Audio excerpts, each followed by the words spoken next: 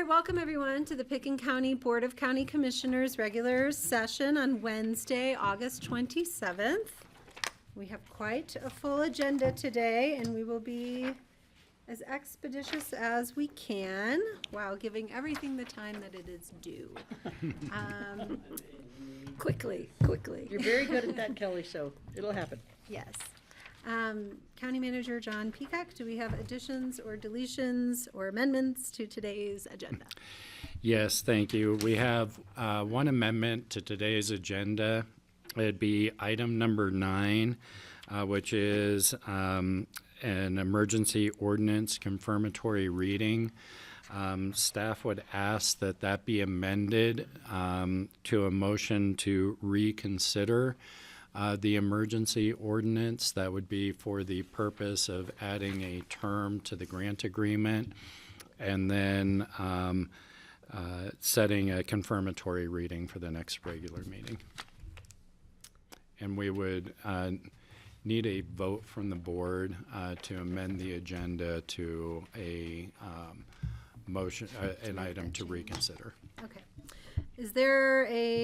Are there any other changes, deletions, or amendments? No.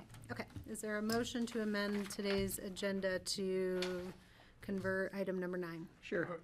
I would move second Francie and move to a confirmation reading on September 10th, I believe. Well, we'll do that at the 10th? We're just Yeah, so amending the agenda for It'd today. be a I second the motion on the table. Any further discussion? Seeing none, all in favor, please say aye. Aye. Aye. And I will note Greg Postman is out on family vacation today.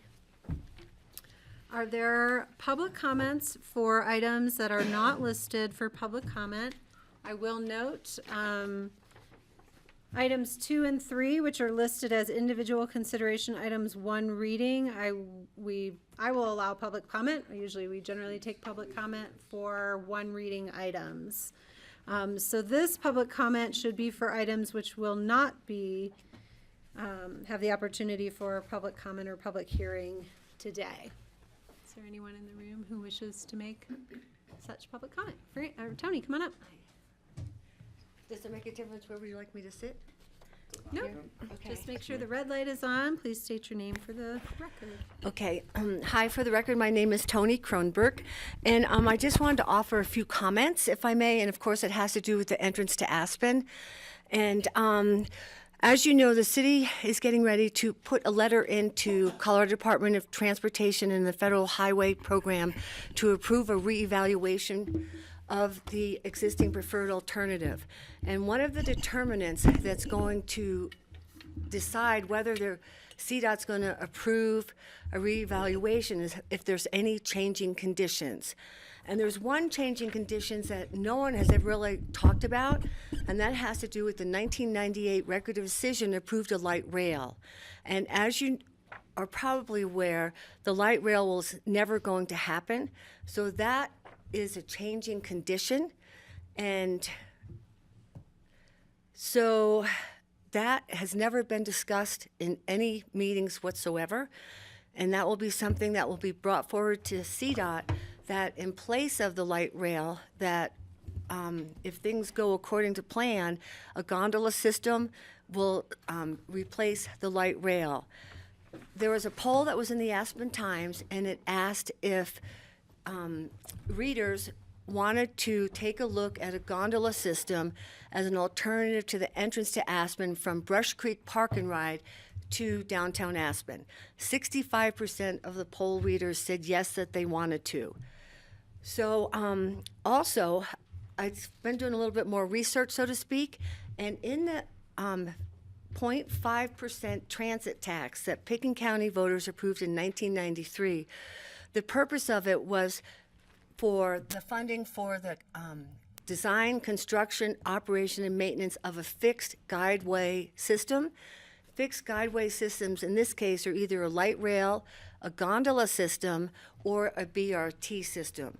So underneath the 0.5% transit tax, we have the funding in Pickens County to build, construct, operate, maintain.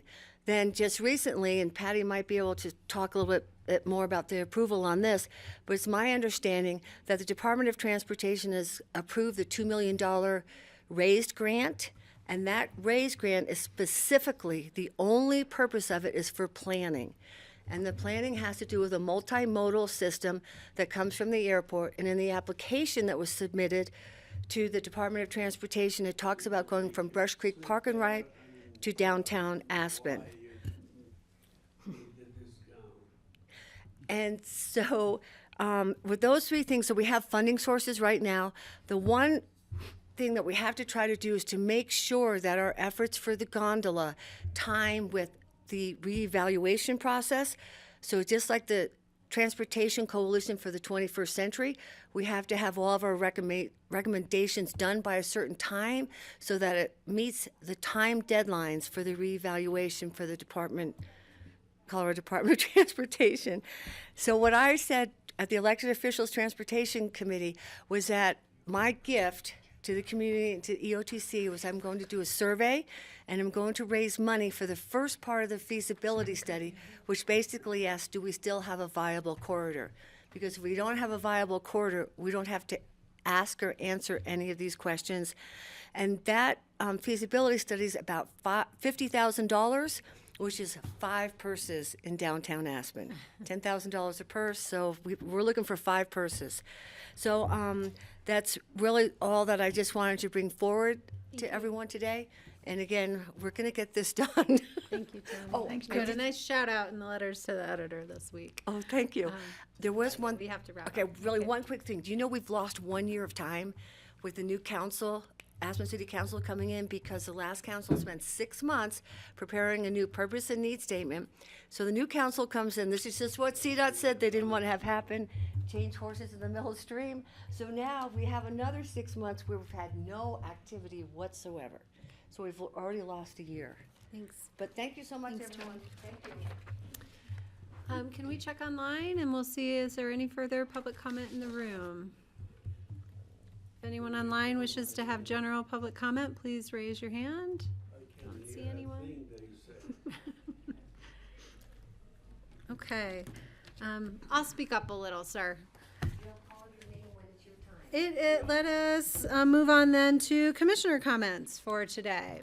Any commissioners have general comments they'd like to make? Patty? I just want us to send our thoughts and prayers to the family in Minneapolis after the horrible school shooting this morning.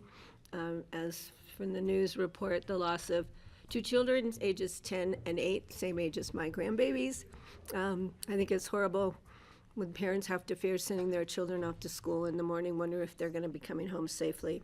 It was tragic, and I want the people in that community and families across the country to know our thoughts and prayers are going out to them. Thank you, Patty. Any other comments? No? Nope. Okay. Happy to see rain. Yes. Oh, yeah, very the happy rain to has see been rain. wonderful. Just a heads up, later in the afternoon, I'm going to have to take a few moments to sort of shuffle my children in and then back out again after school, so I may need to step out for a little bit. Thank you for your accommodation for that. All right, let's move on to our consent agenda. We have one item, the minutes of our August 13th regular meeting. Is there any discussion on this item? No, I'll make a motion to approve the minutes of August 13th. I'll second. I'll give it to Jeffrey. I heard him first. All right, all in favor, please say aye. Aye. Aye. All right, moving on to individual consideration items. The Board of County Commissioners will be sitting as the Board of Equalization in order to hear a senior property tax homestead exemption appeal. And we have Jeanette Jones, who's one of our clerks you to the want a copy, board, Marty? and County Assessor Deb Bamesberger, and the appellant is welcome to come up as well. Here, why don't we let him sit here? Sit over here. You can sit there. This is Bryce sitting here. And just if you could make sure all the red lights are on. My name is Nasser Sadeghi. Welcome. I'll invite our I staff to have a present. difficulty in hearing. We'll speak I've loudly gotten for too you. old before I knew it. And Jeanette, do you want to go ahead and present Oh, the sure. appeal that what we're do you want hearing? me to say? We have one more person here. I'll talk and then I'll let you talk, Huh? okay? I'll talk and then I'll let you talk. Okay. Okay. Thank you. Thank you, everyone. Jeanette Jones, County Manager's Office. The reason we have asked you to sit as the Board of Equalization today is to hear an appeal from Mr. Nasser, I hope I say this right, of a senior property tax exemption. There are some requirements for an exemption, and I'll read these to you. A qualifying senior citizen is a person who meets each of the following requirements. The applicant is at least 65 years old on January 1 of the year in which he or she applies. The applicant or his or her spouse is the property owner of record and has owned the property for at least 10 consecutive years prior to January 1st. And the applicant occupies the property as he or her primary resident and has done so for the least 10 consecutive years. And then there's exemptions to basic requirements, but I want to note that the first requirements that I just read is the ones of issue, is that it's my understanding that Mr. Nasser changed properties in 2018. And then I've got, excuse me, What? Deb, you're okay. Yeah. I've got Deb here, our county assessor, and I'm gonna let her explain that a little bit more. Okay, this year, the state of Colorado created a new portable senior exemption for those individuals who moved from 2020 forward, so they wouldn't lose their senior exemption. Mr. Nassar moved in 2018, and he had been collecting the senior exemption for many years. But when he moved, he lost it. But because it was before 2020, he did not qualify for the portable senior exemption. Now, for everybody's information, the assessor's office only receives the applications. The state of Colorado is the entity that approves them. So the state of Colorado is the one that disapproved this application. They denied because he moved before the portable exemption was enacted. Questions? So what kind of appeal and stuff is available to people who live here, but the state makes the decision? What are the steps that are available to them? This is the step. This They can comes come to in front us. of the Board of Equalization and ask for the county to cover the state portion of the exemption. So we don't appeal to the state, we make the decision and we pay the, Yes, because the Balance. state is the one who covers the senior exemptions, and the state denied him. So would it's, we have, would this, but the money that he ended up having to pay, did it come to us? Or did it go to the state? It's a property tax that would come to us. I think you're confused. I am. So, So clarify. every property in Picken County pays a property tax. Right, it comes to us. And the senior exemption is a deduction Yeah, from no, I that. understand that. I get that. He I'm just did not, wondering whether- he paid Picken County Okay. what he should have, what the state should have given him a deduction for, but they did not. Does the state okay. backfill that portion to us? Yes, Okay, so they're not gonna backfill this portion to us? Exactly. But we can decide whether or not to honor it? yes, Okay. exactly. That's kind of what I was asking. Thank you. So Patty? will this be ongoing? So we'll have to pay that? That would be up to you guys. So it wouldn't be just a 1 year, it'd be, we disagree with the state, we'll pay for it out of this county's pocket, but it'll be ongoing for, Yeah, it he could won't, be ongoing. he for- won't qualify for senior exemption until 2028. So it would be for the next, 3 years. 3 years. 4 years. yeah. That we're taking it out of our property tax revenues to refund. And it, in the amount of, I do not know that answer. Do you know that answer? No, I do not. We don't know how but- much we're being asked to Well, pay. yeah. Let me ask Debbie. She's on here. Yeah, we have Debbie Payne on here. She yeah. can answer that. Debbie, can I ask you a question? Yes. Can you tell me? Can you hear me? Yes. There's a lag with the feed that she's hearing. I can hear you. Can you tell me the amount of Mr. Nassar's senior exemption that he lost? She's got some background. this Really is- got an echo. That's very annoying. Either that or she's got something else on. Let me just put it on. 20-second lag. We're getting it. for She's you. looking up Sorry his for the account. delay. So we'll get these questions answered, then we'll invite Mr. Nasser to. I do not have it. I'm sitting at a commissioner table.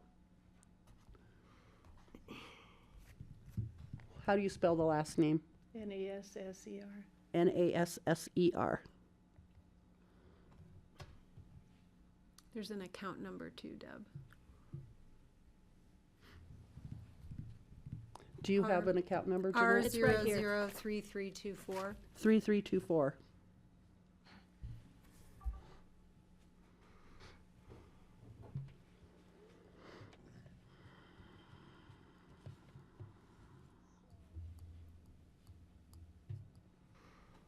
Okay.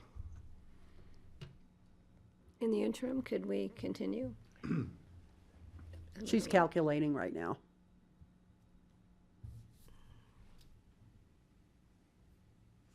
I'll give it another second or two.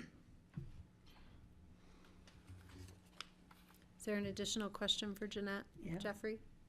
So, given that given the legislation is a 10-year consecutive look back, should we, Pitkin County, petition the state as well at the same time so that the legislation that was enacted that did the look back to 2020 would actually cover Mr. Nasser? Right? It seems like we have, the legislative policy doesn't exactly line up with Right. the client right. need. Well, I imagine we could, maybe that's a question for Rye. Okay. It's a question for the 25-26 All right, let me legislative tell him. session, which is if we're encountering this and Mr. Nasser is inconvenienced by it, there's others that are going through the same situation, that they're falling through the cracks. So in addition to potentially backfilling the 3 years, should this board also look through its sister organizations, if you will, or member organizations, to update the legislation to do a look back that's further? So we wouldn't have this a second time. And added to that, We've been I'd say, fighting why this for is there years, such- Jeffrey. And why is there such a long period before he can qualify again? 10 years. You have to live in your home consecutively as your primary residence for 10 years. Yeah. That's a that's state. That's not us. Yeah. And this is paid for by the state. Except now it's gonna be paid for by us. Well, if you don't I'm agree gonna with it. bring in the organization of this conversation to be a little more formal since we're having a hearing on this, on an appeal. So it's $250 is what he lost this year. Okay. Thank you very much. That's helpful. Are there additional questions for Jeanette or Deb? I do. Yes, Patty. How many more could be out there? Do we know? The people then? It's my understanding that Debbie Payne in the assessor's office received 10, and Mr. Nasser was the only one who applied this year under the deadline, prior to the deadline. So we for don't know review. about next year We don't know. and the year after and the year after. So No, that- this is a temporary. No, but I'm saying we don't know if other people will come in years to come between now and then. Yeah, I I'm don't trying to have the figure out crystal how much, ball. $250 sounds like, no big deal. But if we have, how many other Setting people the there might be, precedent, setting yeah. the precedent for how many people are gonna be coming in. Just a question. Okay, and we can bring, can I hold that for discussion? You definitely can. Okay. So we will hear, I think you've raised a point for discussion, Patty's raised a point for their discussion. Are there questions about the facts of the appeal so far or the qualification criteria, Jeffrey? And just refresh my memory, it's an exemption on the first 200,000 of the assessed value of the property, I think is. 50% of the first First 200,000. thank you. What percent? 50% of the first 200,000 of the value of the property is the senior exemption, thank you. Other questions? I guess so. Go ahead. So, he's appealing to the BoCC. The BoCC can say, yes, we think you should have this $250. And this is just for this year, or it's happened 3 years or in a row? How many years has he been denied this? Just this year? This is the first year that portable senior Okay, has so been just this year. available. Okay, But he could apply for the next, oops, sorry, 3 years. say that again? Can I? Yes. He could apply next year and the next year Yeah, till right. 2028. Deb? The portable senior exemption is only good for 25 and 26, and it's going to go in front of the voters in 26 to become permanent or not. I see. Okay. Okay. There's no other questions for staff. I'm going to invite our appellant, Mr. Nasser, if you'd like to make You your can statement talk to the now. board. Huh? You can talk now. Thank you, What do I talk about? Only if you wish to. Only if you want to talk. Well, I've had 4 houses since I lived here in 1957. One was in Magnifico Road. The second one was 470 Red Mountain. The third one was 600 Meadowwood. And the present is 250 Upper Ranch Road. Those other houses, I bought an old house and remodeled, added, borrowed money, etc., and sold them after 15 years living in there. The last two, the 600 Meadowwood Drive, it was a 3-bedroom, and I added it and and my daughter got married there and so forth. And it was very nice neighborhood. And I borrowed the government money that whatever it's called that they offer you without payment at the end of it and so forth. And so I had some cash in hand, and therefore I bought this 250 Upper Ranch Road. I've been living there since 2019. Prior to that, 15 years, I lived in Meadowwood, 600 Meadowwood for 15 years. When I was at Meadowwood, I was offered the discount that we're talking about now. And then when I moved to the other house, it was within few months that I bought that house. So it didn't carry it to that. So I kept getting a statement for taxes without any discount. And so I thought at some point that I should probably be offered that because of my age. I'm over 90 now and haven't got much of an income. My annuity that I had is finishing this next year or this year. And so I thought, well, maybe I should apply for that again and see why. I didn't know why it was discontinued because the house location changed. I had no idea how it goes about that. But regardless of that, at Meadowwood, I was given the discount, senior discount. But when I moved to 250 Upper Ranch Road, just nothing. All I got was from 9,000 property tax, it went to 20-some thousand. So this last one, I paid 20,000 plus property tax. and it's kind of really hardship for me, so I thought maybe I should get some discount as a senior who I've given services here in the city for so many years. And that's all Thank you.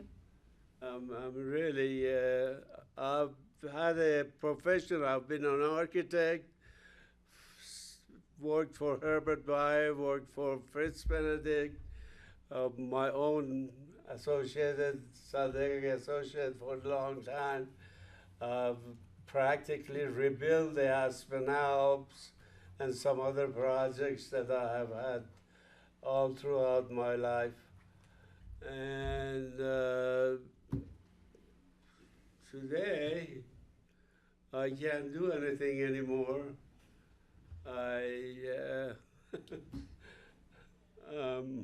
You look good for 90. Just old.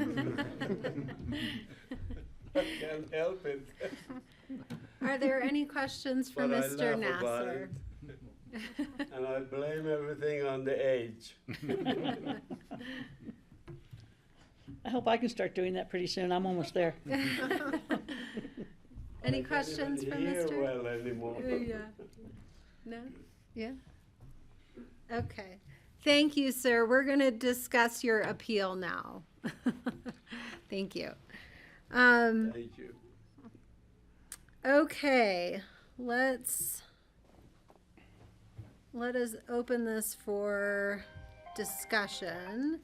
The condition for these exemptions prior to the legislation that passed is that seniors all over the state would lose their exemption if they moved between the 10 years that they lived in that property.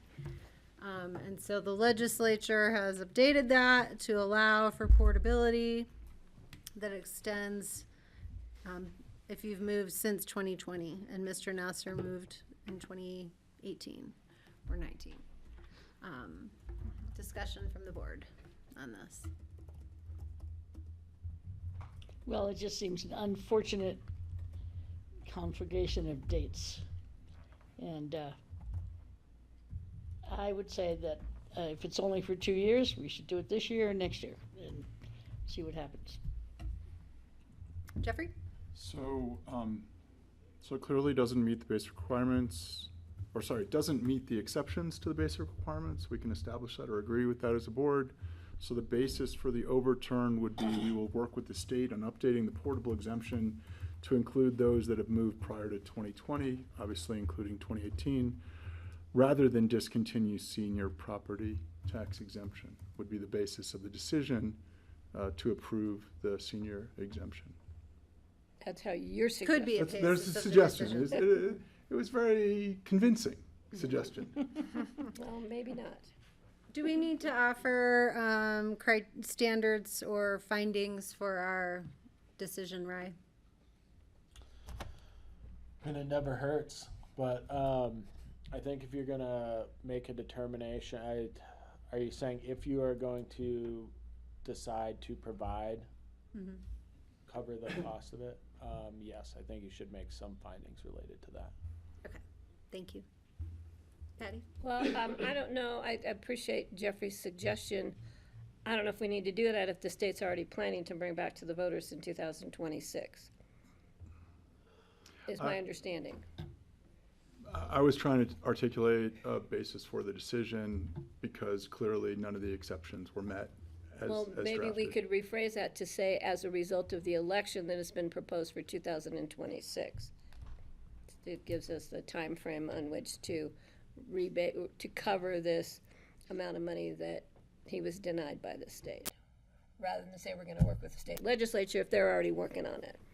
I think we have other fish to fry at the state legislative level, but if they're planning to bring it back in 26, I think that's what they're going to tell us, is we're planning to bring it back in 26 to the voters. John, you don't know any more? Isn't that correct, Deb? Yes. So that could be our finding of fact. We will, pending the outcome of the 2026 election, if the state moves it forward. Do board members wish to overturn the denial? I wish to, and Nancy? I'm looking at the exceptions to requirements that's on here. And it says if they fall under certain exceptions to the age, clearly he qualifies for the age, ownership and occupancy requirements as specified in 39, whatever. So I don't know what those exceptions to occupancy requirements are. But, I mean, I think the intent of I don't know what the intent of the rule is, that if you move, and if you're only moving within whether it means moving out of the county or within the county, I don't know what the justification for writing that was. But it seems to me that if he's lived in 4 houses in this county in the last 70 years or whatever, that, maybe that would qualify under that particular exception. I don't know exactly how that is written, but it seems a little bit frivolous to say that he moved before 2020, a mile away or something. I just have a hard time with that. Okay. That could be a finding. But that I was, said that could be a finding. yeah. Patty? Except for the fact that the state probably took that into consideration when they denied him. Well, I don't know what they took into consideration. Well, but if he And had I a- don't know who looked at it, and I don't know. The Sorry, denial, let Patty finish, Sorry. and then If he qualified for an exception, then the state probably would have granted him his appeal. Maybe. the denial check is on page 16, and the reason for the denial. Yeah, that's what I was reading. Yeah. Jeffrey, are you comfortable with honoring the exemption for this year and next year? Absolutely. I'm comfortable with overturning the findings of the state of Colorado. And we can put a finding of fact pending the outcome of an election if the state legislature puts it on the ballot in 2026. What, are you saying then that we are granting him an exception each year depending on how the election goes next year? Is Yeah, that what that's, your so that'd amendment? be this year and next year. And onward if years. it passes? Okay, I'm comfortable with that, and I might note that we could add the finding that, Mr. Nasser has owned property in Picken County for, I don't know how many years, multiple properties beyond what the 10-year period of time would Since have allowed him to be 1957, I covered. believe. That's what he said. Okay, is that okay? Ryan, do you need additional information? No, I think that last addition was pretty good. I think you were clarifying that he is likely qualified for the exemption since he turned 65, which based on what he told me has been at least 25 years. I did say I was gonna open this for public hearing. I don't know if we do that at Board of Equalization, but I'd like to cover my bases. I think you can certainly do that. Since it's an appeal hearing, I think it would usually be not required, but you can certainly do that if you would like. Okay, I'm going to. So let's go ahead and open the public hearing for anyone who wishes to comment on the senior property tax homestead exemption appeal.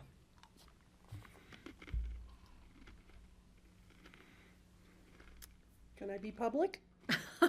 No? No. I was gonna say something good. I do not agree with the state of Colorado's rule that says if you move from your home that you've been living in your whole life into a different home, even if it's in the same county, that you no longer qualify. We have been working for years to overturn that, and so far we have not had any luck.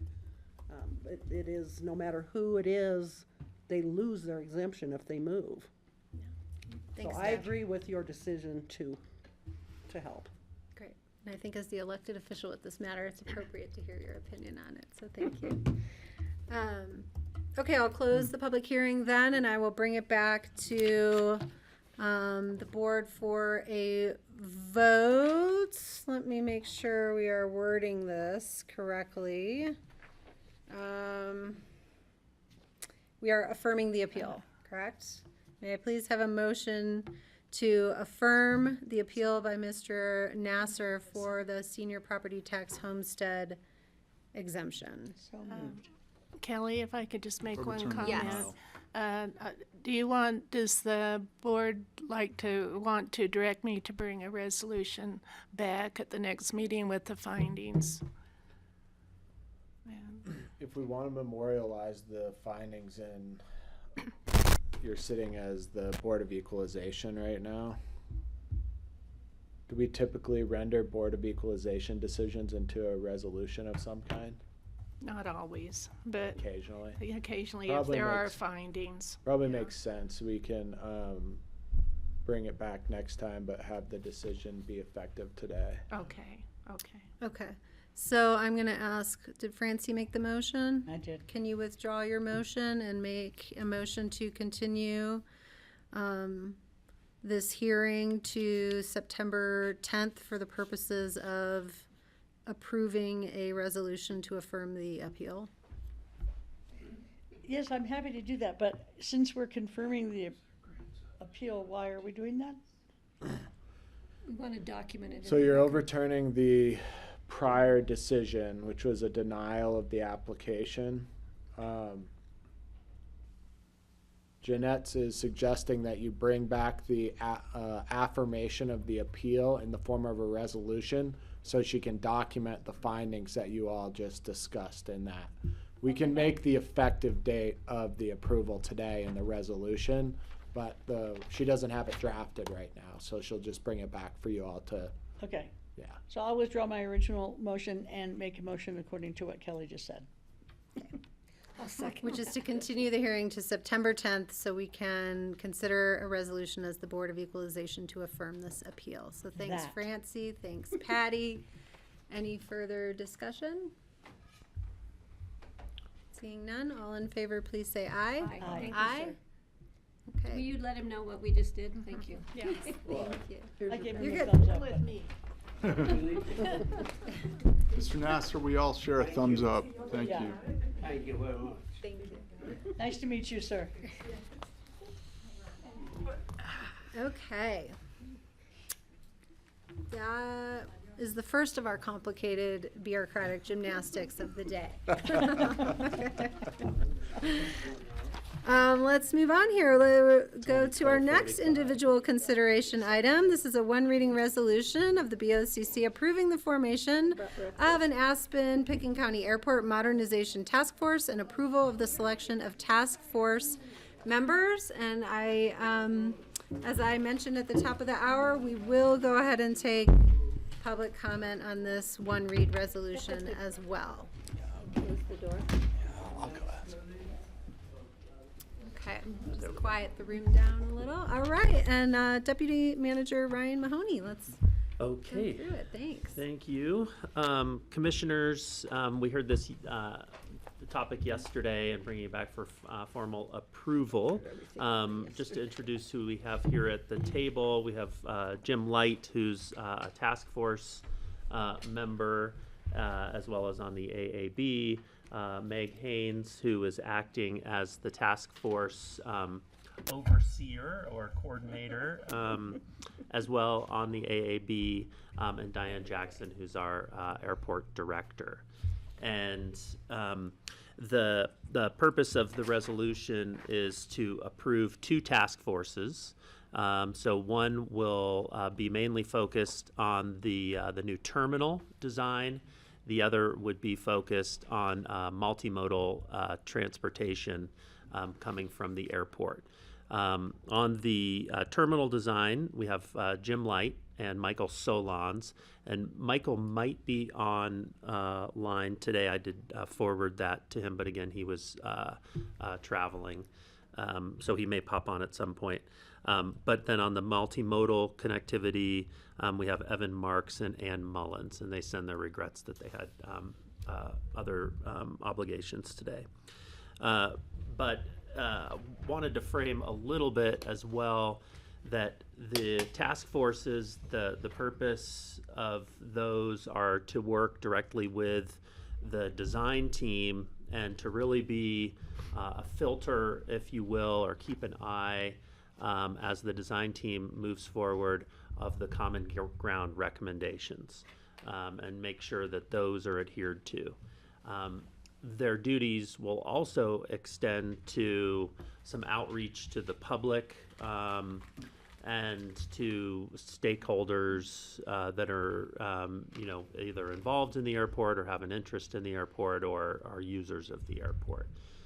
In addition to that, this process will include public outreach that are going to be scheduled and will take place up Valley, Mid Valley, just to make sure that we're capturing the broadest audience that we can.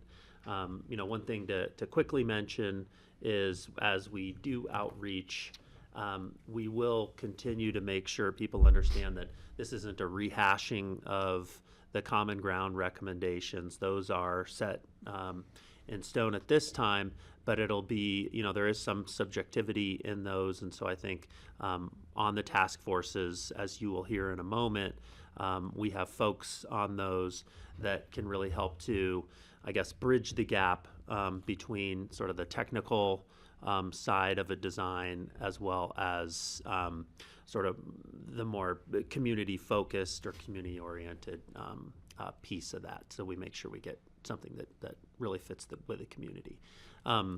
So with that, I think Jim was going to just briefly talk to you about the choices that he and Michael had worked on for the terminal design, and then we can talk about the multimodal connectivity as well, and maybe May could talk about that briefly. Can I be sure that I don't have more than 30 minutes, do I? Jim, we Briefly, adore you, and we have a very busy day ahead. So. I'm happy to be very brief and then answer questions. The common ground recommendations are really a statement of mission and aspiration, and that's what we started with. That's point one. Point two is this is a really ambitious terminal design. It's very complicated. It's got an ambitious schedule. The schedule is critical. We got budget issues that are still being refined. So we wanted to get on the task force people that met all of the community values that were stated as important, and I could describe the details, but we wanted three in particular that had particular skills to help address how green is the design and how much can we afford. So so we combined people who were represent the community in the broadest way with people who have particular expertise, we think, to address this.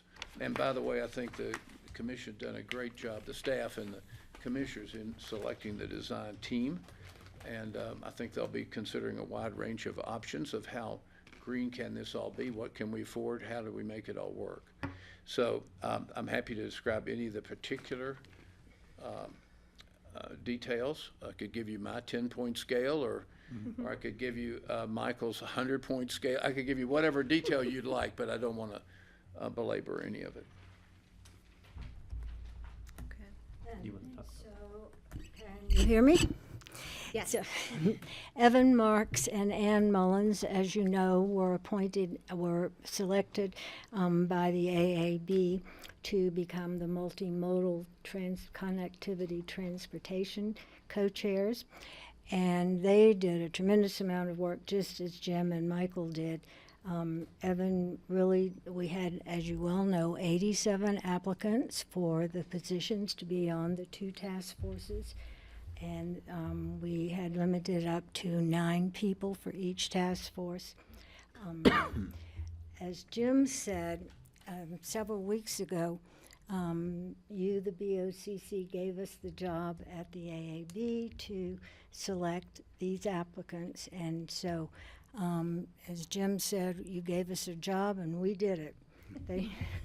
They spent over the weekend, Friday, Saturday, Sunday, Monday, Tuesday, looking at all of those applications very, very carefully. Evan and Ann did their thorough job. Ann prepared a spreadsheet to look at hers while she was on vacation in Alaska.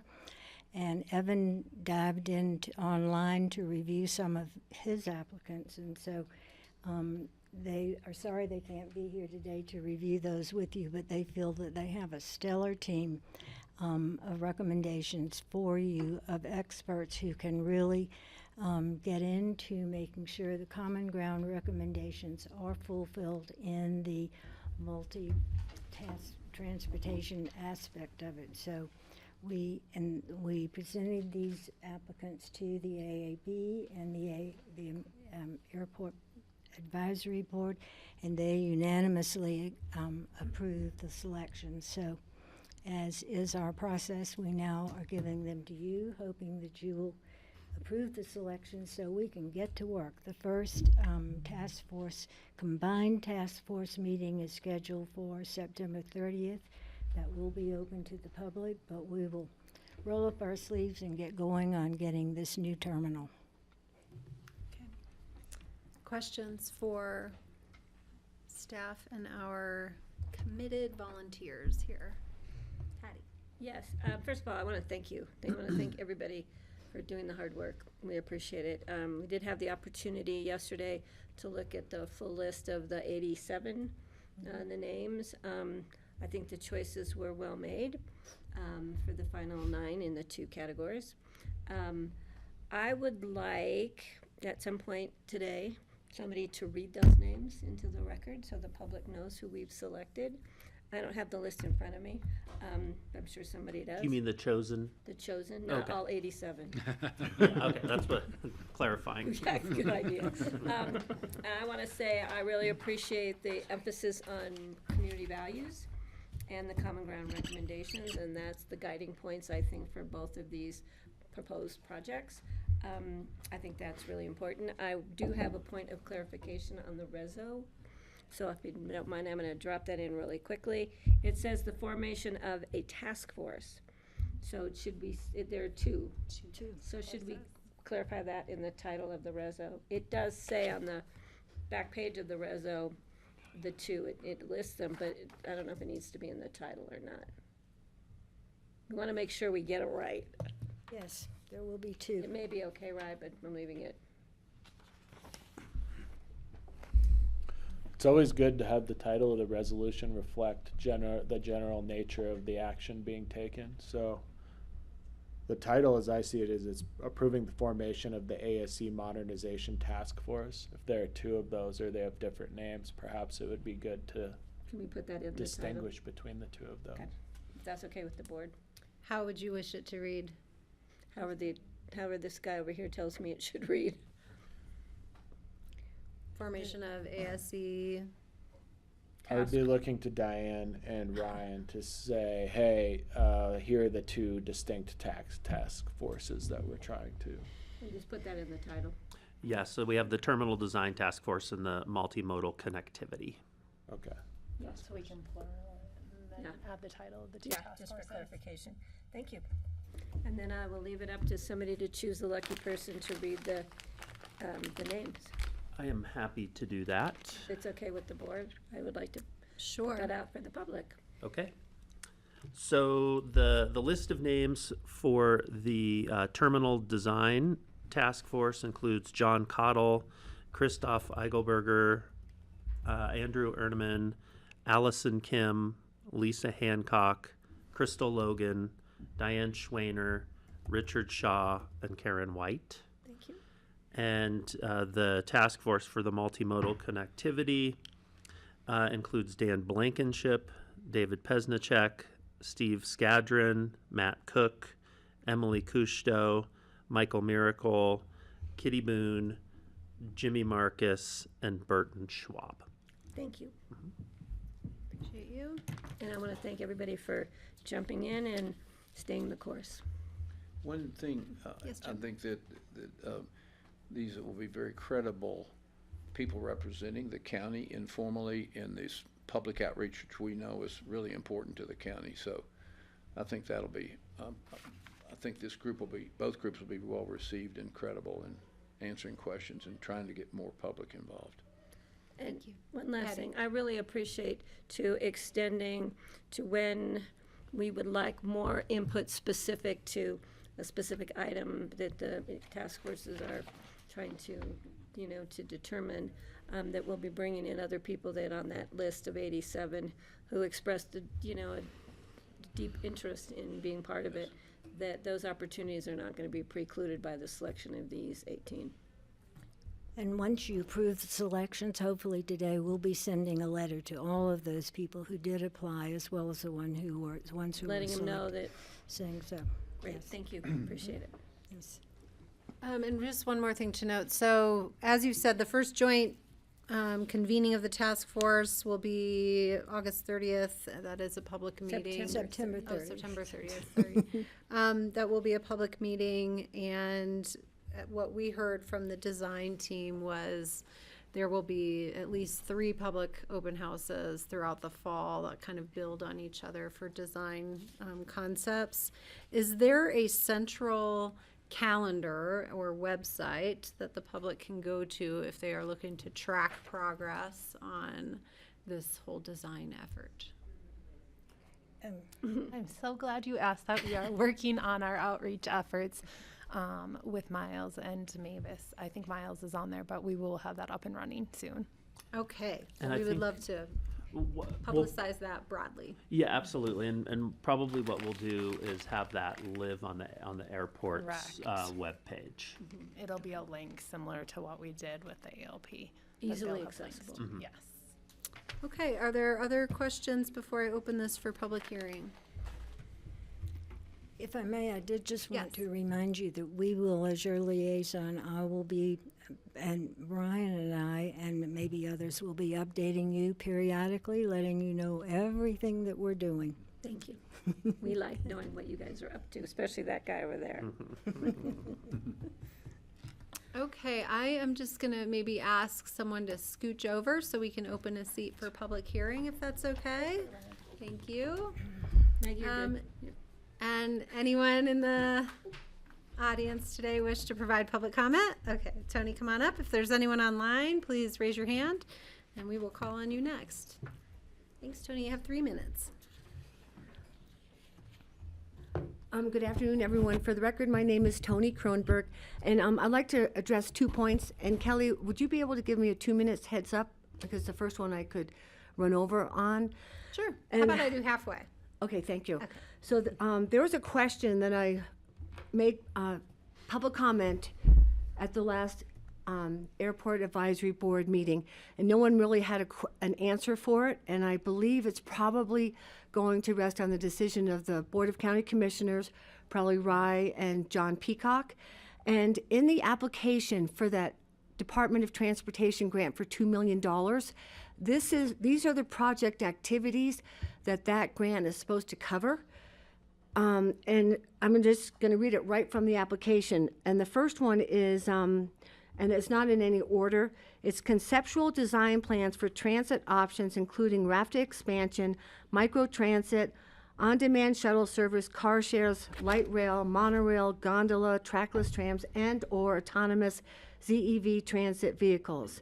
The second one is a NEPA analysis of the proposed alternatives. The third one is community engagement and partner stakeholder coordination. Fourth one, analysis of prior plans and studies. Fifth, further modeling of traffic and emissions reduction possibilities. Number 6, conceptual design plans for a bike pedestrian connection to the proposed lumberyard affordable housing development and the Rio Grande Trail. That to me sounds like you're going to be the lead dog in the entrance to Aspen reevaluation process. And the reason why is, and I hate to say this, is that the reevaluation only goes to Buttermilk. This particular grant covers from Brush Creek Park and Ride all the way to downtown Aspen.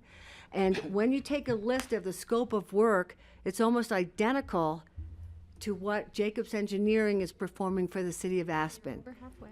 So the multimodal connectivity task force, will they be receiving the $2 million grant as part of that task force to conduct these studies?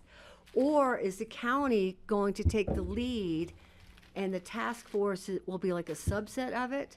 And I'm going to bring this forward to city council tonight.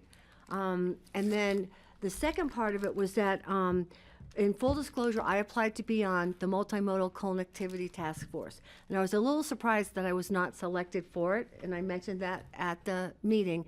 The reason why is I've had 25 years of working at the airport in transportation security emergency management. I don't see anyone that was picked for the multimodal connectivity or even for the terminal that has ever worked at an airport, with the exception of Matt Cook, who owns the High Mountain Taxi, or the taxi company that's out there.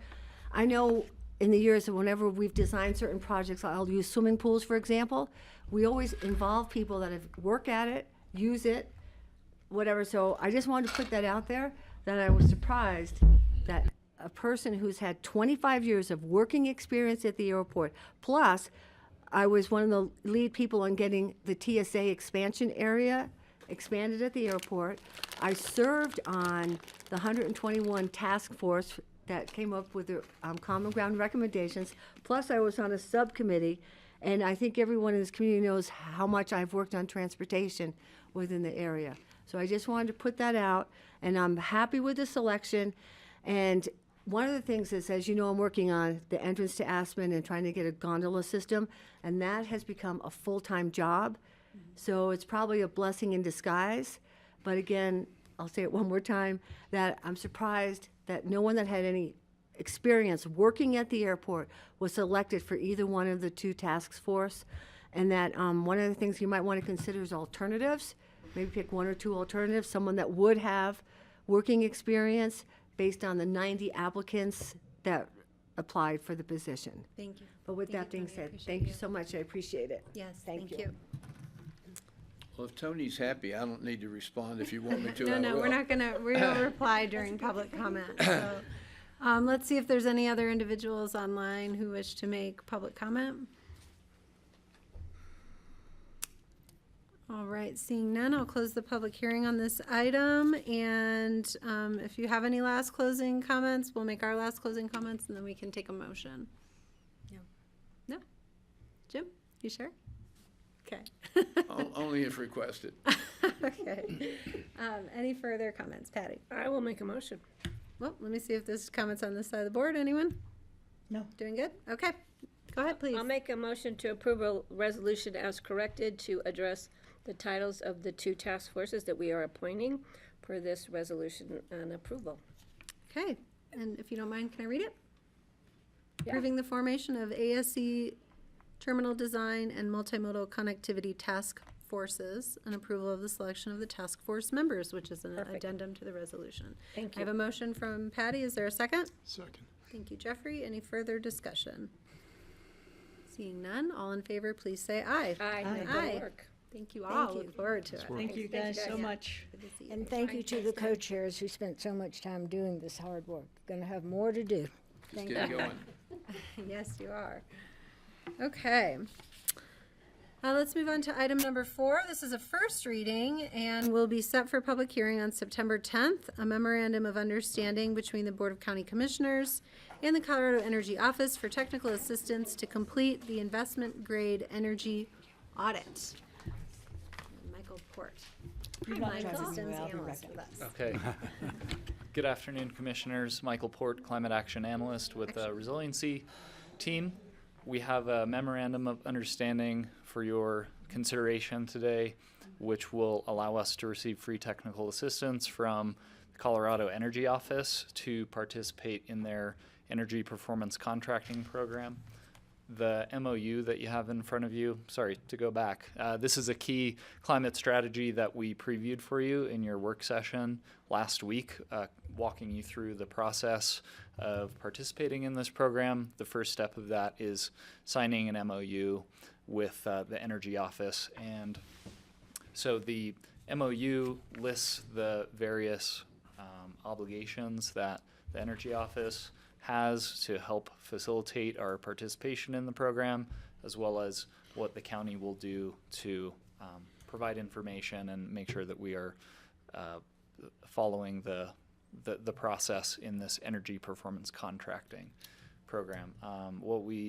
What I described last week was that with this facility-wide energy audit, it's going to give us a lot of great data for how we're going to decarbonize our facilities, which is one of our biggest greenhouse gas emitters at the county. And so, yeah, we would recommend that you sign this MOU so we can get the ball rolling and participate in this program. Thank you, Michael. Questions? We did hear about this in rather good detail during our climate update. No? I If will there's make no a motion. questions, and yeah, motion to set it for second reading. I'll make a motion to approve a resolution of the Board of County Commissioners signing a memorandum of understanding with the Colorado Office of Investment Grade Audit Technical Assistant. This is first reading, set for second reading, public comment, public hearing on September the 10th. Thank you. Is there a second? Second. Thank you. Thank you, I will note Francie had to step out, so there's 3 of us here. All in favor, please say aye. Aye. Aye. Aye. All right. Thanks, Michael. Thanks. Okay, our next first reading is an ordinance of the BoCC approving the purchase of 1400 East Valley Road, number 124, I'm guessing, in Basalt. We have Andrew Miller with Housing and Resiliency. Hi. Hi, good afternoon. Andrew Miller, Housing Program Analyst. Before you with an ordinance to approve purchase of an additional unit to add to our rental inventory. It's a 2-bed, 2-bath, 1,198 square foot condo down at Valley Pines, so just outside of Willits, close to grocery stores, close to public transit. I think it's from their front door. It's about a 100-yard walk to the bus stop, or a 100-foot walk. It's not even 100 yards. This unit came to our attention late July, early August. So we had Jody Grady from the assets team go out and check it out, and along with a few other people, such as our real estate agent that we work with at the county, Sally Sheikman, who highly recommended looking into this unit. We saw it great shape, and then went and put an offer on it. It was originally listed at $935. We came in with an offer of $900,000. They counter offered at $920, and we decided to move forward with that. Inspection was done just about a week ago. Unit is in great shape. Radon was high, but the seller is going to be putting in a radon mitigation. We do have that in our inspection objections, and then there were 1 or 2 other issues that we also put in our objections that should be remedied prior to close if we continue forward. The appraisal we just got back on Monday came at $922. We're under contract for $920, so we're right on spot with that. Happy to answer any questions. Okay. Any questions, Patty? I just think it's a great opportunity to find something with 2 bedrooms, 2 baths, the location, the price. It's Sally does a great job. She does. Finding us properties, and I appreciate the effort she puts in. And I think I'm ready to move forward and get this lived in. Yeah. Okay. Have we identified this unit for rental or for sale for anyone, or for recruitment? Do Current we know? intentions would be to add to our rental inventory. Thank you. Other questions? And I forgot to mention closing date set for end of September right now, September 30th. Okay, September 30th. Francie, we are discussing approving the purchase of a unit for our employee housing inventory at 1400 East Valley Road, 2-bedroom, 2-bath, at the cost of $920,000. 920. 920. I assume we approved the MOU.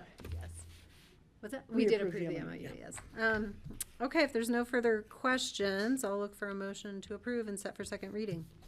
I'll make a motion to approve the purchase of 1400 East Valley Road in Basalt. Thank you. Is there a second? I will second that, set for second reading, public hearing on the 10th of September. Thank you. Further discussion? Thank you. All in Excellent. favor, please say aye. Aye. Aye. All right, Francie is back in the room, so we have a 4-0 vote. Thank you so much. Thank you, Andrew.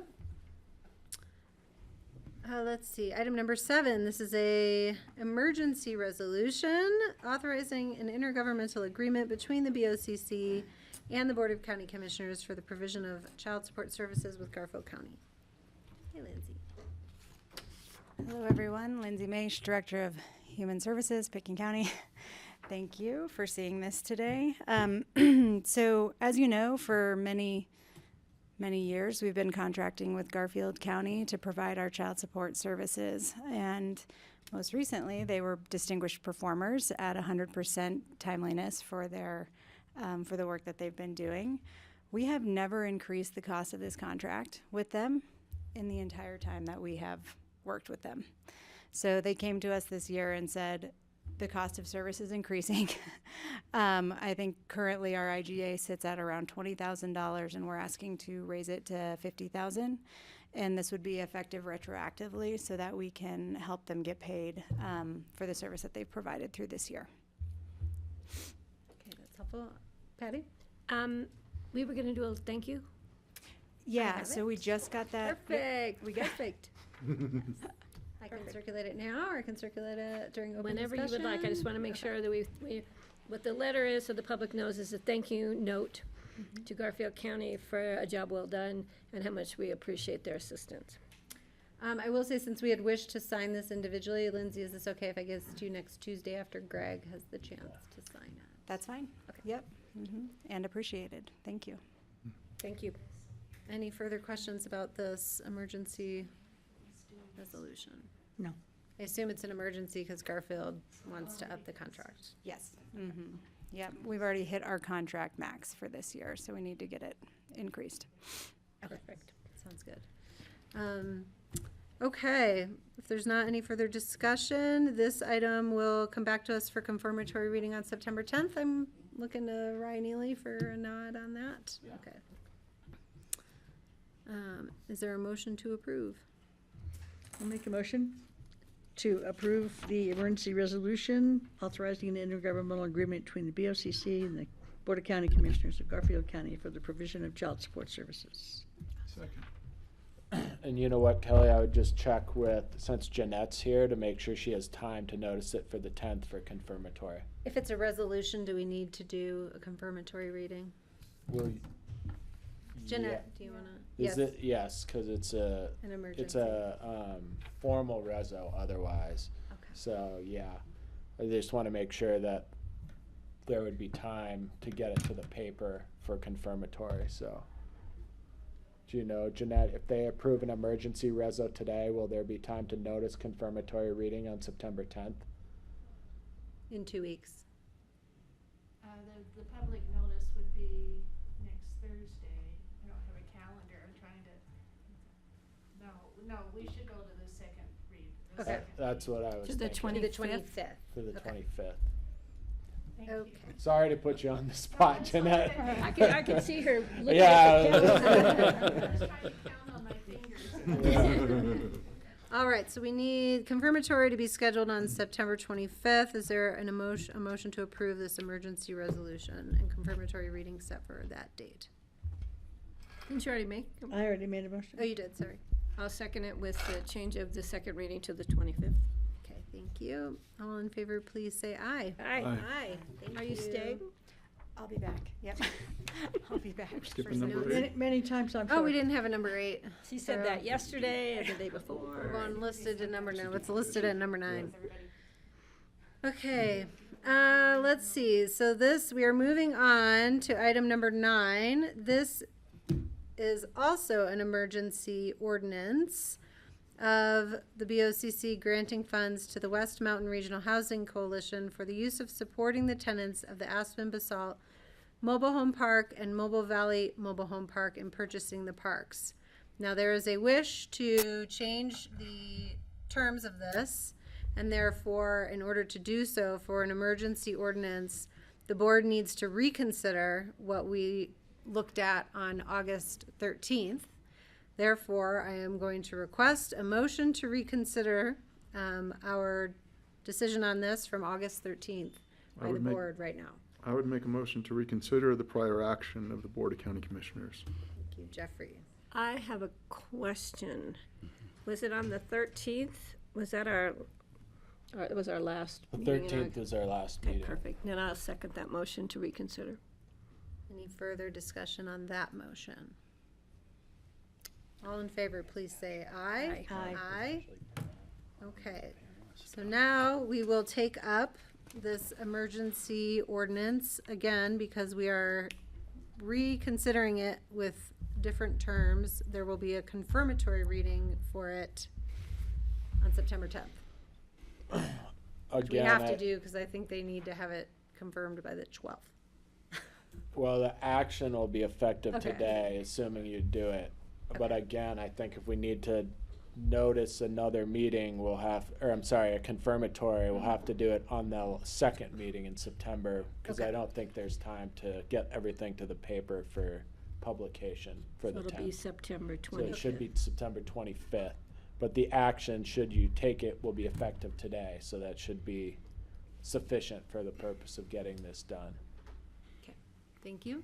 Can we discuss the amended terms for consideration today, please? Yeah, and we do have Ashley Pearl. Ashley, I will do a high level and then let you correct and add detail as necessary. So really, all of the terms in the proposed grant agreement stay the same, with the exception of an amount or an up to amount. And the issue right now is there is uncertainty around state funding that was included in the original pro forma. And in order to get the contributions or subsidy to a level where the underwriters considering the financing are comfortable, an additional $2 million needs to be raised from the $14 million that has already been raised. All partners are being asked for a contribution should state funds not materialize, based on a letter that this board approved in open discussion yesterday. And so what we are looking for is to add a language or add a term to the agreement that would authorize a grant up to $3.25 million. And the $3 million is our original commitment. The additional up to $250,000 is if the state dollars do not materialize. Other partners are also considering similar requests for additional funding. And I will hold there. Patty? I have a question. So if the state, knowing the timing of the state process, which doesn't coincide with what state statute is about mobile home park purchases, which is something we need to rectify, I think, in order to avail the people to use the state funds to purchase mobile home parks. If the money comes in after the fact to this purchase, would we get reimbursed up to, or whatever our additional funds? We don't necessarily have that built into an agreement with the partners yet, and I don't know that we have time to execute that type of agreement before we need to have these dollars go solid. However, the dollars need to be committed for closing. The commitment that was anticipated from the state was for $5 million in the original pro forma. It has been projected to us that it's very unlikely that that full amount would materialize anyway. It is likely that if there is a state contribution that would come later, it would be closer to $3 million, which is still shy of that 3.25. There is no guarantees. There's no, I'm sorry, not the 3.25. That was our contribution. The 20 million. Yeah, the $5 million that we're asking from the state to get to the $20 million number. Sorry, I'm conflating a lot of numbers in my head right now. Whether we could phase some of that funding so that, for example, I believe, and Ashley, correct me if I'm wrong here, but I believe roughly $4 million has been set aside for anticipated capital improvements and such, which there would be a different timeline on than the dollars that need to be available for closing. So I believe there's not a different timeline, John, but just to clarify the numbers, in order for rents to stay similar to what they are today, the lender needed $20 million cash. and then they're coming in with a $24 million loan. So that addresses the $42 million purchase price, plus put some in reserves for capital improvements.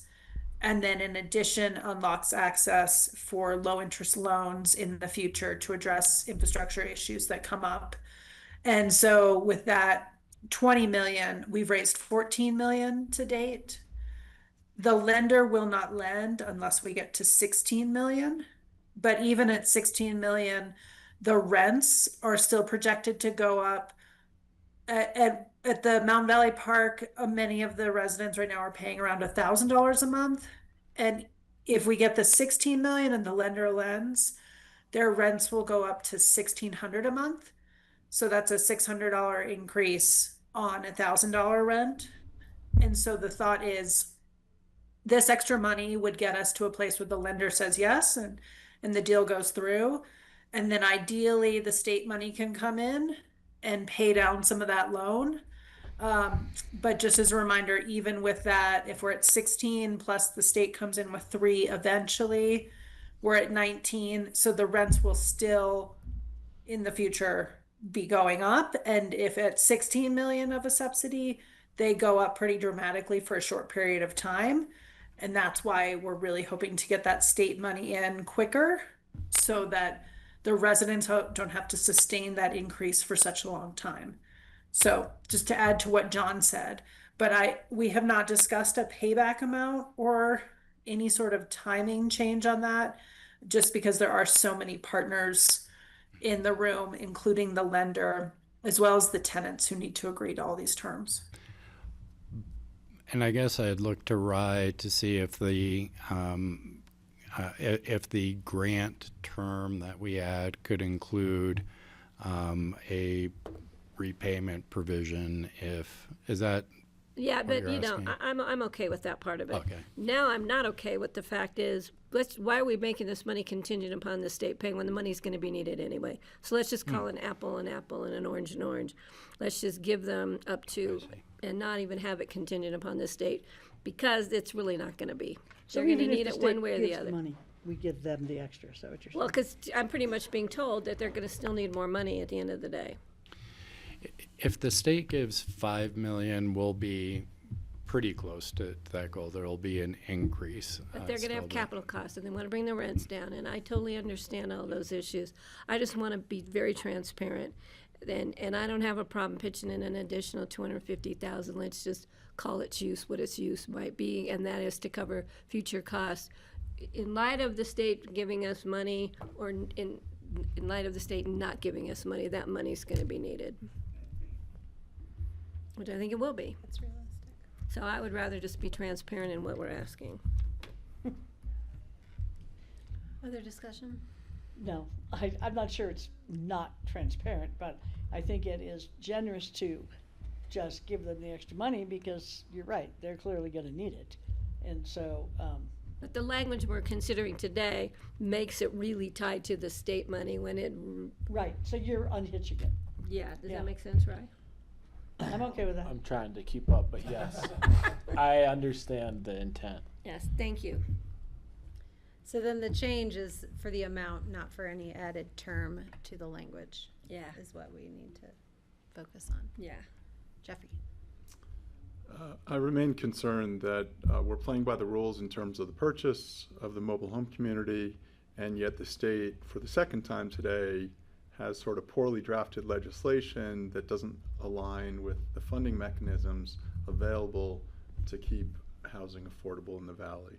And so my preference would be to keep a string attached, to keep pressure on the state of Colorado to align the purchase of the mobile home park with the funding mechanisms available through Prop 123.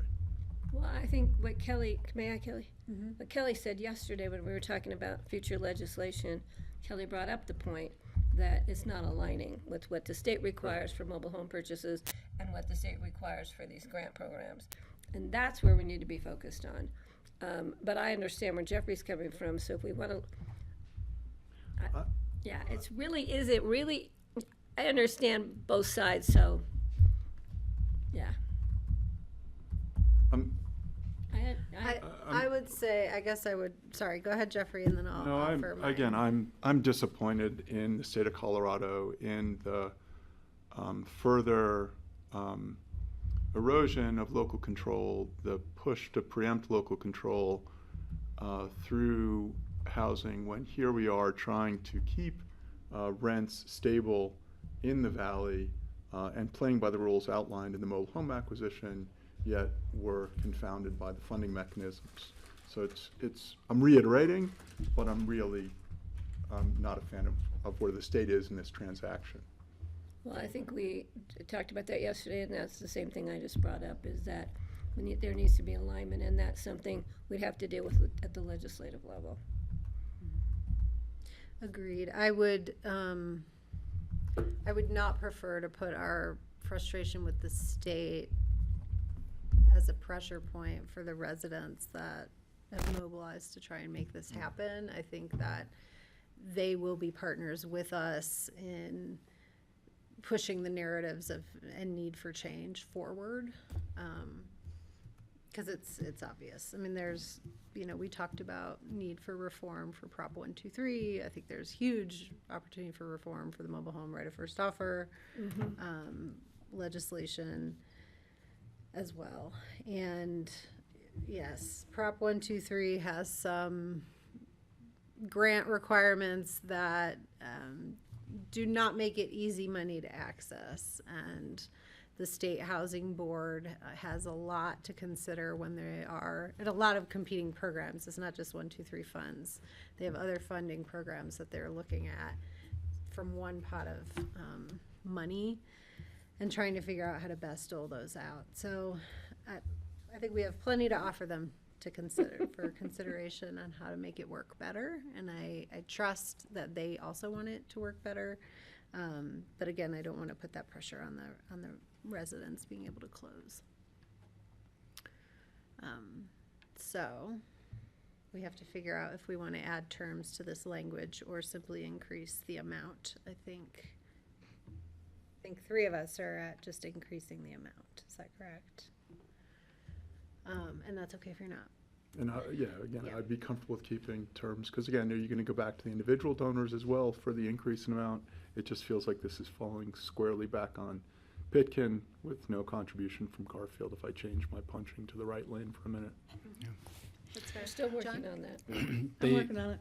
Yeah, the only thing I'd offer that may be a little bit middle road here is that by increasing it $250,000, we are far short of the $2 million goal. So other partners are going to have to come to the table, and it still doesn't get us to that $20 million goal, which still keeps a lot of focus on state funding to make this work, I think, however you cut it. So,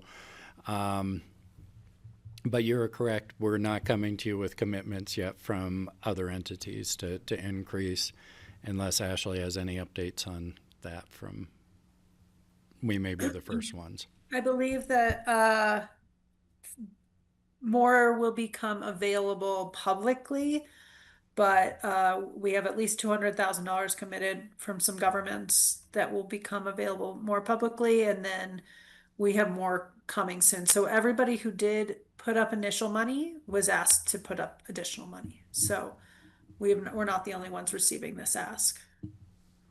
Can I ask her a question? Yes. Actually, correct me if I'm wrong, maybe I'm hallucinating in light of how long today's meeting may run, but was there a notice today in the paper about Rally the Valley, Basalt's organizing to help raise funds? There was an article in the paper that, yes, that thing that you just named is happening. I have not read it in detail, but I do believe the kind of, we always knew an additional public funding effort would be needed, and so that has kicked off.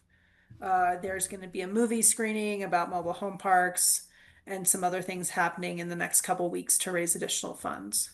So if anything, maybe we can make sure we have that maybe at our meeting on Tuesday.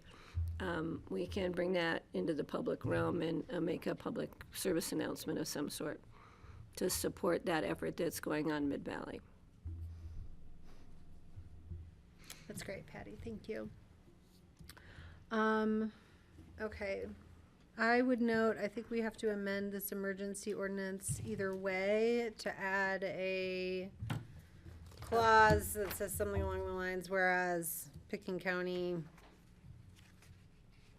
discussed at their September or August 27, 2025 meeting to increase our contribution to by $250,000 for a total of $3.25 million. Is that an up to amount of 3,250,000? Is that what? Because right now we just call out the initial letter of interest that we Yeah. signed in June. Well, so yes, I think it would be good to include a finding in the form of a recital in here that says you discussed this at your August 27th, 2025 meeting, which I can add. My understanding from the discussion is that this is a grant of $3.25 million, not of up to $3.25 million. So let's make a clarification on that point. Is the additional $250,000 only in the event that it becomes necessary, or are we just changing the amount? I'm gonna look to John. Doesn't the current one say up to? Is the word up to in there anyway? Okay. I've got it And we right can here. skip the up to and just do, I'd rather just do the 3,250,000. Yeah, the current language reads, county agrees to grant. Okay. Okay. Is that okay, Jeffrey? So the county's filling in for the stage shortfall? We're filling in That for was- a shortfall, whether It it's sounded this- like a rhetorical question. Period. Another word would be Sorry, Yeah. for the public, I was snarky. I did not follow board rules of engagement in the last It won't be statement. the first time this Yeah. meeting I have. Fair enough. Okay. I'll All make right, a this is motion. a thank you. Yeah, this- and when you do, I do have a couple changes to the ordinance too, so I'll that wait if until- you want me to do those, you wanna make your motion? I'll and make a then I can- motion to approve with the language that we're gonna hear right now from the county attorney, Brian Ely. Okay. The first change that I think needs to be made is currently, well, I think the title of the ordinance needs some work. It should read an emergency ordinance of the Board of County Commissioners of Pitkin County, Colorado, approving a grant agreement with the West Mountain Regional Housing Coalition for the purpose of supporting the tenants of the Aspen Basalt Mobile Home Park and the Mountain Valley Mobile Home Park in purchasing the parks. It's a little, I didn't change that last part, but it's a mouthful for sure. So that would be one change. The current title is in your agenda, so I think we need to just adjust the title a little bit. Okay. The recitals aren't numbered, so I'm gonna do my best to describe where these changes need to happen, but I've got the draft here, so if you are all amenable, I can then have this rendered and give it to admin to help do it. After the discussion, I think it's the last whereas on the first page, it discusses a letter of interest dated June 11. I am going to propose a new whereas clause, a new recital after that, that is in line with what Kelly just mentioned, which is the board discussed increasing the contribution to $3.25 million during its duly noticed August 27th, 2025 regular meeting.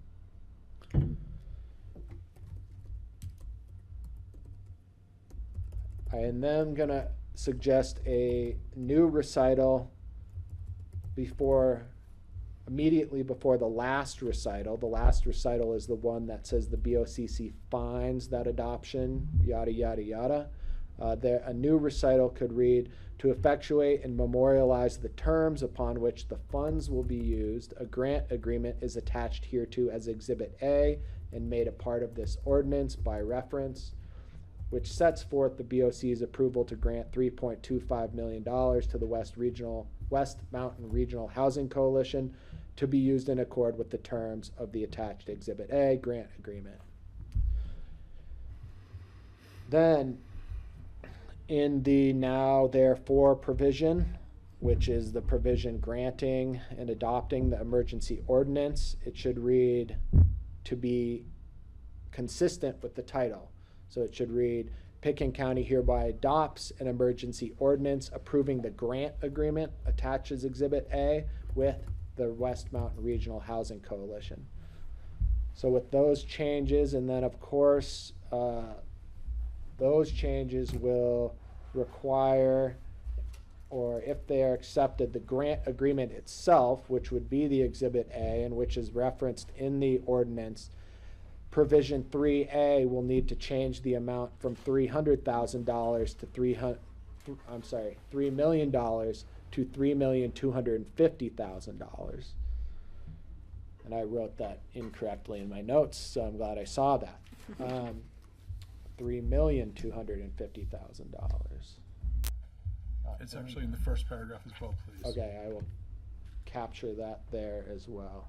Oh, I do see that. Thank you. And Is that the substance of your motion? Yes, and according to the county attorney, there are three changes to the ordinance and a change to the title of the reso, There needs to be a change to the title of the ordinance. and Addition of- corrections to the attachment A. Correct. So move and set for confirmatory reading on The 25th. September 25th. 25th. We are loading up the 25th. Did you have additional comment? So there's no chance this board would do an up to on the additional. The board, it looks like from a straw vote, is 3-1 in favor of just filling in the back of the state of Colorado. No, we're filling in a gap, period. I would comment, the state has no obligation to fund these parks. They have criteria for grants that would make these parks eligible to apply, and they would have every opportunity to deny a perfect application based on whatever else they choose to fund. So just a response to that statement. So I have a I question. need a of Jeffrey, second. Is that okay? Yeah, I'll Patty has made a second, motion. and then I'll ask the question. Okay, go ahead, please. So, my understanding that the way you would like this to read is to have some mention of the state in the resolution. May I answer? The original, the way this was brought to the board was an up to, and it's now, we've changed it from an up to at this table to, we're just increasing Yeah. the grant amount with no indication, when you read the resolution at second reading, that this is due to the fact that the 120-day period doesn't line up with the grant period. And so the reason we've just got a 10% increase in the ask is really because of the way the legislation and the grant process are not aligned. And so I'm just concerned that we're not indicating to the state of Colorado that we're continuing to backfill.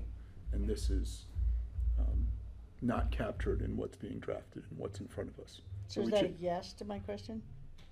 Yes, you would like to have the state mentioned somehow in the resolution? No, what was Or brought, just the what was brought, misalignment what was of- brought to the table was an up to, and it's changed to an increase. And so I guess So you'd like to leave the up to in there? That's I what was you're more saying. comfortable, if I'm 3-1 against, I will still vote in the affirmation of the change in amount. But it seems to me what was brought to the board table originally was an up to. At this board table, it was changed to an increase in the amount. That's true. That's all I'm pointing out. I'm not, Not wanting to change the language of the resolution? I'm trying to narrow the scope of my, what I'm really concerned with is the discrepancy of what was originally presented and then what's presented at the table actually morphed. And is that objection that you're concerned about the legality of it, or it's just the way you feel about it or think about it? Someone asked to borrow money, and then before we've even closed, they've increased that by 10%, and we're gonna have another conversation again where it's increased by another 10%. So I just see, roll the tape forward, and then in the back of my mind, we're also on the front of the paper today with, one of the municipalities asking for money, and they're saying, where's my money? So that's also entering into my thinking.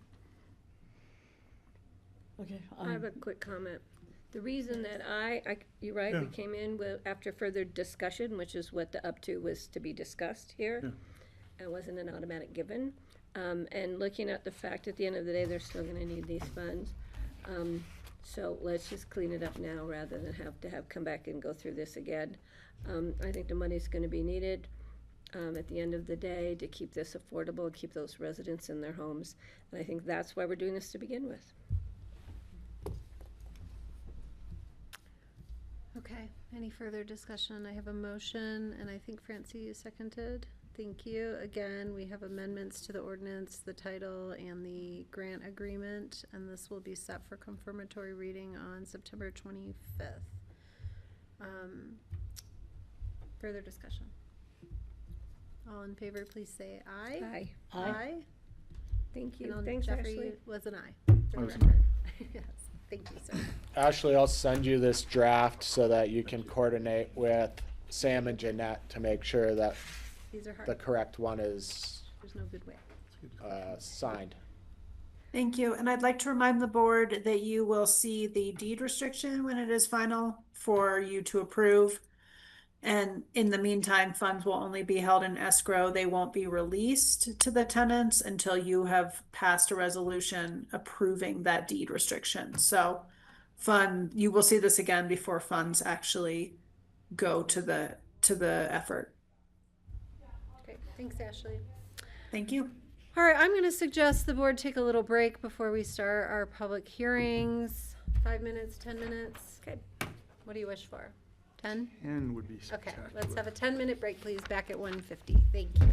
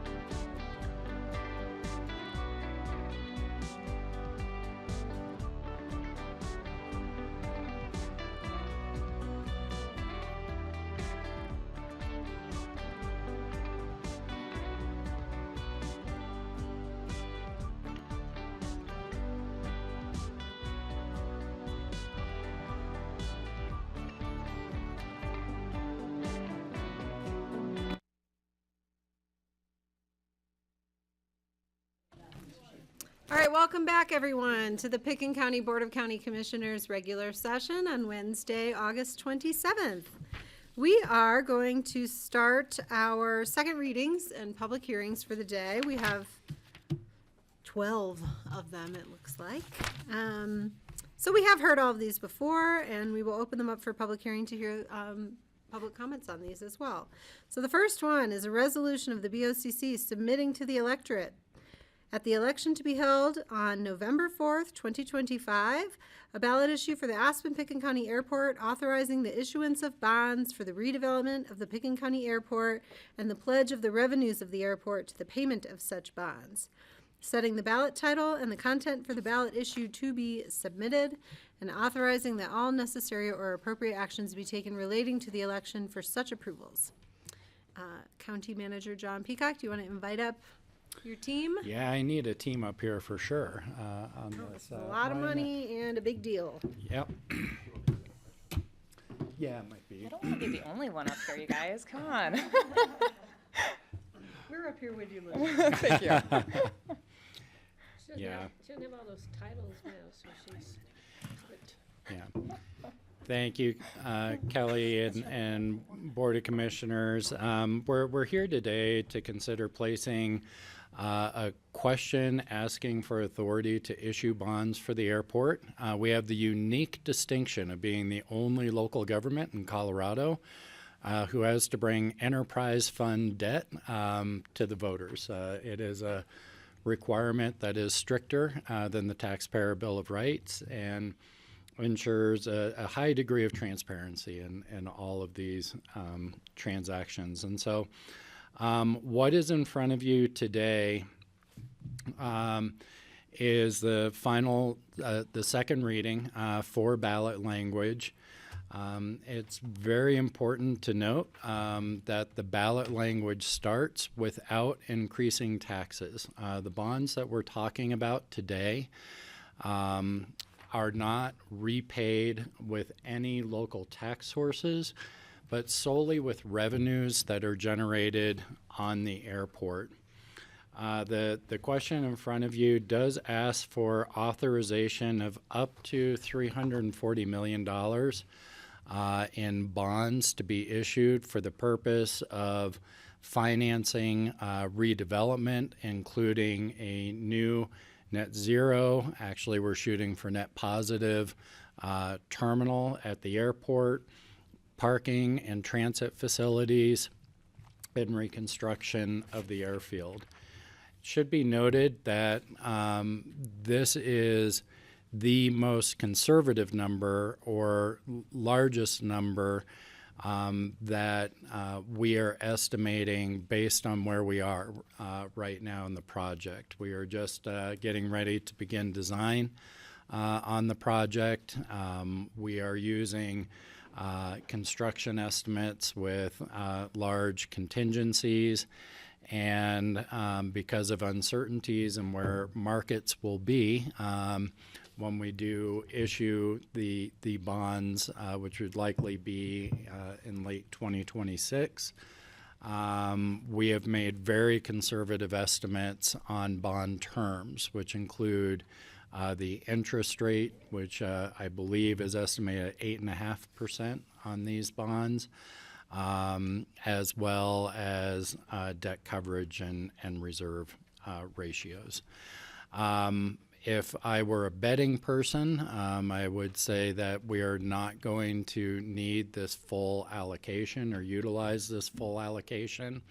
However, we've chosen to be conservative at this point because we do not want to be in a position of having to go back to voters for authorization of additional bonds when we are partway through the project and construction. We don't want any delays. As we are trying to limit the closure times as much as possible. With that, I turn to my team to see if there are any additional comments you would make at this time, and after that, we are here for board questions. I would just add that this isn't an authorization to issue bonds without further consideration by the BoCC through the process. afforded to you. So when we have the finance strategy figured out, we would then come to you to actually issue the bonds for authorization of that. So this is just asking the voters to allow us to do that. And you will have many other opportunities to review and authorize the approval of the bonds. Questions, Jeffrey? So the AIS references a maximum amount of the note and assumptions in terms of interest rates, but the resolution does not do the same. Is there an explanation for why? Is that your question? Yeah, so John was nodding, so I guess that's directed at John. There was a question mark on that statement. Yeah, and so I know Rye's doing something else here, I think, but you know, the what is required for us to note is the amount and maximum repayment, and so that's what I'd expect would be included in both the ballot language and resolution, not necessarily the terms, because Understood. those aren't Not locked set. in. Mhm. But I don't see those in the resolution, is I guess where I'm going. The 8.5% is in the resolution. It's Correct. item number 8. And Got then it. which other number were you looking for? I was looking at, so in the AIS, we talked to the maximum bonding amount, but it's, so, and we talk about the potential rate within the AIS, but we don't reference the actual amount in the resolution itself. Are you talking the maximum repayment Yeah. amount? I think because. I'm looking for, Yeah. I'm looking for, So the maximum repayment amount, I mean, and Rye, I don't know if you have any comments I'm on that. scrambling to pull So, it up here, because can I I- thought some of that stuff was in here, but when Well, we, it's in the ballot language, which is. Yeah, that's what I think I was attached gonna as say. Exhibit A that's the to answer. the Thank you. resolution. That's what I need. Thank you. Okay. So you don't, neither the county attorney nor the county manager believe it needs to be in the resolution. It's in the It's in the attachment. best, yeah. Corrected. Thank you. Yeah. It will be squarely in front of the voters, Got it. however. Thank you. Francie? So when I was reading through the resolution and the packet, I was a little confused about the interest rates, because I thought, well, John just said the interest will be at 8.5%. You just said might If be. I said that, that is not what I meant to say. What did you mean to say? What I meant to say is that is the maximum Okay. amount we think we would incur. Yeah. We actually would anticipate, based on our credit worthiness and even where markets stand today, that it would be less than that. Okay. 6 to 7% probably. Because somewhere it says 8% and somewhere else it says 8.5, and then somewhere else it says probably 6 to 7.5. So I'm a little confused about Well, that. we're doing this so far ahead of having being close to issuing debt and understanding what the market conditions are. We chose to be as conservative as possible, which is to estimate the highest interest rate we think would likely be incurred, which is the 8.5. And we would not incur this debt at a rate higher than 8.5%? We would not be authorized to. We'd have to go back for authorization. Okay, all right. And then was the 6.75, is that where we think we probably will end up? 6 to 7, depending Yeah. on the diversity. So there are a lot of factors that are going to go into that. So that is a very speculative number right now. First, underwriters are going to be looking at, what is the diversity and likely stability of the revenue streams that are dedicated to be repaid. Yeah, right. What are the current market conditions and interest rates that are in the market? Those are very hard to predict right now. What is the outlook for the enterprise fund and our community? So there's going to be a lot of factors. Do we believe that we're going to be able to finance under that 8.5? Absolutely. Otherwise, we would have made it 9.5 or something larger. But we would anticipate, if we were issuing debt right now, that we would probably be below that 8.5%. We're giving ourselves some headroom Yeah, I get for market uncertainty. I would hate to borrow money at 8.5%. So would we. Jeffrey? So we're 3 months out from an election. Can we expect the pencil to be a little sharper between now and Election Day with regards to the wild ass gas? So in other words, the walking around number, will we have 3 months of drawings and we'll have an SD guesstimate where we continue to refine that contingency, both architect and design, between now and Election Day? Sorry, architect and contractor. You know, as you said, we've got 3 months. We're underway with, you know, starting the design process. I think we will get a bit closer, but certainly that number we come up with by the time the elections are sent, or excuse me, the ballots are sent, it probably won't be refined to a point that we can, you know, really bet on that number. So maybe a bit better than it is today, a little more clarity, but certainly not exact. But the ballot language won't change. And if I could just add, that's just one variable. You know, the cost estimate is one variable. What is happening with federal funding and what portion of that is paying, as well as all the terms. And so I'd be hesitant, honestly, to say that we'll have an ability to really sharpen our pencils more in the next 3 months. Thank you both. Yes, Francie? And I know we went through this last time, but somehow I can't seem to get it registered in my brain right. So the 340 million is anticipated to be the entire project? No. It's just the terminal? No. Okay, tell me. What's the bonding? So It's just the bond, right yeah. now, the It's what's in entire addition to yeah, cover it? the entire project, including the terminal, Yeah, land it's side, air 575, side, yeah. and airfield, is estimated at $575 million. We're anticipating a large chunk of the airfield will be paid for by federal grants. Traditionally, that's at 90%. Obviously, some of that has been, it's just a less certain number for us under current conditions. So that's part of why we're hedging.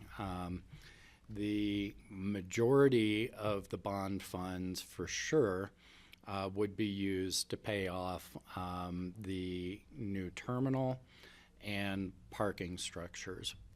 As we just talked about, we're still working towards a firmer estimate of what that is, and we'll have that as we go through the design process. And so you're seeing a lot of contingency built into this bonding number to try and address risk of grants not coming in as high as they normally do, and us wrestling with that uncertain variable until we get farther along in the design process. Yeah, I didn't ask my question well, but you answered it anyway. Okay. I just meant in addition to the grant funding and stuff, this will probably be the maximum that we'll have to spend? Yes. Okay, Yes. thank you. So also to add to that, if I might, John, and help me, we had that great slide that had the bubbles of opportunities for funding. It's very diverse between state funds, at some amount, federal grants, et cetera. The terminal, the FBO Atlantic, 10 million. There's all these other monies that are out there. For me, what's really critical about voter approval of a bond, this question before the voters in November, is that it's part of what the voters approved last year when they approved moving the airport forward. And this is the only way we can do it is with funds. And so the fact that it is an enterprise fund, not a tax, it's paid for out of revenues generated from the airport. And the other thing for me, what's critical in getting this ballot question moved forward with the voters, is the opportunity to then go to Congress, go to Washington, D.C., to FAA, to the Department of Transportation, et cetera, and say, not only did our community vote enormously, was it 60-something%, to move the airport forward, they also supported bonding to show we're vested in this effort, and then hopefully that'll help us secure federal dollars. And the federal dollars will, hopefully in large amounts, will help us buy down the need to bond for our community. So it's critical. And I appreciate the transparency and the conservative approach to the numbers, so we don't have to stop the project midway and wait for another ballot question, because that will then only increase the cost and the time that we'd have to close our airport, which is critical to the economy of our valley, which is huge, which we are planning for way ahead of time, that 9-month closure from spring of 2027 to fall of 2027.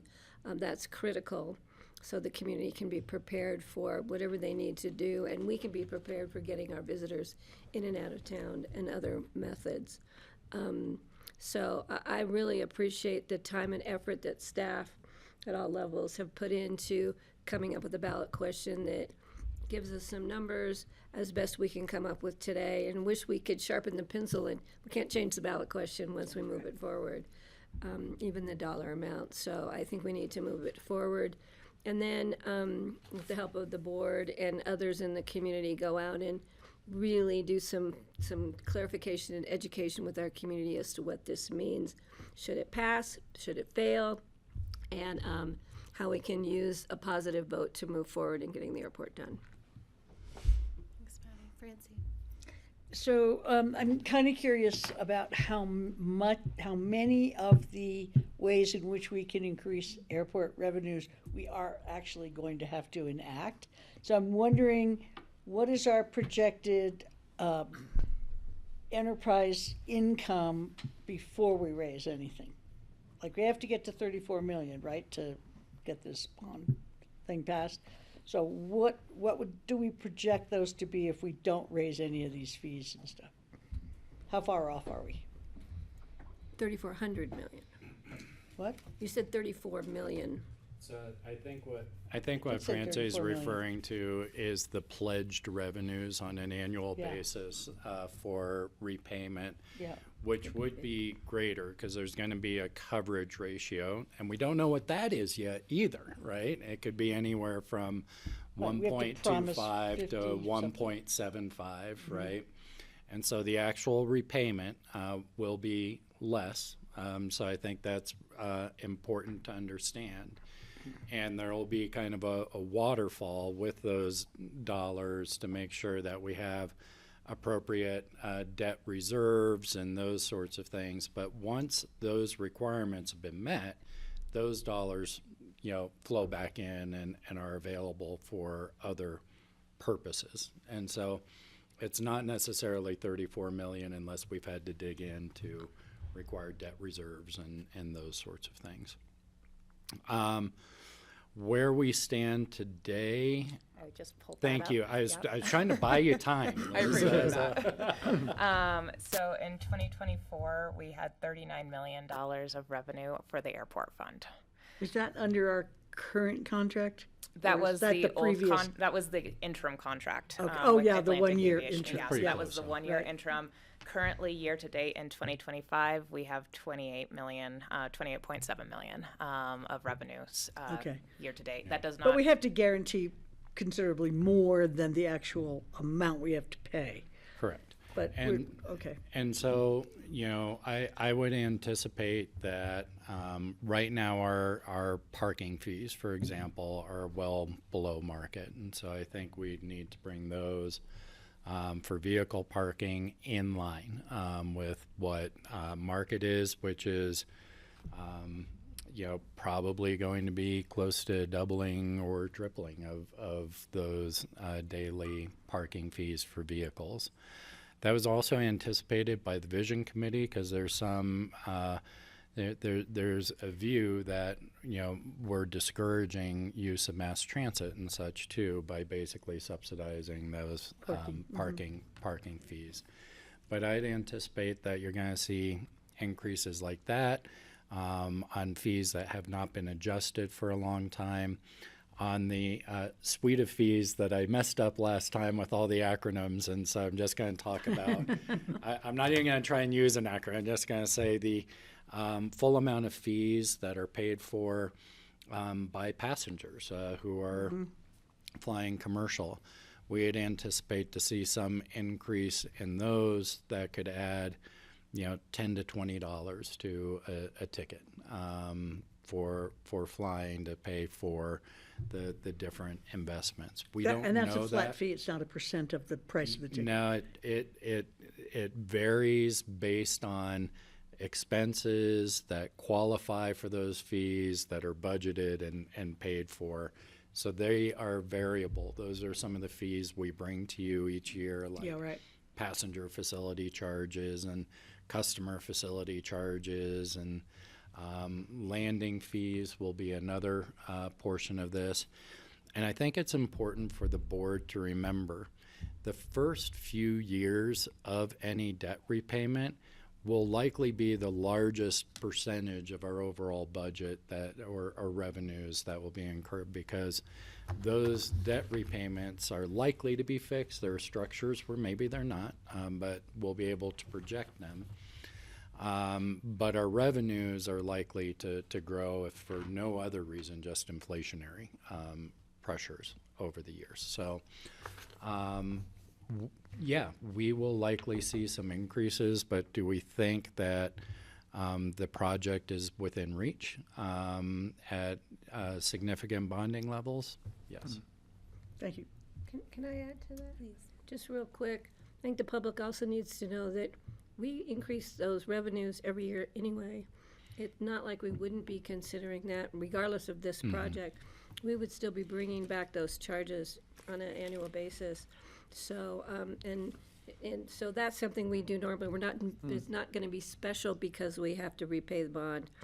The amounts may be a little different because of the anticipation of the bond repayment, but the fact that we're gonna review those charges is what we do anyway.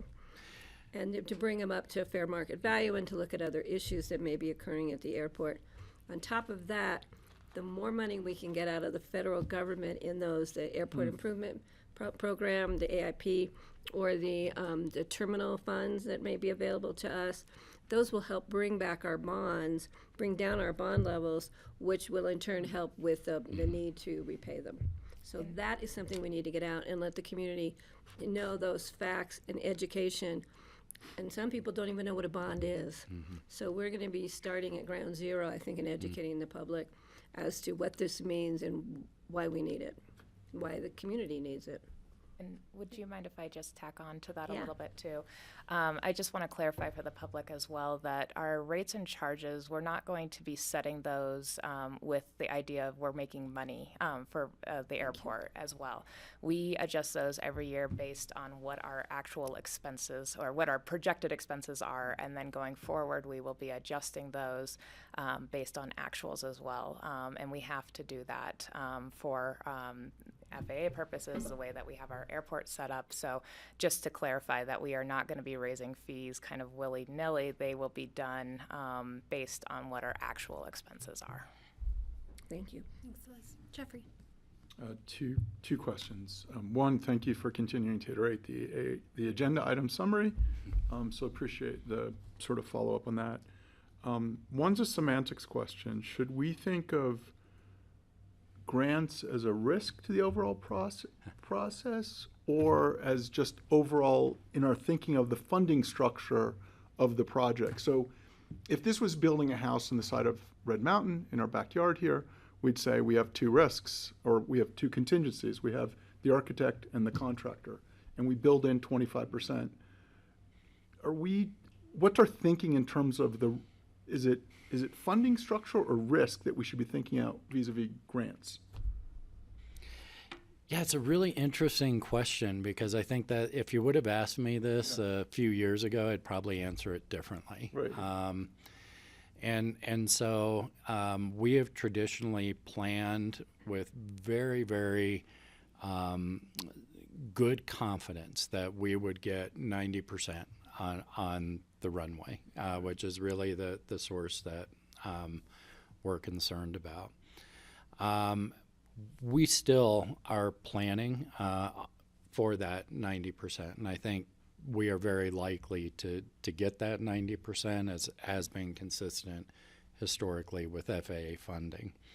The uncertainty around some of the rhetoric we're viewing as a risk to that assumption. I don't know if that answers your question. And where we have really built in the contingency, even though that the budgetary contingency is built in as you have described, right? On the design side and construction side. On the revenue side, where we built in the contingency is on this larger bond amount. Thank you. That answers. Yeah, Okay. thank you. And the second one is, I'm just looking for a Christmas present already. It's August. I'm thinking about snow. Can we get the EA? Can we get the environmental assessment between now and the end of the year? I'm looking like Yes, the tailwind we for the are- bond question. We're feeling very confident that we are going to be on time with the environmental process to keep this rolling. What do you mean on time? What does that actually mean? Our goal, our project timeline now has that process being concluded with approvals to move forward at the end of the fourth quarter of this year, so beginning of next year. And I don't know, Ryan, if there's anything. Yep, still good. Okay. And we're Diane on- gave the thumbs up, so we're. Do the people in the Forest Service who actually deal with these grants actually still have jobs? So it's not Forest Service in this case. It's FAA, and they have been able. Yeah, they. It's not Forest Service? It's the Insofar, FAA yep, it's FAA is running this environmental process, Oh. and so. Yes, for our purposes, yes. For national purposes, I can't answer that question. Okay. Yeah. That was a little snarky. Well, Are there other questions? It This is is a real public quick. It's my hearing. understanding we're on track with the environmental assessment in order to submit a grant application for terminal funding. Right.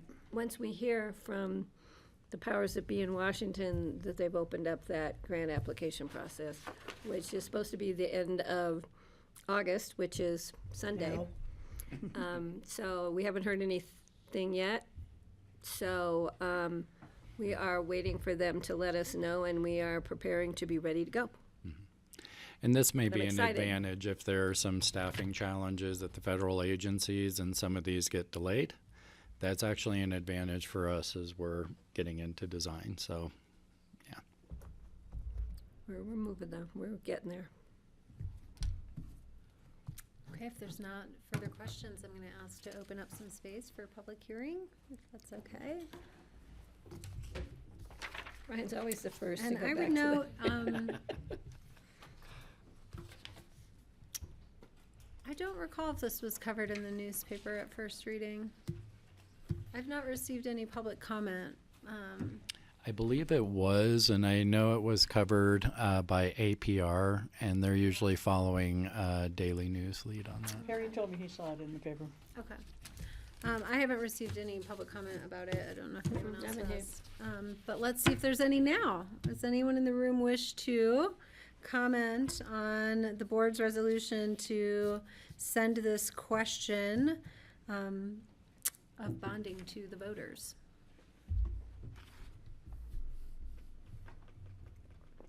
If you're online, please raise your hand.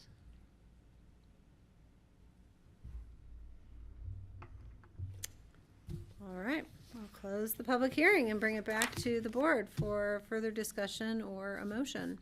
Can I make a comment? Please. I did hear at the Aspen Chamber meeting, as I said yesterday morning, a lot of questions and a lot of requests for information regarding this ballot question by the Board of Directors for the Aspen Chamber and from other, specific to organizations that are represented there. So once we get this ballot question moved forward, we will be doing that public outreach. So, and we'll be touching base with whoever would like us to touch base with them and have a full explanation of the bonding process, the needs at the airport, the repayment, all of it, so that we have a well-informed electorate in November. Well, I'll make a motion. Please. I'll make a motion to approve the resolution submitting to the electorate at the election to be held November 4th, 2025, a ballot issue for the Aspen-Pitkin County Airport, authorizing the issuance of bonds for the redevelopment of the Pitkin County Airport and the pledge of the revenues of the airport to the payment of such bonds, setting the ballot title and content for the ballot issue to be submitted, and authorizing that all necessary or appropriate actions be taken relating to the election for such approval with second reading It's the second reading. I That's today. Oh, this is the second reading, never mind, bad me. Okay, that's it then. Should we read this? I second, since she sang that, I'm. And notice that the election is November 4th, 2025. Please go online and check your voter registration so your mail ballot will be sent to the correct location. Any further discussion? Yes, go I ahead. just have a procedural question. Should we be reading into the motion the title of the agenda item that's on the resolution, or should we be reading in what's noticed in the agenda? Gotta look at Ryan for that. It should be whatever the resolution, whatever is on the resolution. I So think that is what Francie. Okay. Francie read. Because it, okay, which is also the title on the AIS. I just want to make sure we're clean. Thank you. Okay, all in favor, please say aye. Aye. Aye. Thank you. Thank you. Thanks, guys. Okay, here we go. Here we go. All right. Item number 11 is also a second reading and public hearing, a resolution of the BoCC acting as the ex officio board of directors for the Pickens County Twining Flats General Road Improvement District, approving the submission to directors for Pickens County Twining Flats General Road Improvement District. Did I read that? Sorry. Approving to the submission to the electorate of the Twining Flats Road General Improvement District a ballot question. This should say a ballot issue or ballot measure to increase property taxes for the purpose of road maintenance and capital improvement. Awesome. Great, thank you. Why don't we just introduce ourselves so we can we'll go from there. Romani Iacono, Public Works. Liz Woods, Finance Director, Treasurer, and Public Trustee. I'm Brian Pitt, I'm Public Works Director. So we've talked about this a couple times with the board, so I'll try to keep this short, which is Twining Flats represents one of two general road improvement districts in the county.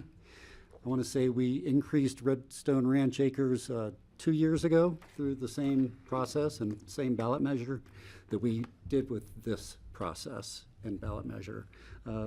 Twining Flats represents 17 properties, a little over a mile of road. And Romani took that organization through a planning process to determine the mill levy increase, the amount it should be in order to service that road appropriately. Over time, their revenues have outpaced expenditures, and the road needs some work now, and we're not keeping up with basic winter maintenance. So with that, the mill levy would go from 2.769, we'd increase it by 3 mills for a total of 5.769. That question would go on the November ballot this year, and those residences would vote on that increase to tax themselves and then use the money for their road. So that's what we did. Romani's here to answer any questions about process the board may have.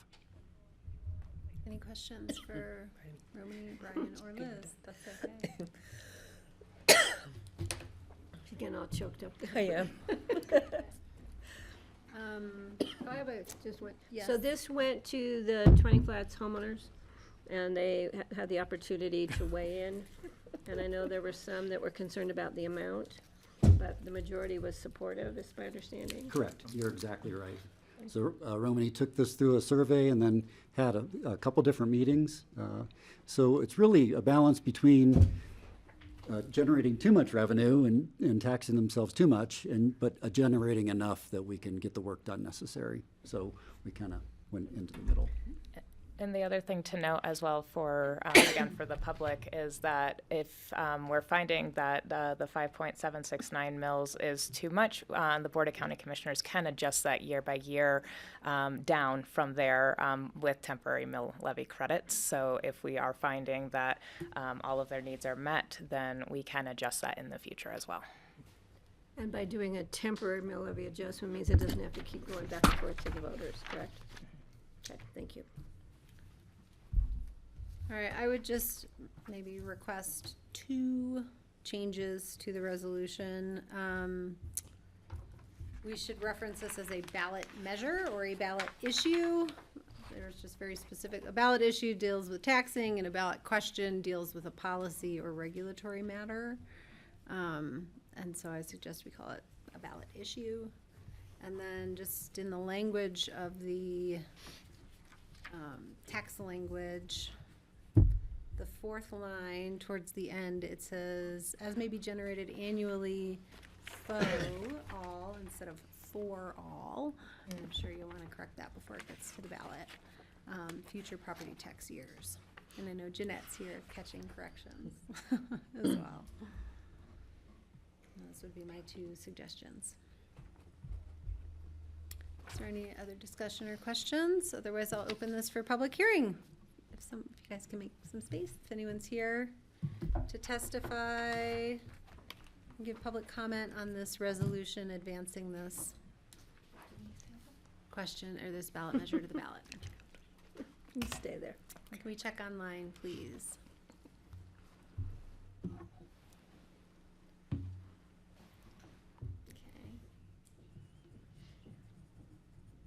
All right, not seeing any, I'll close the public hearing and bring it back to the board.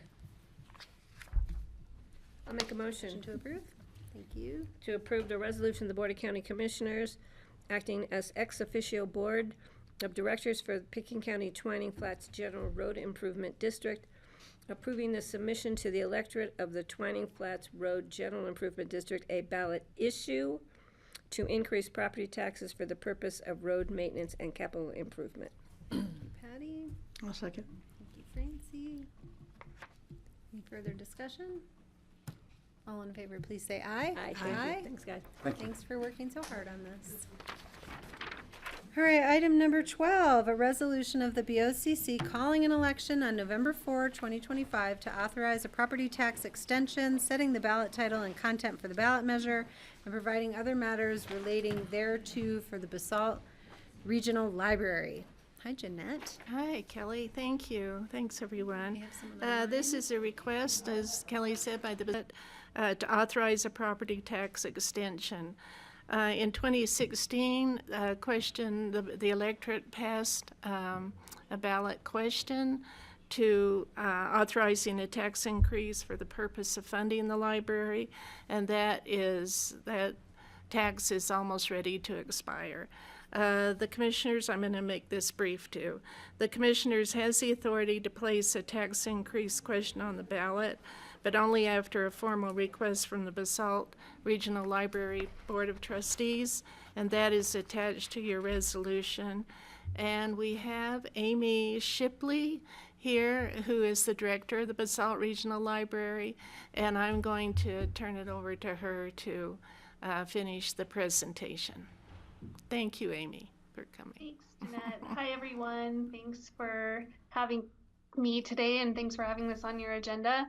Just one correction, the tax that we're extending is a tax that was voted on in 2006, and that was to pay off debt to build our library, and we are paying off that debt a year early this year. In the next month or so, I'll be making that final payment. And so the question on the ballot would be for the voters to consider extending that at 1.08 mils and using that for operations. Okay, great, thank you. Questions for Amy or Jeanette? Patty? Eagle County, they were supposed to be looking at this? They are looking at it. Amy may know a little bit more than me on that. Yeah, the Eagle County Board of County Commissioners passed their resolution to place this measure on the ballot yesterday. Perfect, thank you. Any other questions? All right, let me go ahead and open the public hearing on this item. Is there anyone here who wishes to comment on a reference of this ballot issue to the November 2025 ballot? If anyone's online, please raise your hand if you wish to comment.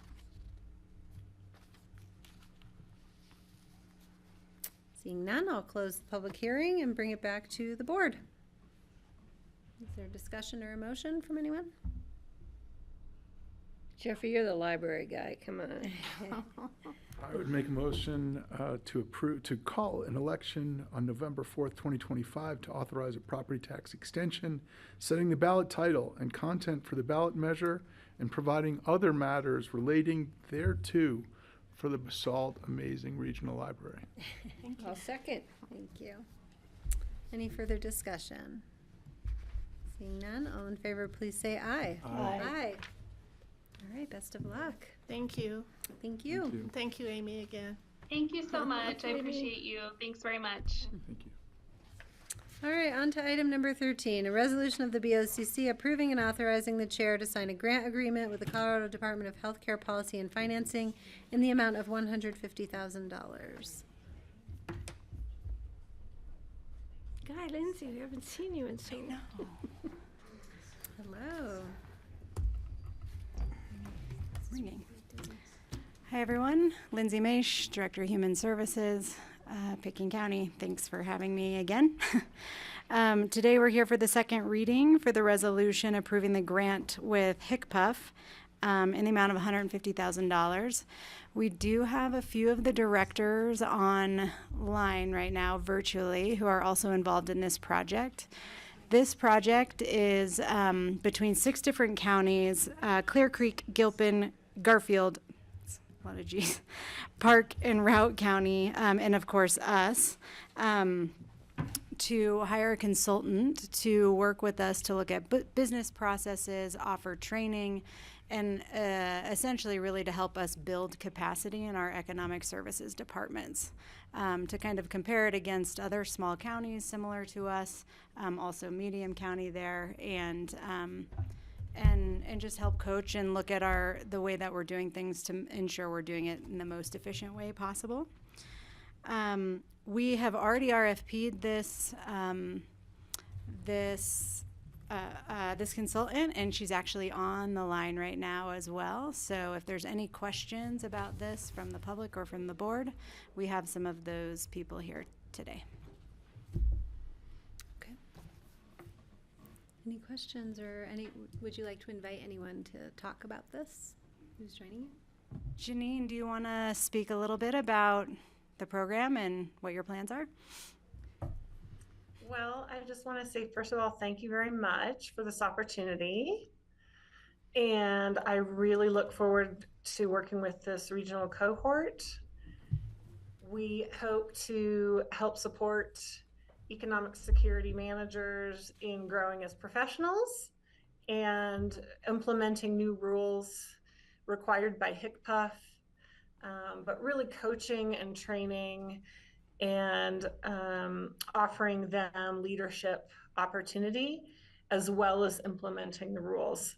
So I also want to thank Lindsay for taking the step out and being willing to do the extra work to coordinate this cohort and pull folks together. It's been a really, I think it's going to be a great process, and it's going to be a really exciting time for them to get to connect with each other and learn from each other. And I'm looking forward to facilitating that. Thank you, Janine. All right, any questions? I have a question. Go ahead, This Patty. just is a typo kind of a question. In the first paragraph of the issue statement, it says, like 1, 2, 3, 4 sentences down, targeted is capitalized. Is the name of the grant a targeted HICPUF grant? It is. It really is? Yeah, it is. Wow, they really put themselves in the bullseye, didn't they? There are 2 different grant programs. We presented those at the first reading. There's a competitive grant program and a targeted. Yep, and all the targeted really means is there's less deliverables, less reporting. It's very targeted on specific. rule implementation and getting that I support. don't think I've ever seen a targeted grant application, so that was interesting. Thank you. Learn Jeffrey. something new every day. Mine's really just a shout out. I saw Gilpin was on the line. I want to say thank you for Jeff Aiken and Sandy Hollingsworth, for your county commissioners that we see at a lot of our meetings regionally. So it's nice to see us working together with Gilpin. So thank you. Thank you. Funnily, Gilpin isn't part of our cohort, like as the Northwest, but we have adopted them Oh, cool. and brought them Yeah. in. They're supposed to be part of the Big Ten cohort, but they just had very unique and different challenges that most of us are facing in smaller and more rural Cool. areas. So we've kind of We've brought them in to our cohort. Yeah. Thank you for that. I've heard some funny stories from some of those commissioners. They're a hoot. Okay. Is there a motion? Oh, I have to open the public hearing. There's a public hearing on this resolution because we are entering into a grant agreement for funds. Any members of the public wish to comment? Seeing none, I'll close the public hearing and bring it back to the board. Is there a motion to approve? Jeffrey always looks at me. You can make a I would make a motion to approve and authorize the chair to sign an agreement with the Colorado Department of Healthcare Policy and Financing in the amount of $150,000. Yay, target. I'll second. Any further discussion? All in favor, please say aye. Aye. Aye. Don't go anywhere. All right, thank you. Staying right here. Thank you, Janine, you, and thanks to Janine. the Thank directors you. that we're all on for this. All right, item number 14, a resolution of the BoCC approving and authorizing the chair to sign a grant agreement with the Colorado Department of Healthcare Policy and Financing in the amount of $50,000. Hello again. So we did apply for 2 separate grants through HCPF this year in their grant program, and we were awarded both of them. This one is in another way an attempt to build capacity for our underfunded adult protection services, as well as looking at ways to offset some of the overspending that we do in our programs. So essentially what this will do is it's going to bring in a consulting company that's going to assist us in assessing to see if this is something that Pickens County can establish, if for us to become providers for, to be able to essentially bill Medicaid to offset some of so we can get reimbursement through that mechanism versus just our normal allocations at the state. So they'll be assessing and then also helping us through the enrollment process. It's a pretty big process to get enrolled as a Medicaid provider. So they will also help us through that and through setting up an electronic health record and kind of all of those things if the recommendations are to move forward with us to become an enrolled Medicaid provider. Cool. Any discussion or questions? I won't look at you. I will I'm open gonna this be too watching for public hearing. Any members who wish to comment on this grant with HCPF? All right, seeing none, I will close the public hearing and look for a motion from the board. Jeffrey. I'll make a motion. Oh, Francie. Okay. Approving and authorizing the chair to sign a grant agreement with the Colorado Department of Healthcare Policy and Financing in the amount of $150,000. 50. No, that Just was 50. the last one. Of $50,000. Sorry about that. Is there a second? A second. Thank you. Go HCPF. Any further discussion?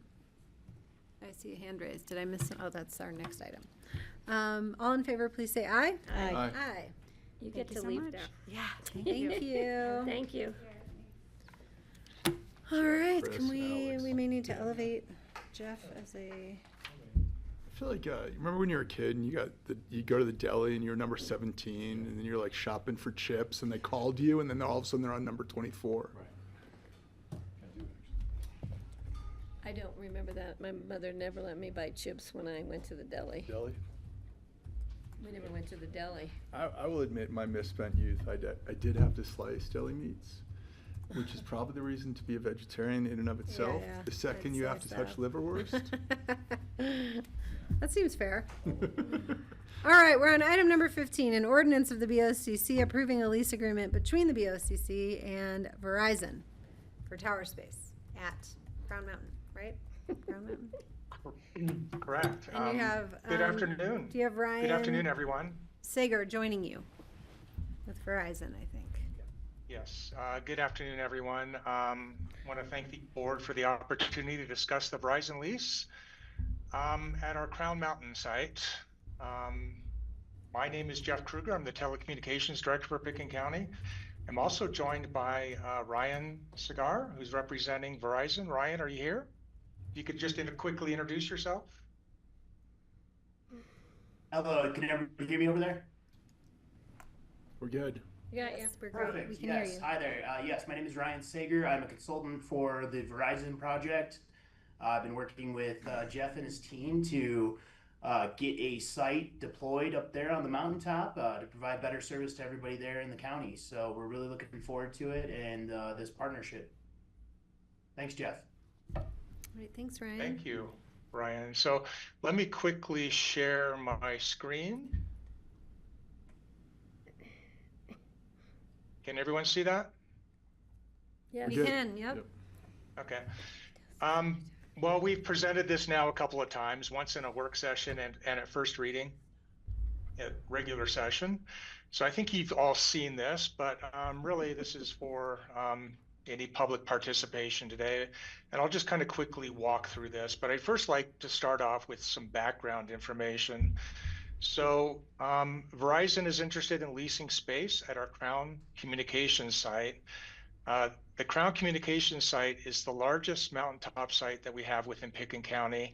It sits just to the south of the Willits area on Crown Mountain, and it consists of a large building as shown here, as well as 3 towers. The tower in the foreground is 60 feet, and there's 2 towers in the background on this image, which are 40 feet each. Let me just kind of go over some architectural drawings that were originally produced for this site build, which occurred actually in 2010. And as you can see here, this is a very large building space. It consists of almost about 1,000 square feet of space and then 3 towers. The building itself is actually divided into 3 separate spaces. Pickens County occupies space D, C, and D. We recently relocated some of our broadband providers into space A because it was completely unused. That was a couple of years ago now. And also in this building, space B has been completely empty since 2010. So since this building was built, we've never been able to get a commercial vendor to occupy this space.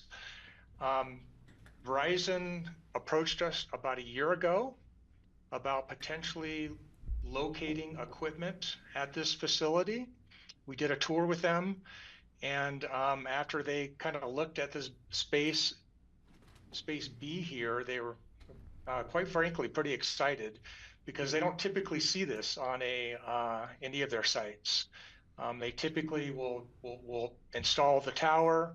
They typically will then install cabinets for their equipment and install a generator on a site. But in this particular case, we actually had an open building that was completely unoccupied. This is a more detailed diagram of the space. Again, space C and D is occupied by Pickens County for public safety systems, as well as our TV, FM broadcast systems.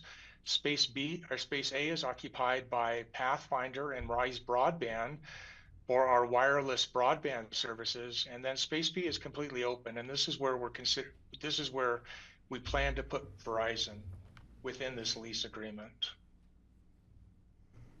Again, just some more pictures of the elevations. And now let's get into the details of the lease itself. So in order to provide coverage that Verizon intends to for the area, not just Willits, but a lot of the surrounding area as well, Missouri Heights, Emma, West Sopers Creek, they plan to install a 10-foot extension on this tower where they will install their antennas. So this will allow them to meet all their coverage gaps within the area. They also, again, will be occupying space B, which is this door within the building. And we'll be installing a generator in order to have full uninterrupted power in the event that we lose grid power. Now, this site fully operates 100% on Holy Cross Energy electric power. By definition, it will be completely renewable based on their 100 by 30 plan, which is to be 100% renewable by 2030. Verizon is simply installing a backup generator in the event that that electrical service is interrupted. And just by the way, the county also has a backup generator in the event that we lose our public safety systems here in this space. So the backup generators are absolutely needed. There's also a microwave link, which they will be providing backhaul to this site in order to support this service. And there'll be a small microwave antenna or dish mounted on the tower as well. I do want to say one other thing. In the last meeting we had on first reading, the commissioners asked that we include language within the lease stating that this lease is contingent upon renewal of the BLM lease. This site currently has a lease with BLM that expires this year. We've applied for a special use application or a 299 with BLM. They've not approved it, but we fully anticipate that they will be approving not only our lease renewal, but also the Verizon equipment as well, including the generator. And let me quickly show you that.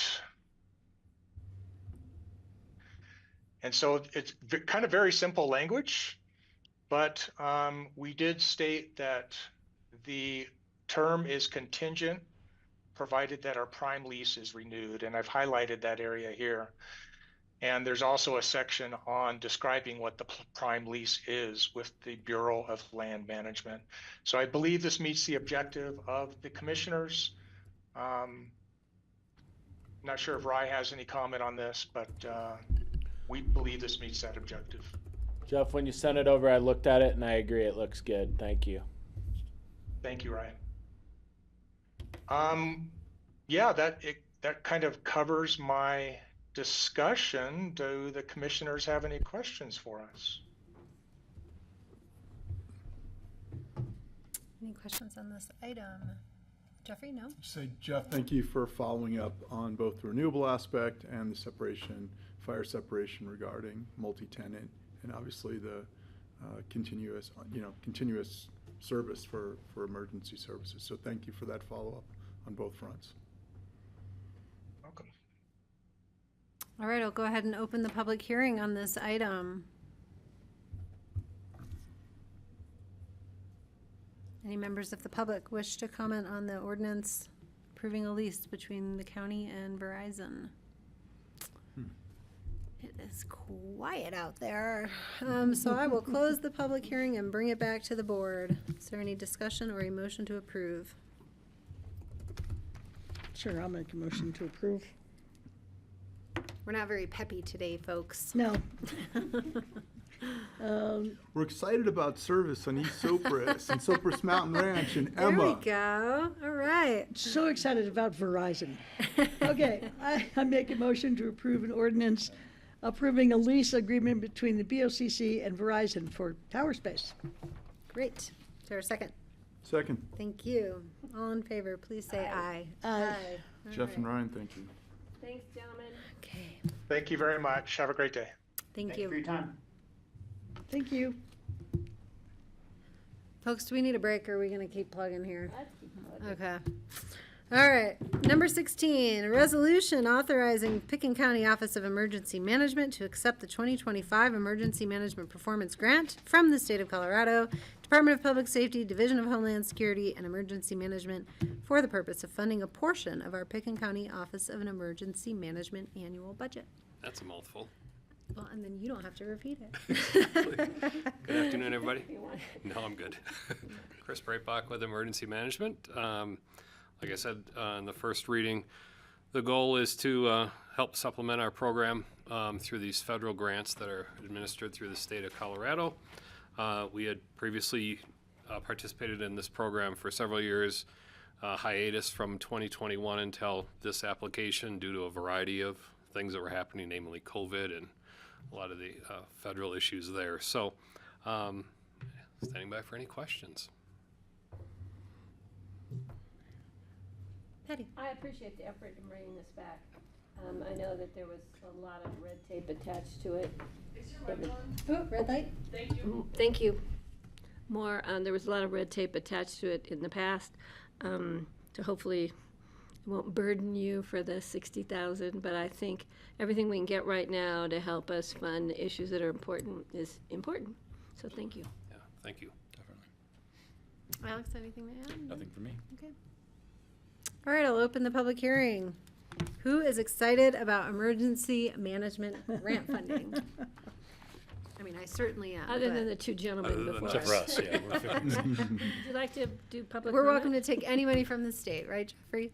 I think actually everybody is excited about it. Yes. All right, I don't see any public comment. We'll close the public hearing and bring it back for discussion or a motion. You know what? I'll make a motion All right. to approve the 2025 Emergency Management Performance Grant. I'll second. Further discussion? Hearing none, all in favor, please say aye. Aye. Aye. All right. Before you go, can I ask you about the way station this morning? Sure.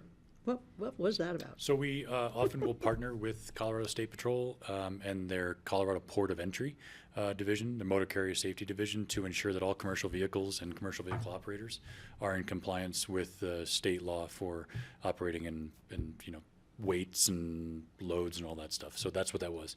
So even our local contractors and stuff were pulled over if they were hauling and stuff. Yep. So if you have a commercial operator, if you're hauling a load that meets the requirements and the thresholds for being a commercial vehicle, et cetera, then you'll be stopped and asked to come to pull over into the checkpoint, where they look at tire tread and brakes and verify paperwork and license are all in compliance, and also weights. So they're weighing. They're doing a kind of a weigh station as well. And they don't ask the driver whether or not he speaks English? No, ma'am.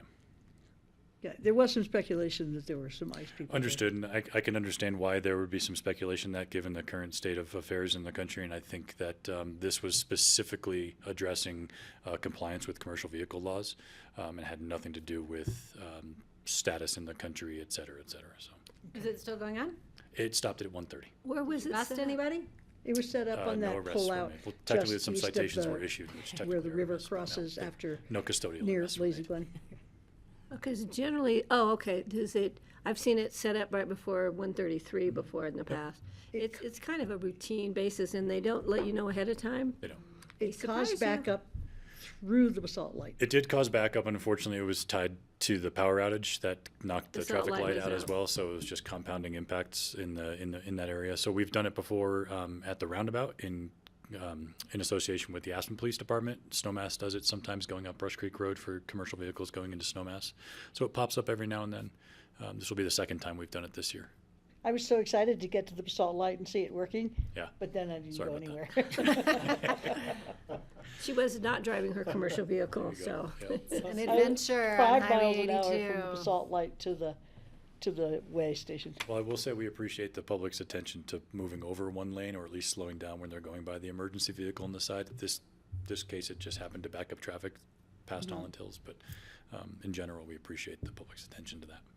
So, It was a confluence of slowdowns. for sure. Well, thanks for the public service message. Yeah, I appreciate you telling me about that. Thank you. Thanks for asking. All right, we're here. You're here for two more things. Yes, ma'am.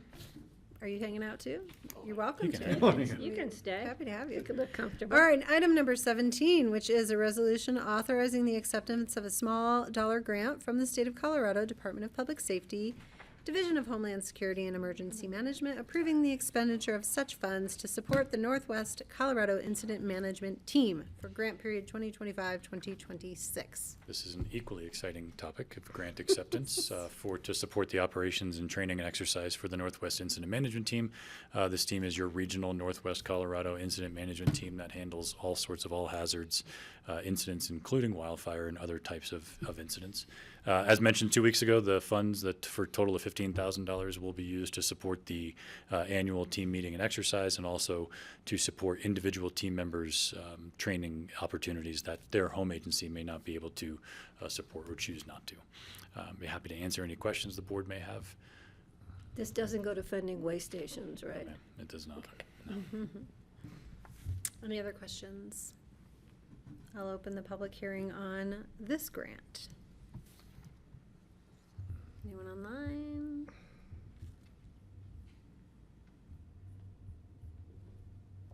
Seeing none, okay. I will close the grant, or close the public hearing and come back for consideration of a motion to approve this resolution for a $15,000 grant. So moved.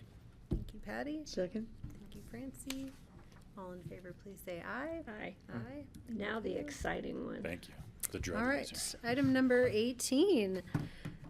Another resolution authorizing the acceptance of another grant from Colorado Department of Local Affairs Law Enforcement Community Services Grant Program and approving the expenditure of such funds for the acquisition of an advanced field drug detection device to support early on-scene drug detection and enhance the safety of Pickens County Sheriff's Office deputies. Yep, thank you. As we discussed 2 weeks ago, this grant will fund fully the purchase of a device called TrueNarc, which is a device that allows us to determine and detect the presence of narcotics or other drugs in the field, and also in a more kind of stable, less dynamic investigative component. We intend to share this device throughout the valley with other law enforcement agencies, so it's not just ours. We want to make this tool available to any agency, really, and throughout the valley that feels they may have a need for it. Specifically, this drug, with this drug detection device, will allow us to keep any officer that uses it or that's on scene safe, because, as we know, fentanyl has been creeping up throughout the nation, and in the past we used to be a little more laissez-faire or lackadaisical when it comes to handling the drugs. For, as I think 2 weeks ago we just discussed how we would test them using a solution in a little kit. That requires that the officer actually handle the drug. This device will allow us to detect the chemical makeup of the substance without actually even touching it. So it will keep our officers and other officers safe throughout the process. I'd be happy to answer any additional questions the board may have about this and about its use or about the device itself. Francie. Is it unsafe to handle drugs? It can be. So fentanyl in a powdered version can become aerosolized and actually has been shown to be fatal and lethal for officers. There are a number of officers around the country that in the past 5 or 10 years have actually died on scene of calls. It will suppress your nervous system and cause you to stop breathing if you inhale enough of it, and that enough amount is actually quite small. How much do people use then recreationally if you can't even breathe a little bit in without? It depends on. How do they ingest it? They eat it? It depends on the route of administration and how it's being used. Oftentimes, we'll see that cocaine can be laced with it, but it depends on how much of it is in the drug. So it is commonplace right now for officers not to touch unknown white powdery substances, and this device will allow us to not only continue not doing that, but also to identify whether it's a threat, an immediate threat, or something that we can kind of manipulate. God, I had no idea. Children have died from exposure. Yeah, it's unfortunate. It's terrible. Correct me if I'm wrong, it's my understanding from the medical side of me that fentanyl is generally not used as a recreational drug.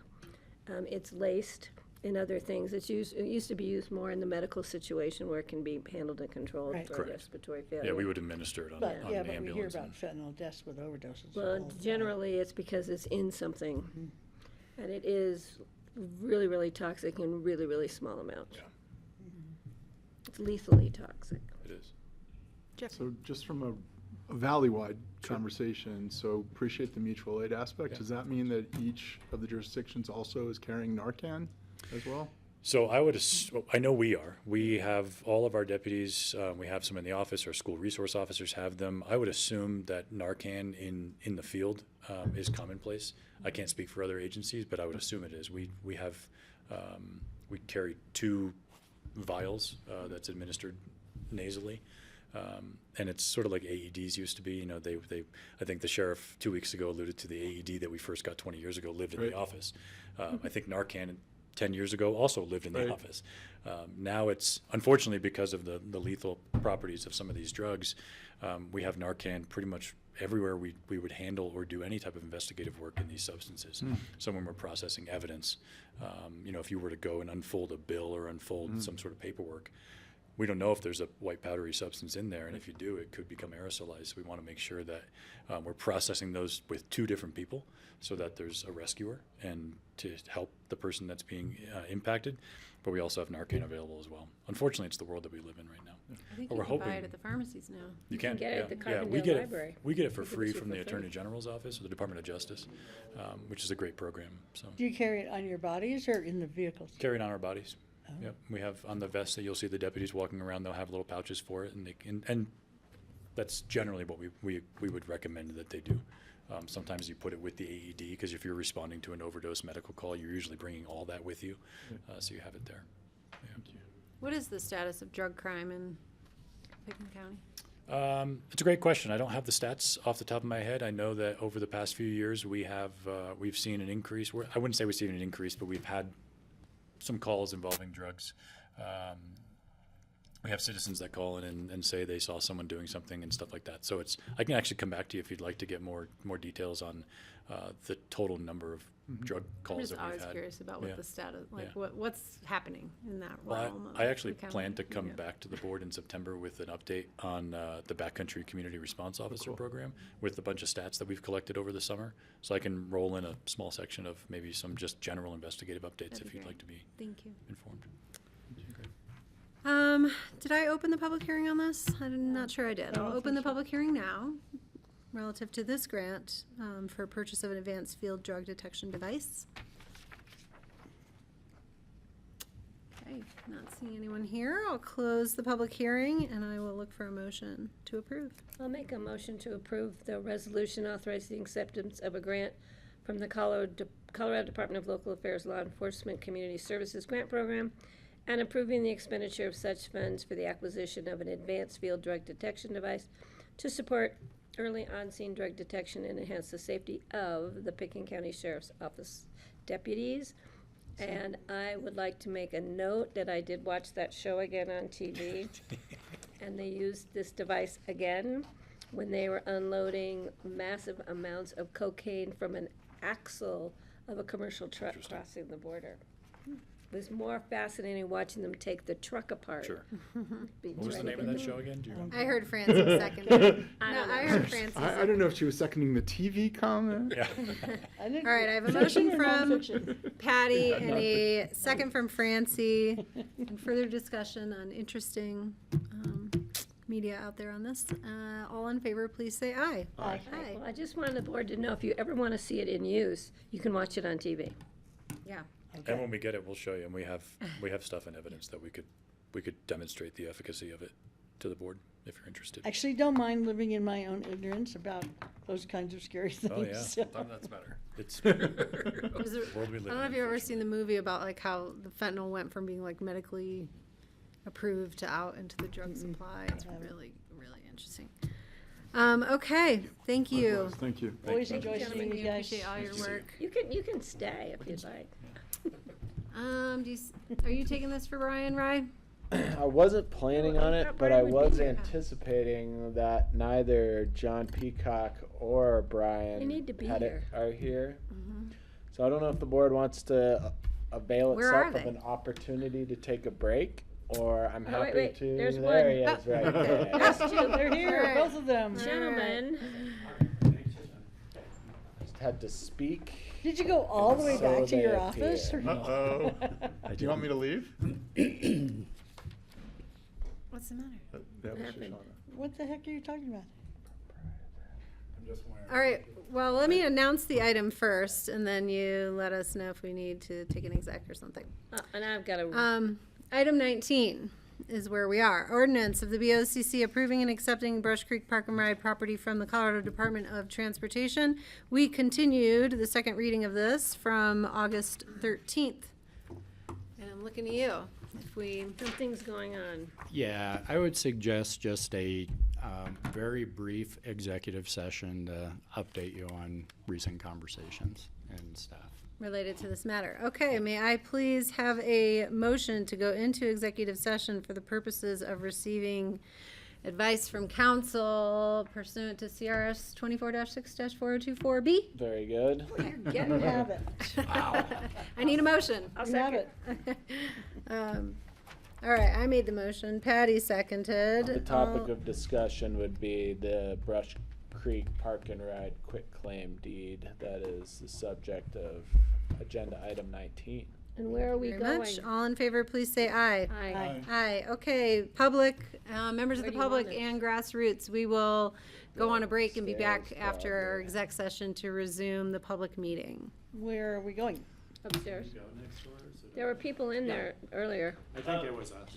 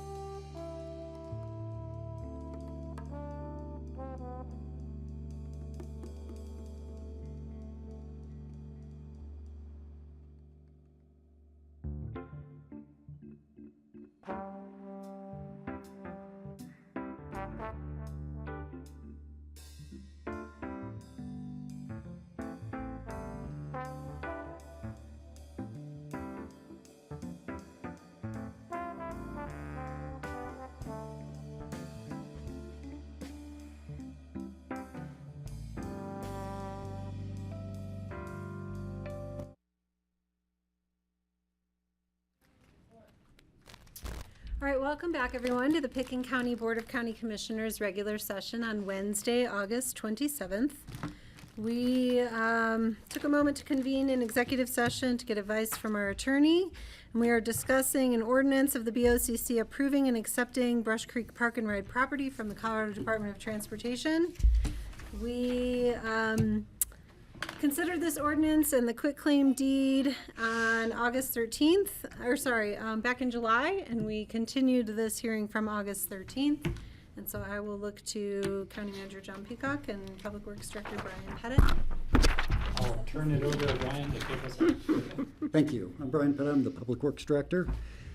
This item dates back to 2016 when the Board of County Commissioners first submitted a letter to the Regional Transportation Director at that time for CDOT requesting the transfer of 27 acres that makes up the Brush Creek Park and Ride, which here is illuminated in blue. Brush Creek Park and Ride was condemned by CDOT for the purposes of expanding Highway 82 and has been managed since then by the county and the city of Aspen. It makes up about 1,200 parking spaces, and I say about because a lot of those parking spaces are unstriped, and it depends on how you get them in there. The more tighter you pack them in, the more cars you can get in. But about 400 of those spots are paved and striped, and was completed through the expenditure of $7.3 million through a Federal Lands Access Program grant that this county received about 5 years ago, and we completed the project 3 years ago. But in the letter to CDOT, we requested the transfer because we have been managing this property. And the county spends between $70,000 and $100,000 a year in snow removal, trash pickup, weed control, and general management needs for the property. So after much time has gone by, and over the last year, we've had more intensive conversations with CDOT about the transfer. It was taken to the Transportation Commission on June 18th. They signed a resolution authorizing that transfer.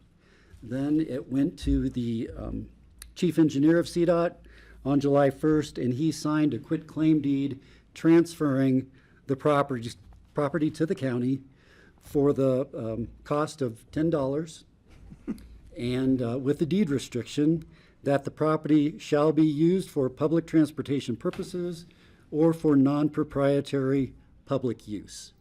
That is part of the deed, and that's how the county would need to use the property moving forward based on that, that language. So with that, this item is in front of the board for second reading to confirm that transfer. Yeah, and I will add on, we have had communications from the director's office at CDOT, from the director herself, expressing some concerns with the clarity of the deed restriction and what would be allowed or not allowed under those non-proprietary uses. And there's been a request that we delay acceptance of the property until such time as we can create an MOU and make amendments to the deed restriction to reflect more clearly CDOT's intent. I will say it's been our perspective at the staff level that we have negotiated in good faith the transfer for the purposes of the use of the property for transportation purposes, and we have not contemplated beyond the comp plan process that is currently going on what any transportation-oriented development or other uses may or may not be appropriate at that site, and so don't feel prepared to make specific recommendations along those lines. The original purposes for which we sought the transfer certainly still stand. Okay, thank you for that. Questions, Patty? Can you define non-proprietary? Mike, please, Patty. Governmental uses? I am going to look at Rye. It's a bit of an amorphous term, and perhaps by design. Typically, proprietary you would associate with the concept of ownership. What non-proprietary public uses exactly are is difficult to define. I would think something like developing the property for something other than transportation would likely fall into run afoul of the existing language in the deed, whether that be for housing or some other development. So that would need to be if there was a desire to do something else with the property, then I think that would be a further conversation with the state to do that. Could we do that in the future, move this forward and have that conversation in the future if we put something in the ordinance recital? Or? Most certainly, and I think what John was alluding to is that the county's in the process of updating our master plans for the county. Currently, our policy statements on location of things like additional housing do not support expanding housing outside of the UGB, or at least things like multifamily housing outside of the UGB. New. In locations where it already exists, the county code, specifically the land use code, recognizes those ongoing uses. But can I look to John to fill in on that? Because our current, the Community Growth Advisory Committee has recommended some consideration of reviewing locations that may be appropriate for multifamily and affordable workforce housing outside of.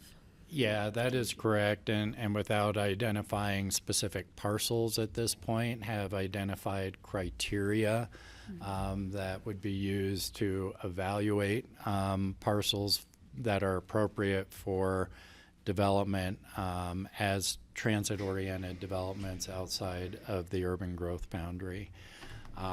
We are in the process of developing those policies and studies, and it may be it may be in the future that the site, particularly given the transit uses that it has, could be identified as appropriate for development or may not be identified as appropriate for further development or other uses because of other factors that we typically would consider.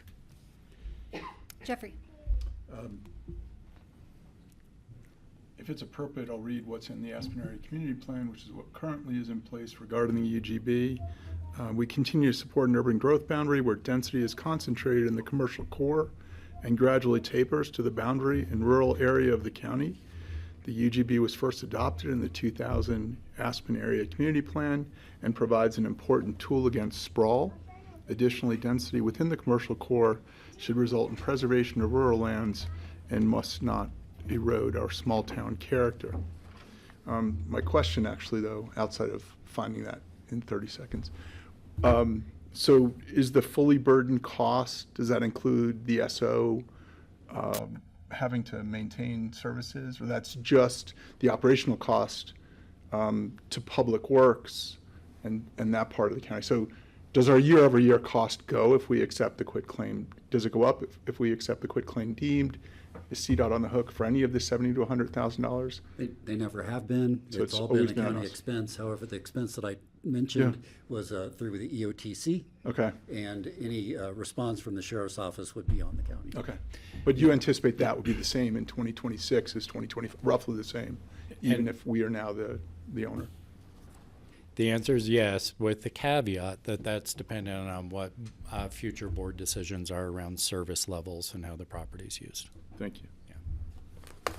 I think it's critical for the county to take over ownership of this parcel.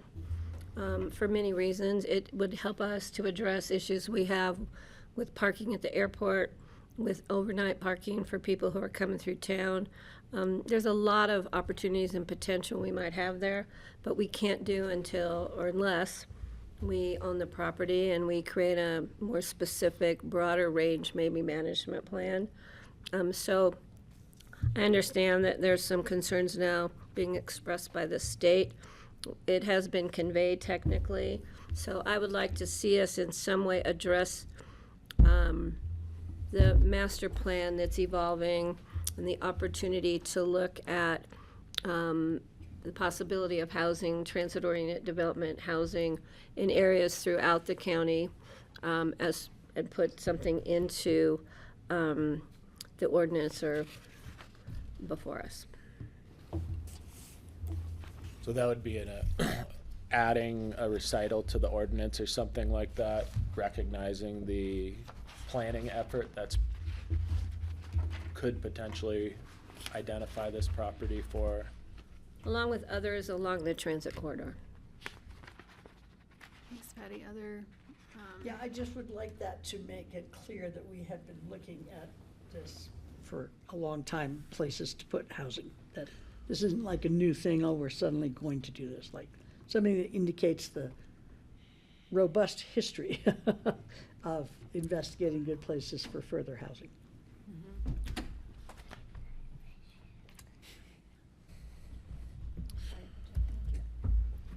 Okay, well, I'm happy to add a recital if the board wants to do that as part of a motion to adopt this ordinance that's in front of you, and we'll kind of have to draft that on the fly a little bit here, but I think given the substance of the conversation, which is given current policy at the county and even some language that's incorporated into our land use code, specifically identifying this particular property for housing would be antithetical to those things. But there's a willingness through the larger master planning process that is underway and taking place countywide right now to explore this in the context of the overall changes to criteria for identifying housing next to transportation, if that's ultimately what's adopted in the master plan.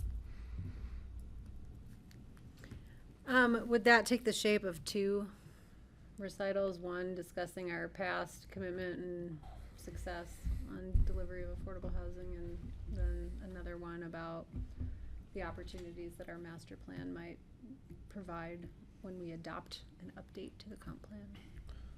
That makes sense. I think if we want to talk about the history or how we got to where we are and the potential for where we're going, I think 2 separate recitals make sense for that. Okay. Okay, great. Is there other discussion on the language of the ordinance? I think I hear I would be comfortable. continuing ongoing interest, considering how important this parcel is in our service delivery for the whole valley. I think it would help address a lot of our transportation needs. Yes, Jeffrey, and then I'll open the public Look at hearing. me. No, wait, we gotta open the public hearing first. I'll wait till we circle back. You sure? Yeah, I mean, I'll state for public record that I maintain a license with the Department of Regulatory Affairs. I'm a licensed architect in the state of Colorado, and I have health, safety, and welfare concerns regarding the use of this lot for anything other than transportation. Thank you. Well said. Okay, let me go ahead and open the public hearing again. This is an ordinance of the BoCC approving and accepting Brush Creek Park and Ride property from the Colorado Department of Transportation. And if anyone here wishes to make public comment, or anyone online, please raise your hand. All right, seeing none, I'll make sure we looked at everyone. Yep.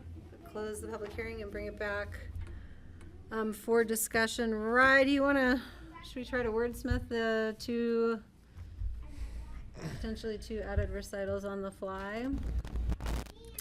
I would say, I'm so sorry, my kids are being very disruptive. I don't know if anyone hears them, but. I don't even hear that. You're hearing it a lot I got more 3 than of them anyone else. Okay, well, thank you. Appreciate Yeah, the I think grace. we should. I think it makes sense to, given the conversation we had, to include a finding regarding the property being the Brush Creek Park and Ride currently being used as an integral and necessary component of the physical and planning infrastructure for transportation in Pickens County, because I'm hearing that as an overarching theme to this conversation, and a recognition that accepting this property, the intent would be to fulfill the terms of the deed restriction to utilize the property in the short term for transportation purposes. So I think one recital recognizing that would be important, just because of what I'm hearing the BoCC say right now. Then we can jump off from there. So I've got one recital recognizing the current necessity of this property for transportation and our intent to continue to use it for transportation, subject to the planning effort that we've talked about going forward. But I know Kelly wanted to include some language regarding some of our past history with planning for housing and things like that. Jeffrey. That would be a second recital. I would look to Brian and John and say, I also think the precedent that's required if we're adding pieces or bits to the recital is that it's also subject to the 1995 or 98 record of decision that clarifies its use as a regional transportation hub and parking lot. Well, I don't have that document in front of me to refer to that directly right now. I'm trying to balance the future use with the existing and the fact that we've entered into the record of decision with CDOT. Going back nearly 30 years. Well,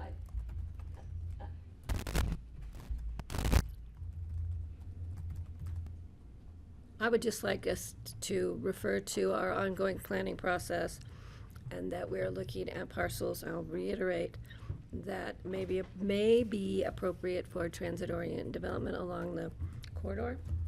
And that the other one is that this specific parcel, has been reviewed multiple times under multiple documents in the past. That there's a longstanding history. I'm not sure how you would want to word that, to address the fact that there is a longstanding history. And that could be, I don't know how we can reference all the documents specifically right now, unless we continue this and have it come back with language that's. I think I got Okay. where you're headed. Thank you. If does anybody have anything else that you want me to add into this that I can then read back to the board? I can tell you what I have so far. Tell you what you have. I if was it would also help. generating a little bit if it's Okay, helpful. that would be great. Okay. Do you want me to start? Right, You I ha- got- what you I got ha- a head start on me, I A think. little bit. What I have right now is a new recital that says the BoCC finds that the Brush Creek Park and Ride property is an integral and necessary component of the physical and planning infrastructure in Pickens County in the state of Colorado that serves the citizens of both. And the BoCC hereby reaffirms its intent to use the property for future transportation purposes. And whereas as part of the Pickens County's ongoing and future master planning effort, the BoCC, I just had a typo, commits to exploring housing outside of the urban growth boundary where appropriate in conformance with the criteria set forth in those future planning documents. That's what I've got so far. I think that sounds better than what I got. Jeffrey? Can I just refresh quickly the board's? Please. So page 23 of the record of decision is mitigation for open space impacts. CDOT has conveyed approximately 31 acres of open space by quitclaim deed to the city of Aspen and Pitkin County. The property at the former Mills Ranch is located at the intersection of Brush Creek Road and State Highway 82, as well as vacated right away from the highway between Maroon Creeks and 7th and Main Streets. So that is in the social environment and community character. So again, this piece of transportation corridor was given, the other quitclaim deed that's associated with this overall parcel was given to Pitkin County and Aspen to make up for loss of open space, closer to the city of Aspen, rural open space, et cetera. So I think that's critical to this conversation. Point of clarification, was that for replacement of open space? Then you can't use it for anything but open space? Correct, it's open space. Yeah, so I think that's out of this, what we're getting now. It's related. Is it included in the amount they're giving us now? No. No, it's separate, but it's related, but it's separate at the same time. So I don't see the need to refer to a document that was the transfer of open space to mitigate the use of open space, and how, just because the property's next door, it can't be used for anything but open space.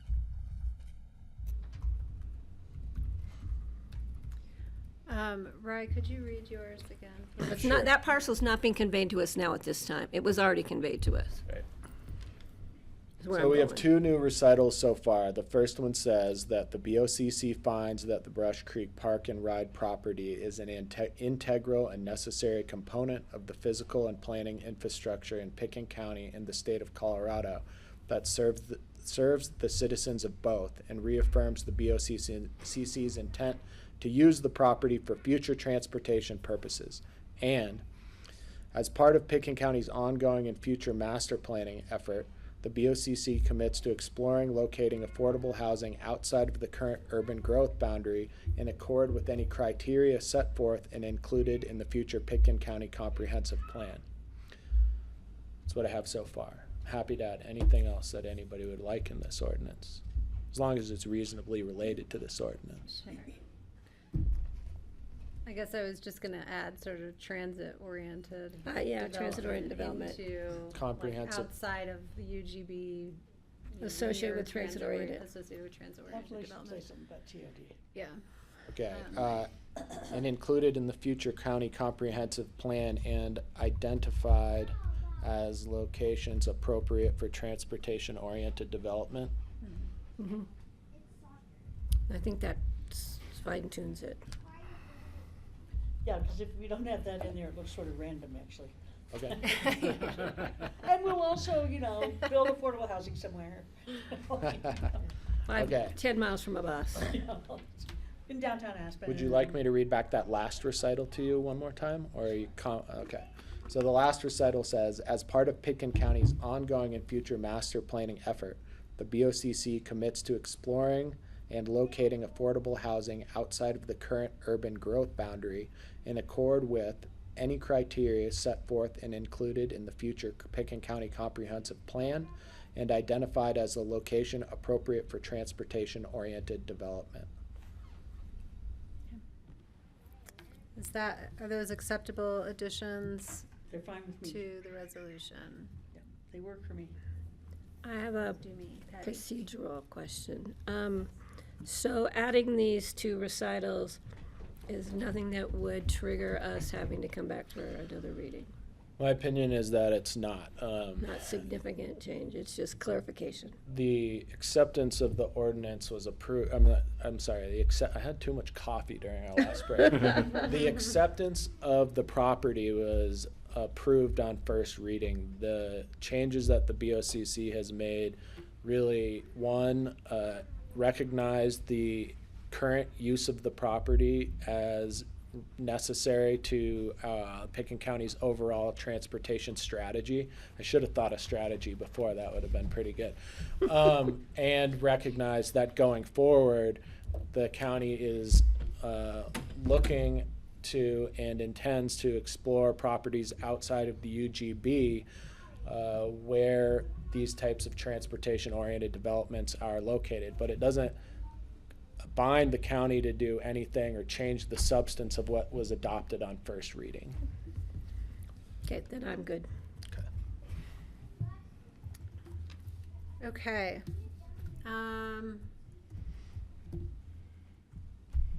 Wonder if I should open the public hearing again in the event, since we've added. Sometimes when we change stuff, that has happened in the past, and I think it's a good idea. Yeah. I'm gonna go ahead and open the public hearing again. Can we see if anyone has joined online? If you wish to comment on our quitclaim deed with CDOT for Brush Creek Park and Ride, please raise your hand. Okay, I'm seeing none. I'll close the public hearing. And I will bring it back to the board for a motion or further discussion, please. I'll make a motion if you want. Please. Make a motion to approve the resolution authorizing the chair to sign sorry. Number On 19. the federal, yes, thank you. Ordinance approving and accepting Brush Creek Park and Ride property from the Colorado Department of Transportation with an addition of 2 recitals that were just read by our attorney. Thank you. I'll Francie, second. is there a second? Thank you, Patty. Any further discussion? So the ordinance as amended, again, I think does not meet either. I have remaining health, safety, welfare concerns, ethical concerns, as amended. Okay. All in favor, please say aye. Aye. All opposed? Nay. Thank you. All right, item number 20, a resolution I'll of the send you BA. the updated resume. Resolution of the BoCC authorizing the chair to sign a passenger facility charge application with the Federal Aviation Administration to oppose and use funds at the Aspen-Pickens County Airport. You're back. Diane, come on up. And Liz has a raised hand. I think she needs to be promoted. There was somebody, Captain, I can't read that. Captain Hello, and Treat is thank you, Andrew. commissioners. Oh, yes, if you can Andrew Treat. elevate. Andrew. She's our firefighting captain at the Come on. airport. Diane Jackson, Airport Director, as well as Captain Treat online, to answer any questions you all may have. I know I wasn't here for the first read, so any questions that you have, I'm happy to answer regarding the PFC application. So I guess the real quick would be, so we'll now have 3 vehicles. 3 ARF vehicles We that all will- remain on site. Once it's delivered, we will have 2 in service and 1 out of service. I want to make that very clear with FAA. In the yard. Yes. Thank you for that. Appreciate it. Just back up for the public who didn't join us at first reading and talk about why we want to use these passenger facility. Absolutely. So our passenger facility charges, our PFCs, are charges that can be used on eligible projects for the airport. And our current eligible project for the airport right now that would not require environmental approval is our aircraft rescue and firefighting unit, which is a very specialized unit. I know some of you have had questions on if it's different than a structural unit, and it definitely is different. We have different requirements that we have to meet for commercial service for the airport. And with that, we have one that is timing out of its useful life, and this gives us the ability to purchase a new one under PFCs. And the newly purchased one would obviously entertain any change to a fleet mix. In other words. Yes, you I see where I'm understand the going, aircraft yeah. fleet mess. Yes, Yes, thank it you. would. Okay. Thank you. We have asked for a truck above our index at the moment, and we are in the final approval process with that with FAA as well. Thank you. Given our remote location, I think it's highly likely that we will be approved. Other mountain airports have been as well. Thank you. You're welcome. Further discussion? Seeing none, I will open the public hearing on this resolution for passenger facility charge. Sorry. I was chomping away and I turned my mic off. I will open the public hearing on this item, and then maybe we'll go to Andrew if he has any comments. Let's see. No members of the public here in the room. No one waving their hand online. I'll close the public hearing. And Captain Treat, anything you want to be excited for your new toy? Absolutely am. I just want to thank you, commissioners, for the support on this, and I hope to bring an additional layer of safety to our traveling public and the community. Thank you. Excellent. Thank you. All right, any further conversation? Otherwise, I'll look for a motion to approve. Motion to approve the authorization, the chair to sign a passenger facility charge application number 2613C00 ASC with the Federal Aviation Admission to impose and use funds at the Aspen-Pitkin County Airport. I'll second. Further discussion. All in favor, please say aye. Aye. Aye. Thank you. Thank you. Thank you, Thank Captain you. Treat. Thanks, Diane. Okay, our last second reading of the day. We've gotten here. Resolution of the BoCC adopting the Aspen-Pitkin County Airport based aircraft storage, leasing, and waitlist manual, approving a form of a lease agreement, and authorizing the airport director to enter into lease agreements with the lessees of based aircraft storage units. Hi, Diane. Well, thank you again. And we have Nora joining us as well as our airport project coordinator. I'm sure most of you are familiar with her name. We are lucky enough to gain her as our project coordinator, so she'll kind of be overseeing the airport leasing program. And this is part of it and just bringing it up to speed. So I apologize I wasn't here on the first read. We can pull back up the PowerPoint if you'd like, but this is basically updating our leases, bringing it into compliance with standards of the industry, and also taking a look at our rates that will be charged to our local pilots. Okay, Dan did a nice job in your absence. Did he? Was there any changes from first to second reading? There has not been. Oh, I'm sorry. There has been a minor change in the lease document, correct, Rye, for insurance? Yes. And I give all credit to Nora for catching this. Some of our standard lease language was not included in the initial draft. And that language deals with the requirement that our lessees indemnify the county in connection with any of their negligence that takes place while utilizing the premises.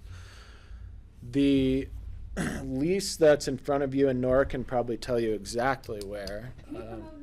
Yeah, because there's a reference in that lease. The way we were going to cure this, or maybe the way we had originally contemplated this, was by making a reference to an exhibit, specifically an Exhibit L in the lease.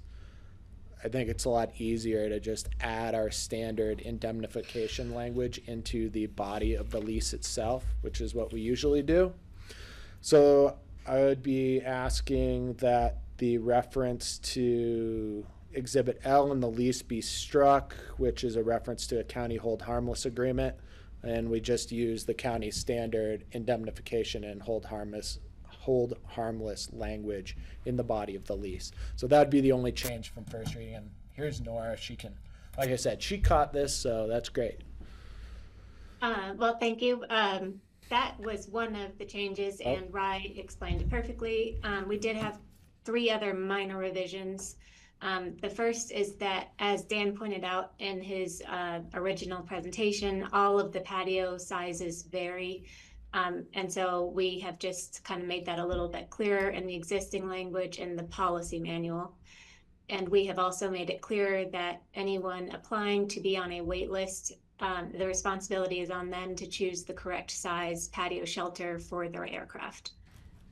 So that's two revisions. The third is that we had it pointed out to us that the badging language erroneously stated that if a badge was lost, it would not be replaced. That was not correct, so we've revised that in the current manual draft. Oh, thank you, Nora. That maintains consistency with all of our badging. So they are consistent with everyone who holds a badge at the airport for the fees. And so none of those changes would occasion an amendment to the ordinance itself, just to the lease document that you all are approving through the ordinance action. So any motion to adopt the ordinance, Rezo, an ordinance in my packet. But in any event, any motion could simply direct that the attached lease template incorporate the changes discussed during the meeting today. It should be a reso, right? Because that is what is in front of us. Let me pull up what I've got. Maybe I'm Starts wrong. with one of those, whereas any action not required by ordinance. Page 338.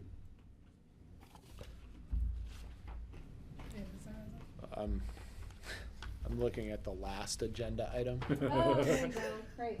So, Skipping ahead. All right. yes, this is a resolution, and I apologize for the confusion.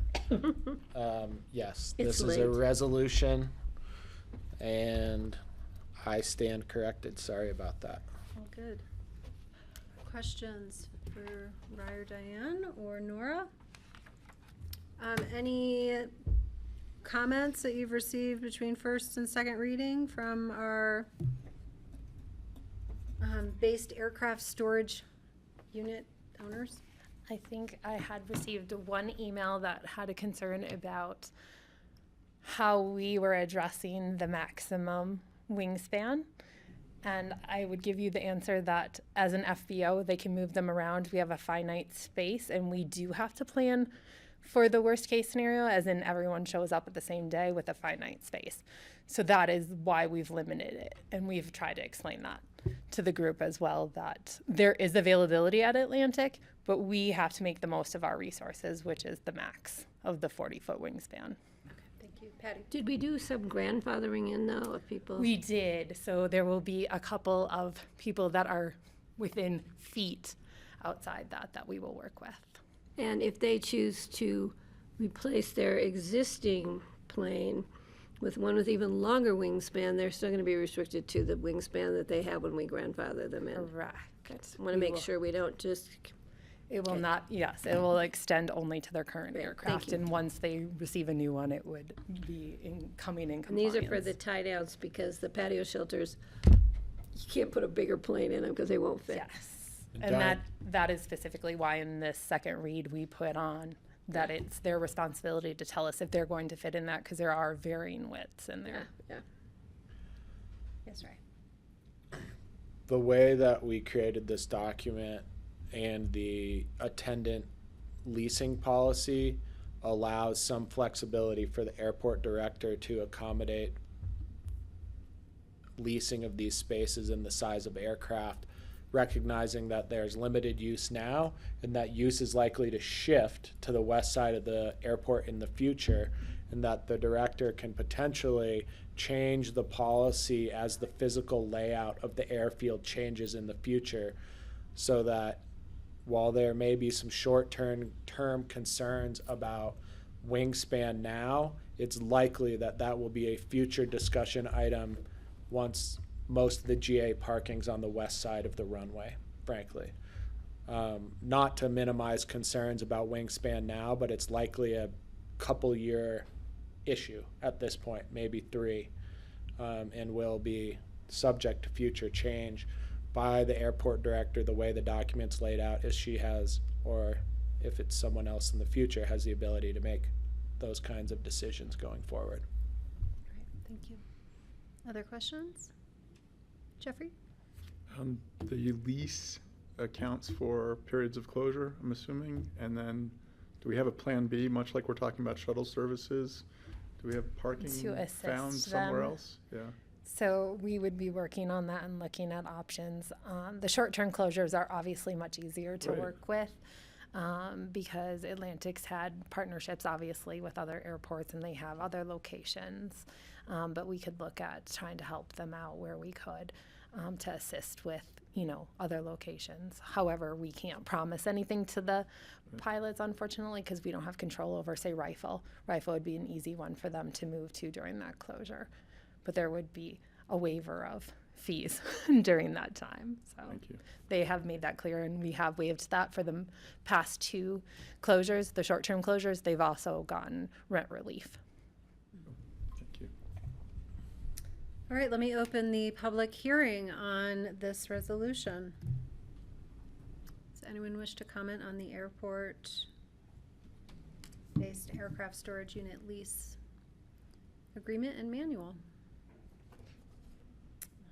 Seeing none. All right. Everyone's waiting for land use today, I guess maybe. so. All right, I'll close the public hearing and bring that back here for for that, right? discussion or a motion, please.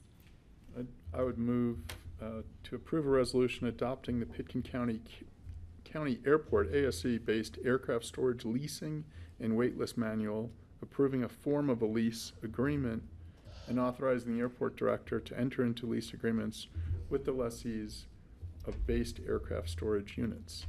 Is there a second? I'll second. Thanks, Francie. All in favor, please say. I'm Oh, gonna sorry, you have a comment question? before. Sorry, Yeah, Patty, go just a ahead. quick comment. Thank you. I know this was to create a manual that had some clarity for all sides. Was not easy in dealing with all sides, so I really appreciate it, and I think you've come up with some great resolutions, not ordinances, to the issues that were still outstanding. So I'm glad we've moved this forward. And just to be clear, I don't think we're intending to cover lease payments at other airports when No, they move the plane. I just want to make correct. that We're clear. helping coordinate Help options coordinate for finding them spaces or opportunities, but not, they won't have to pay a lease fee for us when they can't park there, but we're not going to help cover their leases Right. somewhere The else. only relief that would come financially from the county would be, Want to clarify that. yeah, not paying the time that we're closed. Thank you. Okay, all in favor, please say aye. Aye. Thank you. Thank you so much. All right, We let's lost our assemble next our one. land use team. Let's take a break till 4:30, give everyone a chance to get in their seats and ready to go. Thank you, and I could use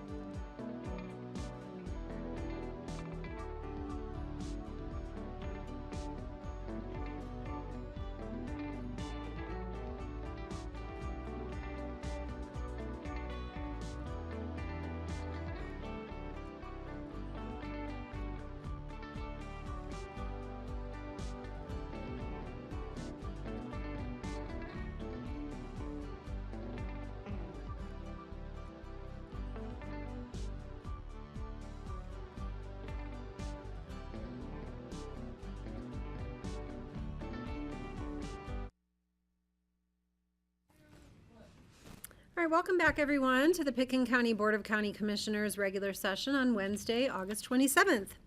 We are at our last item on the agenda today, our land use public hearings, and this is a resolution approving the Gardner's subdivision conceptual submission, activity envelope review, and special review for a caretaker dwelling unit. And this is listed for first reading, so I assume we have a second reading coming in the future. Okay. And this will be a public hearing as well. And so I will turn it over to Community Development Staff, Franco Palumbo. How are you? Thank you. Thank you, commissioners. I'm going to get my screen shared.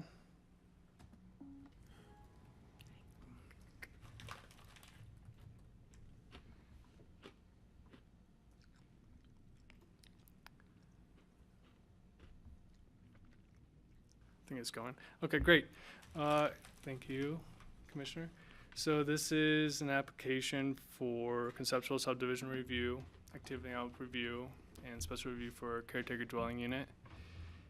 I have the applicant next to me, applicant's representative next to me, Grafton Smith, and the property owners in the chairs is Donna Gardner. Welcome. So just a quick brief reminder of a subdivision approval process because we don't get to do these too often. So on August 5th, 2025, the Planning and Zoning reviewed an application for a GMQS allotment. That's in your packet, and the Planning and Zoning approved staff scoring for 25 points, approving an allotment. And they also recommended, after that allotment was reviewed, they recommended to the Board of County Commissioners approval of the resolution in front of you today. So this is a conceptual subdivision approval that's in front of you. It's not an approval for the subdivision. We'll be moving on to subdivision detailed and final plat. And detailed subdivision and final plat can be approved concurrently in a single resolution. So there'll be more times as we move forward with this application to hammer in the details. So the subject property is 1350 Lower River Road. It's a part of the Aspen River Valley subdivision, and is the last one kind of along that Lower River Road until you get into the Wheatley Tracks to the west. The property is surveyed recently, and the applicant has submitted a survey. It's approximately 40 acres, 40.165 acres, and there is some ambiguity between the prior surveys and the current survey. The prior surveys, I believe, from the county assessor's map in 2010 showed the property at 37.399 acres. The property is zoned agricultural residential, 10 acre, AR10, commonly known as. So the request in front of you today is conceptual subdivision review, activity envelope review, special review for CDU. And so it's a subdivision of the property, and it's going to be a 2-lot subdivision. So the following parcel, lot 1, would contain 26.303 acres, and there's currently a single family residence on the property and a barn that was recently built in 2010, I believe. And on lot 2 is the newly created lot. It's approximately 12.329 acres. There's a proposed 1 acre activity envelope for a single family dwelling unit of up to 5,750 square feet, a detached CDU of approximately 1,000 square feet, an on-site wastewater treatment system, OWTS, a 20,000 gallon water storage tank for firefighting, a agricultural barn, and driveway access from Lower River Road. There is already an existing access off of Lower River Road to that upper pasture, to Lot 2. And so we'll see more of that as we move on. So just want to kind of, we're not approving a GMQS allotment. I just want to say that this is just what the planning, that's the work of the Planning and Zoning Commission, and they had approved staff scoring. Staff scored this application as 25 points. The minimum threshold for a new development right is 22 points. The applicants had requested 6,750 square feet of residential floor area, 5,750 square feet for a single family residence, and 1,000 square feet for a CDU. And that's just all standard for the code for maximum sizes for a CDU is 1,000 square feet on a parcel of this size.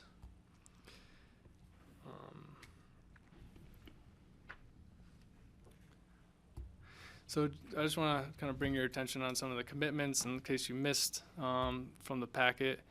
Some of the big ones that they had committed was and we worked a lot with Paul Holsinger. I know he's unable to make it to this meeting, but if you do have any questions, we can always bring them to him for second reading. So they had dedicated a recreation fishing easement from the center line of the river, and that's standard with other easements within that area. And that easement now will go from the center line of the river all the way up what is known as Williams Hill. And we had comments from CPW saying that'd be a great, opportunity to have better access. As you see in that left graphic right here, there's a lot of public lands up there that have limited accessibility. So I know CPW has had comments where people have been hunting up there and they find themselves tracking an animal down onto private property, and that's unfortunately a trespassing. So having a recreation easement will help with that. And you can kind of see on the left graphic image right here, this is kind of the area where that easement is proposed and is committed to with the GMQS covenant. Another opportunity is there's a 16.7 foot encroachment of Lower River Road. The applicant has committed to dedicating through a deed, an encroachment deed for kind of that error or that encroachment of that road for Lower River to be dedicated to Public Works. And I know Andrew Knapp has accepted that as well. Can I ask a real quick Yeah. question? The turquoise hatch line, is that the existing recreation fishing easement? So this will be connecting to that one? That is correct. Great. So that turquoise hatch will connect to two others, and the county's very close to having I know, we're getting there. a recreation easement just with this adjoining property to the west. Once that one, if it ever comes in, then we'll have a fishing easement or recreation easement from pretty much Lower River Road all the way to downtown Basalt. So that's just the continuity this is just another piece of the pie, essentially. Can I ask you a question? Yeah. So is that the Wheatley property just down valley from the upper section? Wheatley properties just to the Left in the picture. west, yeah. But I forget the name of the property where it's access off of Highway 82. Apologies. That's where they grow the potatoes, or did grow the potatoes. There's like two mobile homes or small houses over there. Yeah. So yeah.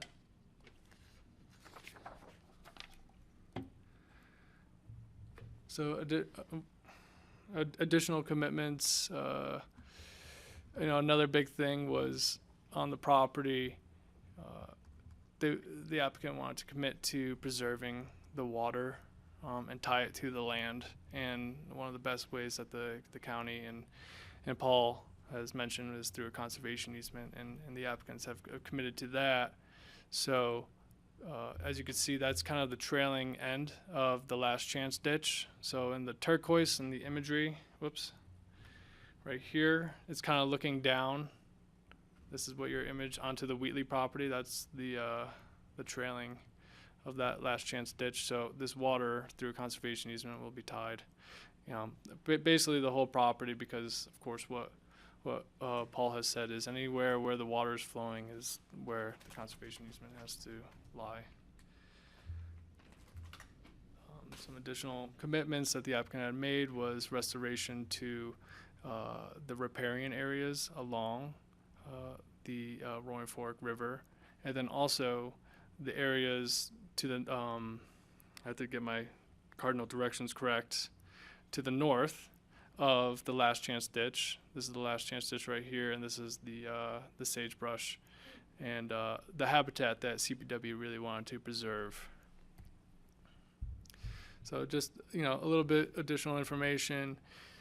Again, this is the Aspen River Valley Ranch subdivision. It went through a state subdivision exemption, 35 acres, at a time of my past. And so when we look at that whole little corridor, there's two properties that have yet to subdivide between the north and the south, or on one side and the other side of Lower River Road. And that is the Gardner's property, who is the applicant in question, and also the Deer Creek open space Pickens County property right here, where I believe there's two houses. But these are the only two that are still contiguous or together. Everything else along that whole corridor has subdivided at one point in time, whether it be through a low impact subdivision or other means. So subdivision, just to run through some criteria, subdivision section 770. And so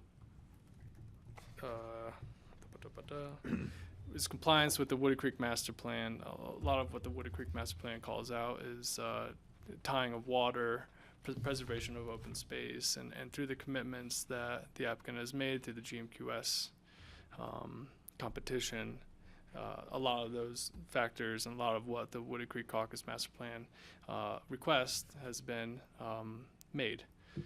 Compliance with the AR10 zone district, we're not creating a nonconformity for lot size, and the uses are going to be compliant with that zone district. Compliance with the applicable land use code requirements. Again, when we're working through activity envelope and potentially site plan, those requirements have to be made. There's no development phasing because this is a 2-lot subdivision. There's going to be no roads, no road construction improvements or maintenance costs with this subdivision. The county is not accepting of any utilities or facilities. Those already exist. Part of the commitments for this subdivision for the GMQS competition was a 20,000 gallon water storage tank, which the Roaring Fork Fire and Rescue had said that's a very large tank. That's in the packet as well, and that's going to help with sufficient regional and neighborly firefighting efforts. And so that's the only real utility and facility that's going to be utilized. Management of construction impacts, of course, that's always reviewed at time of building permit through a construction management plan and improvement agreement. This is a small subdivision, so there's no improvement agreement that is necessary. This is some considerations again with the comprehensive plan. These are some excerpts that I took out. It's a lot of words. I apologize. Some excerpts that I took out from the Woody Creek Master Plan from 2016. And again, one of the things that the comprehensive plan talks about, or even our policy in Chapter 1 of the Land Use Code, is we want to not have fragmentation with our properties, and with this property already having this sort of pseudo fragmentation between with the division of or separation between the RAFTA right-of-way. This is an understandably easy way to negate the fragmentation of this property.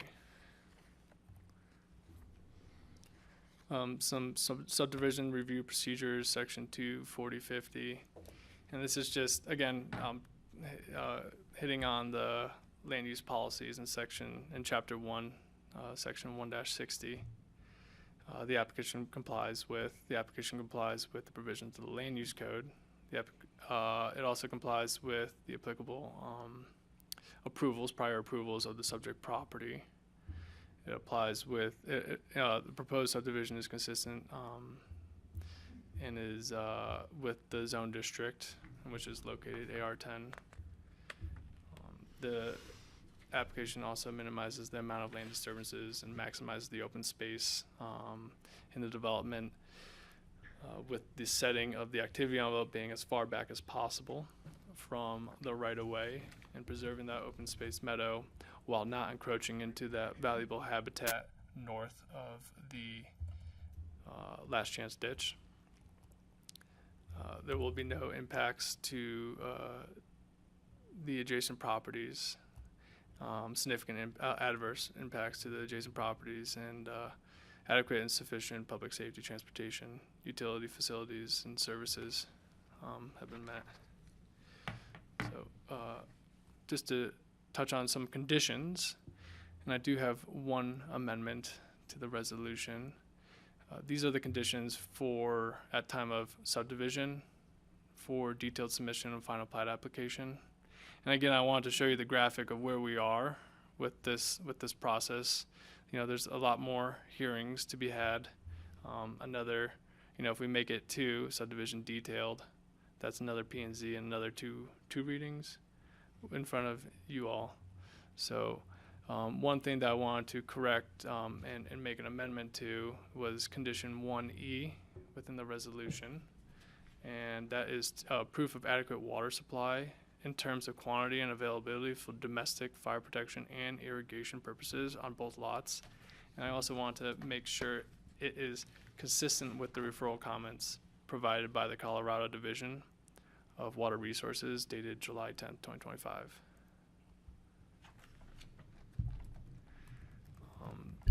Now we're into activity envelope. And so, yeah, Jeffrey. Was there any specific objection from the Woody Creek DPC, or it was just we object to subdivisions in general?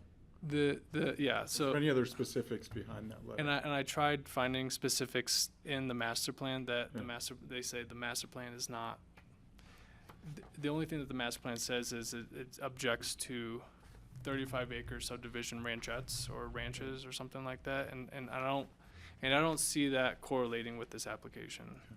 So no other specifics. No other specifics. Yep. So activity envelope and site plan. This is chapter 7 that we work with, and so we and the yellow is the list of things that are reviewed for activity envelope and site plan, and then the X's keep on going down for site plan, but we're only doing activity envelope. And so in the resolution, this application complies with these standards of the code. I know one of the things that would like to be touched on more is the irrigated lands for food and crop production. And I'll move on to the next slide. I'm gonna step away. Okay. Turn it over. All right, I'll be back. Yeah. So activity for irrigated lands and irrigated pasture. So the requirement and the standard is 95%. And then if there is other standards that are of less impact or more impact, like preservation of wildlife habitat or riparian areas, then we could bump this down to 85%. And in this case, and in this application, CPW said we do not want any development on, or above the last chance ditch. We want to preserve that sagebrush area. So the applicant had came and revised the activity envelope to be below and in the pasture. And so with it being in the pasture, it kind of creates this balancing act of can we have what we want in this development? And so without going below that threshold of 85%. So when you look at the aerial imageries, and this is something that I highlighted, it's flood irrigated currently, and it flows from the last chance ditch down into the Wheatley ditch. And it's flood irrigated, and it's not, and it hasn't been, if you look at the imagery over the years, consistently irrigated across the pasture. If you look at this imagery, and this is from the county GIS department, who pulls that information from, I want to get this correct, the Colorado Department of Natural Resources. So a lot of that digitizing of you know, where those historically irrigated lands are may not be totally accurate, as that department it shows that the irrigated lands are going within the Roaring Fork River, which is clearly not correct. So, of course, the best person to talk about, you know, what's been historically irrigated is the applicant, is a representative next to me. So, you know, that's up to your guys' discretion. If you know, I know they have a couple slides regarding this provision of, right now, 1 acre is applicable and suits the building envelope? Yeah, the activity envelope suits the applicable code standards, but I know the applicant will want to have a little bit more room as well, so I'll let them touch on that in their application if that's okay. Special review for CDU, maximum 1,000 square feet, and that's within their allotment of 6,750 square feet. The CDU will be in the activity envelope, and all the conditions for the CDU is within the resolution in front of you guys today. These are all the referral comments that we got back from, I believe that's in the attachment B as well. And so we heard back from all these referral comments, and yeah. Staff's recommendation and the Planning Zoning Commission recommendation to the BoCC is in front of you today, with staff's recommendation to amend condition 1E in the resolution as it reads in front of you. And I know Grafton has an application, not an application, but a presentation for you as well. So if you have any questions now. 1E, page 7.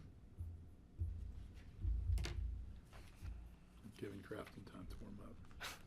And so that's consistent with Colorado Division of Water Resources 2025 letter? Yep. Thank you. That's on page, page 7. Thank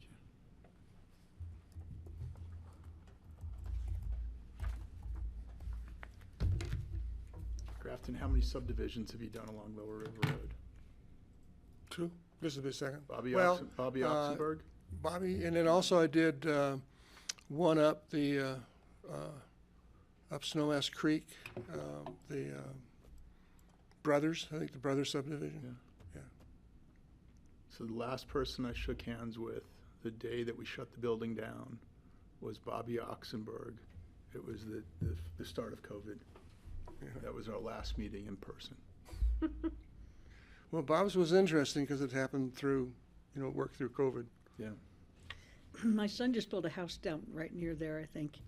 Maybe not right near it, but pretty close. There's a stone house on the north side of the Lower River Road. Mm-hmm.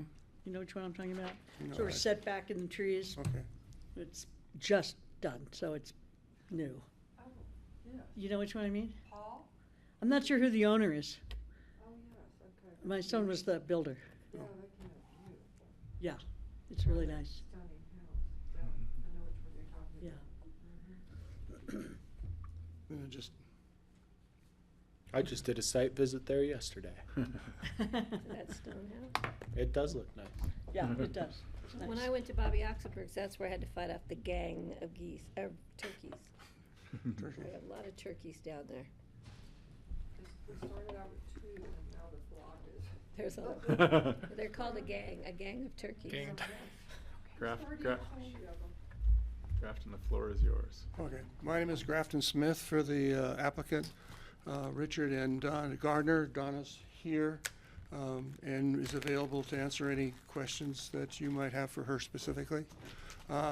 I just wanted to lead off by saying that it's been a real pleasure working with Frank. Maybe that's a condemnation as opposed to a congratulations, but he's been a real pleasure to work with, and I'm going to blitz through some of the slide because they'll be redundant because we shared some of our visuals back and forth as we work through this. But anyways, this you've seen part of this. I don't know if does your cursor work? You curse at the cursor if it doesn't work. Anyways, the property, this is that section of the Aspen River Valley Ranches, and the parcel that we're looking at subdividing is already divided off of the main parcel, so it doesn't really create, it really isn't a new parcel. It is by definition, but it's all been separate off. If you notice, I can get this cursor to work, it's a bit jumpy, is that when we get to the site plan, the location of the activity envelope, that it is clustered with the and removed from Lower River Road, pretty much consistent with other development along the road. So I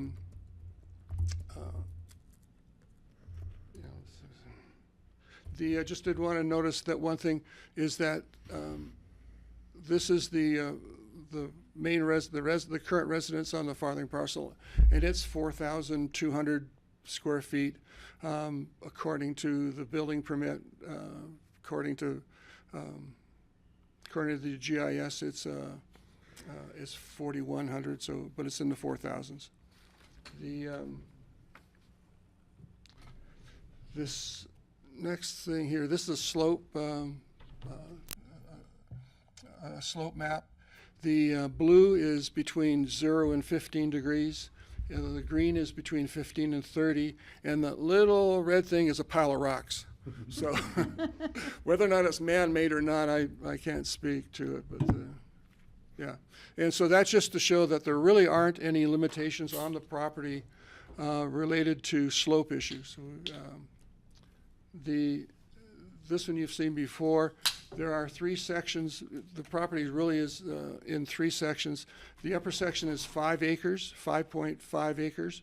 The second is six and change, and the green area, which is divided off by the Wheatley ditch, is a little over half an acre. It's 6 point change. When we originally looked at this, and I gave this to the architects, we looked at putting the most natural place to put the activity envelope would be to be above the ditch, and it solved a couple problems. One is you don't have to line the ditch because the ditch is below the development, and it also, the driveway takes up, the only thing in the irrigated lands calculation is the driveway, and it was less than a quarter of an acre. And so we could meet the 95% threshold quite easily in this design. Except for this. We had Eric Pedersen come out and do wildproof study. Eric's great. And he called me up and he said, listen, I just talked to CPW and they really like your land. They don't want you to do anything above the ditch. And so in response and in recognition to that, this is what it looks like. Mm-hmm. And you've seen this one before, is that we would much rather see your development take place down on the previously disturbed area. So this is how we came up with this. We gave this to High Country Engineering. I said, we need to meet 85% threshold, and this is what they came up with. It is a jammed activity envelope. We've got a leach field. The well, you can see the wells. That's a disjointed arrow. Anyways, it's the little arrow off to the side there. I'm going to give up on the cursor. It's right where the driveway curves. That's where the well is, and that's in order to keep. It's there in order to be 100 feet away from the leach field. The residence footprint is based on a 5750 two-story house and then the CDU is over on top of the barn, and then we've got the 20,000 gallon tank in there. And it is this is an exercise in can we meet the threshold, and the answer is yes, we can meet the threshold. And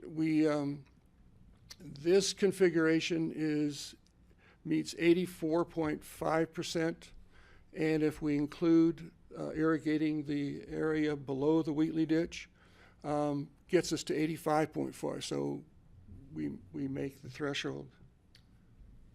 I went through and I did some other calculations, and this is what a slightly expanded activity envelope would look like. Primarily the same location. We wouldn't have any additional floor area because in our GMKS we limited it. It's really just the spacing between the buildings that we're talking about. And also it gives us the ability to increase the width of the driveway easement to allow for a wider driveway for emergency. Roaring Fork Fire asked for 16. We'd like to give them a little more.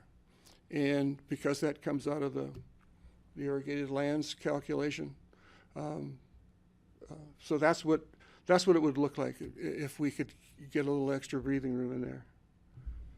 This is the access to the property. It already has a private way license. The width of the driveway is 12 feet. Raft is willing to give us 16. That's all they'll give anybody.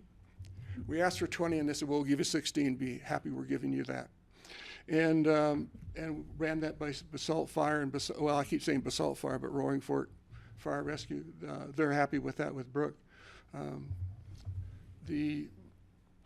we took we've already done the engineering on it, and we will file with RAFTA. There's a land use application with RAFTA to change the driveway, and it's already been engineered, and we'll submit that at the appropriate time. This is I was going to lead into the to the ditch, but so we've done that. We've done that. This is what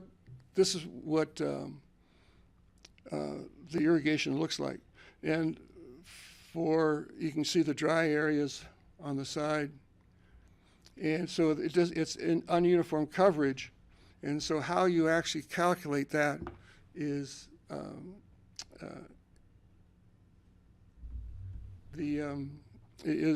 creates a bit of a headache. But the current flood irrigation is adequate for the purposes the land's being used at right now. Donna has 2 horses on it, and there's plenty of pasture, irrigated pasture for the 2 horses. So the question, especially when you're doing the GMQS, comes up, can you increase the efficiency? And I think that with some different laterals, we can increase the efficiency of the flood irrigation. But we looked at in 2008, Grand Junction Pipe looked into doing an irrigation, a sprinkler system. And this is what it would look like. Mm-hmm. This is Grand Junction's Pipe's study. It would require either a tank or a pond above the ditch. I mean, that contemplated that. And then you have all the infrastructure below that. And at the end of the day, the sprinkler systems are terribly energy consumptive. They are loud, and horses don't like them. And they they have much higher evaporative losses, at least in my estimation. And so the gardeners, and if the flood irrigation is adequate to their current needs, there's no real reason to change it. Now, there is this, you've seen this before, but the question arose that this upper section is 6.16 acres, but this lower section here is 5.93 acres. And do we get to add that? I mean, the land use code is the section on irrigated lands, which really is the sword of Damocles over this application, is like this long, but it has tremendous impact. It's very short, and there's very little description as to how you calculate and what gets added and what doesn't get added. But but together, if I get to use the irrigated pasture calculation for the entire parcel, I come out with, instead of 6 acres, I've got 12 acres to work with, and that gives me a 1.83 activity envelope at 85%. And this is what that lower section is, and that's it. And happy to entertain any questions.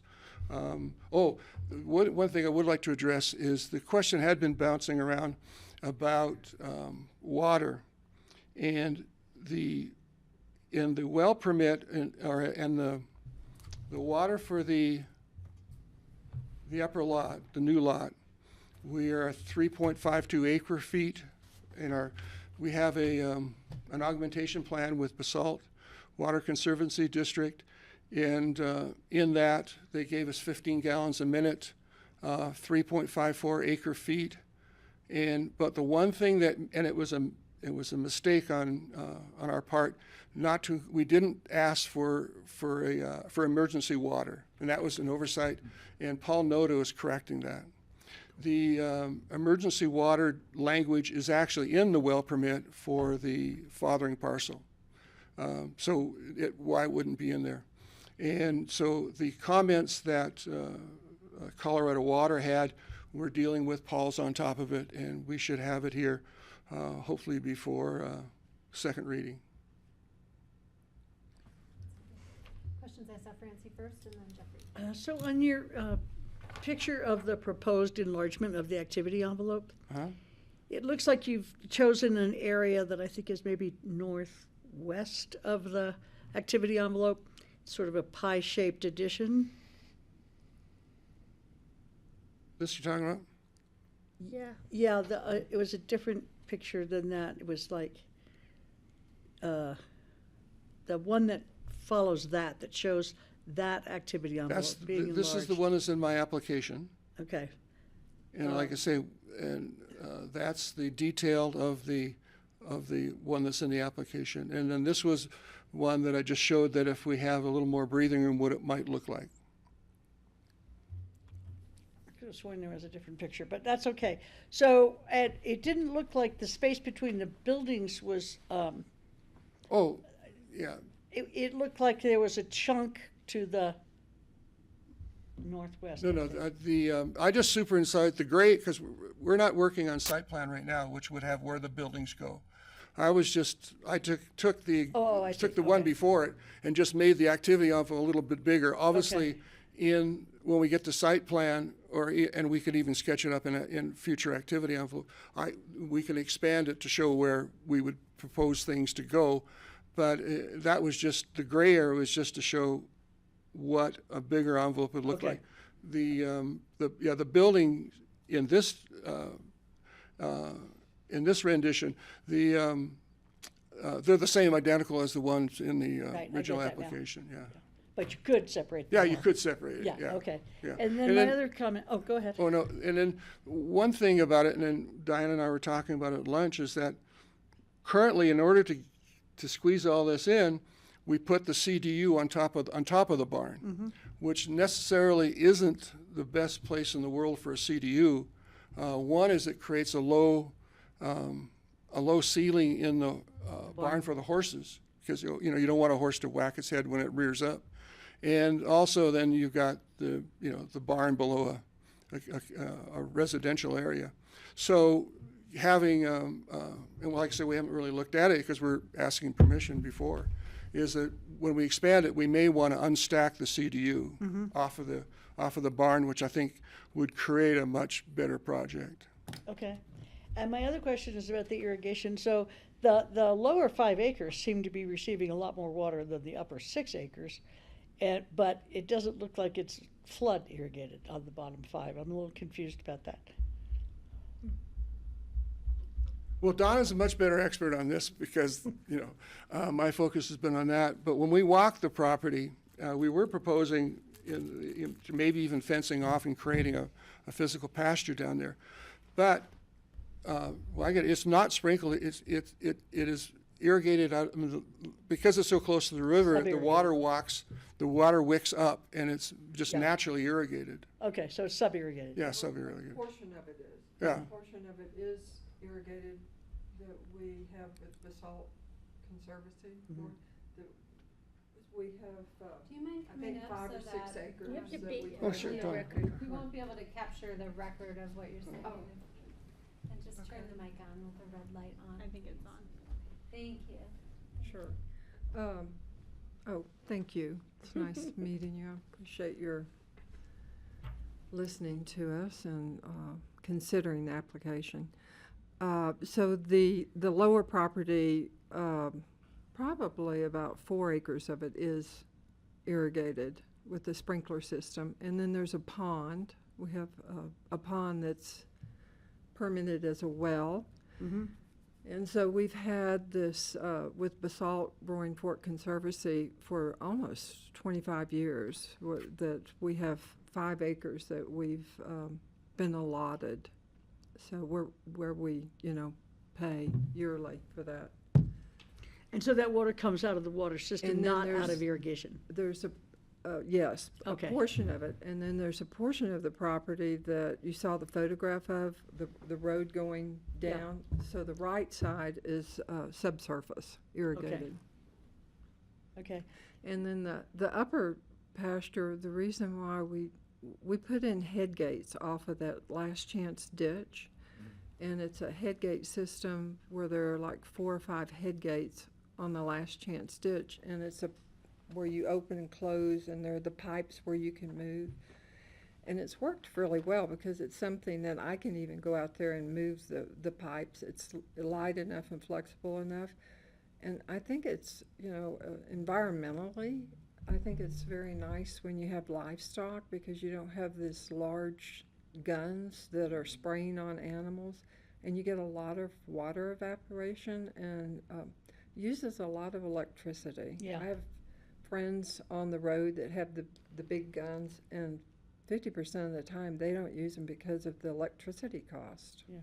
Are you running gated pipes? So you let it out of the head gate, then you run a gated pipe? I do. It's a PVC pipe. It's a real interesting system. It's so easy to operate. It's the head gate, and I open and close it, and it's light enough. I can move all the pipes where I need to on the property. Right. The photographs you saw, usually that property is very lush and green. Yeah, it looked But- pretty barren. Yeah, but this, Grafton just took these within the last few weeks, so we haven't. During the drought? Yeah, so Okay, we've great. had those during the drought. That tells me a lot. Thank you. I Right. appreciate that. Mhm. Just to follow up, yeah, and Donna is perfectly right, is that the augmentation plan for the pond allows for 10 point and change acre feet of irrigation and 5 acres of irrigated land. So if she's irrigating 5, it's well within her water right to the pond. Okay, great. Thank you, Donna. You're welcome. Two clarification questions. So if the existing CDOT right-of-way is 16 feet, is there any reason to go beyond that once you extend to the house? In other words, if 16 feet meets Roaring Fork Rural's, Basalt, their requirements, why are we trying to get wider than 16 if that's consistent with the CDOT right-of-way as well? Why are we looking at this? Well, there's a difference between, the width of the driveway and the width of the right-of-way, and we would like to give a little more extra right-of-way and, snow plowing and all that stuff. But then again, it's internal anyway, so you can put snow plow on your own land. One thing it did is it might allow me in the design, is to take the water tanks out of the next to the house and put them next to the driveway, which would give you greater, because right now a fire emergency vehicle would need to turn let's see, would need to turn in to take access, but if we put it down on the edge, there's a proposed turnout. And instead of having a turnout there, why not just make the driveway that wide? And and I was thinking entirely for emergency vehicles, and to perhaps move the tank down along the edge of the road to have greater access to emergency vehicles. I think that's part of the reason, whether that the driveway's 16 or 18 feet wide, I don't think it's just gives you the flexibility in other design elements. I thought you said the current driveway was 12. The current driveway access is 12 feet as installed. It needs to go to 16. And then so it seems like there's 3 questions for the board, though, right? One was driveway, the second one was irrigated pasture, and the third was 1E, and 1E meaning solved, but What was the third one, did you say? 1E was the update to the resolution. Oh, yeah. What else do you need us to consider? Are those the 3? That's it. I have a question. I thought the opportunity to expand the activity envelope from the proposed, making it bigger, was to provide for more emergency access in the turnaround, because it's tight. Yeah. I didn't realize it's to move tanks and unstack the CDU. I would allow for an expanded activity envelope if it was to provide greater emergency response access. We hate sending first responders into a site they can't get out of when they need to.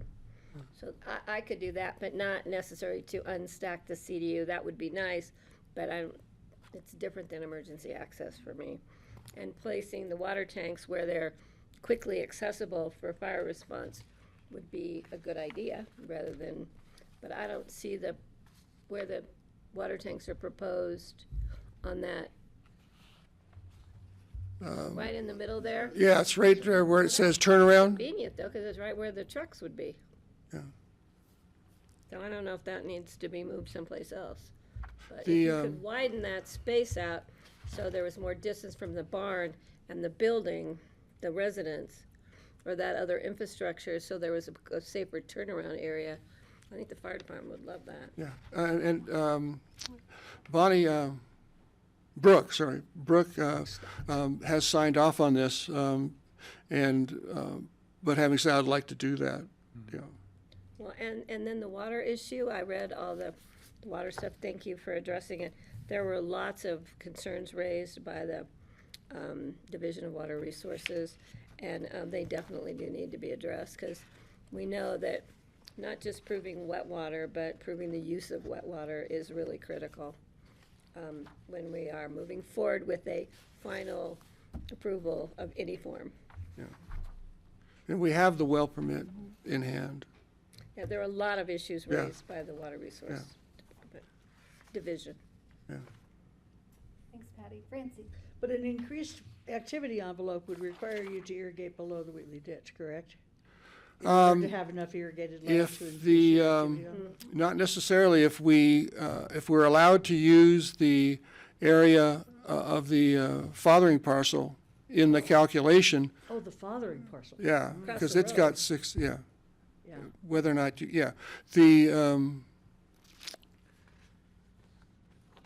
then we wouldn't necessarily need to irrigate below the Wheatley, but if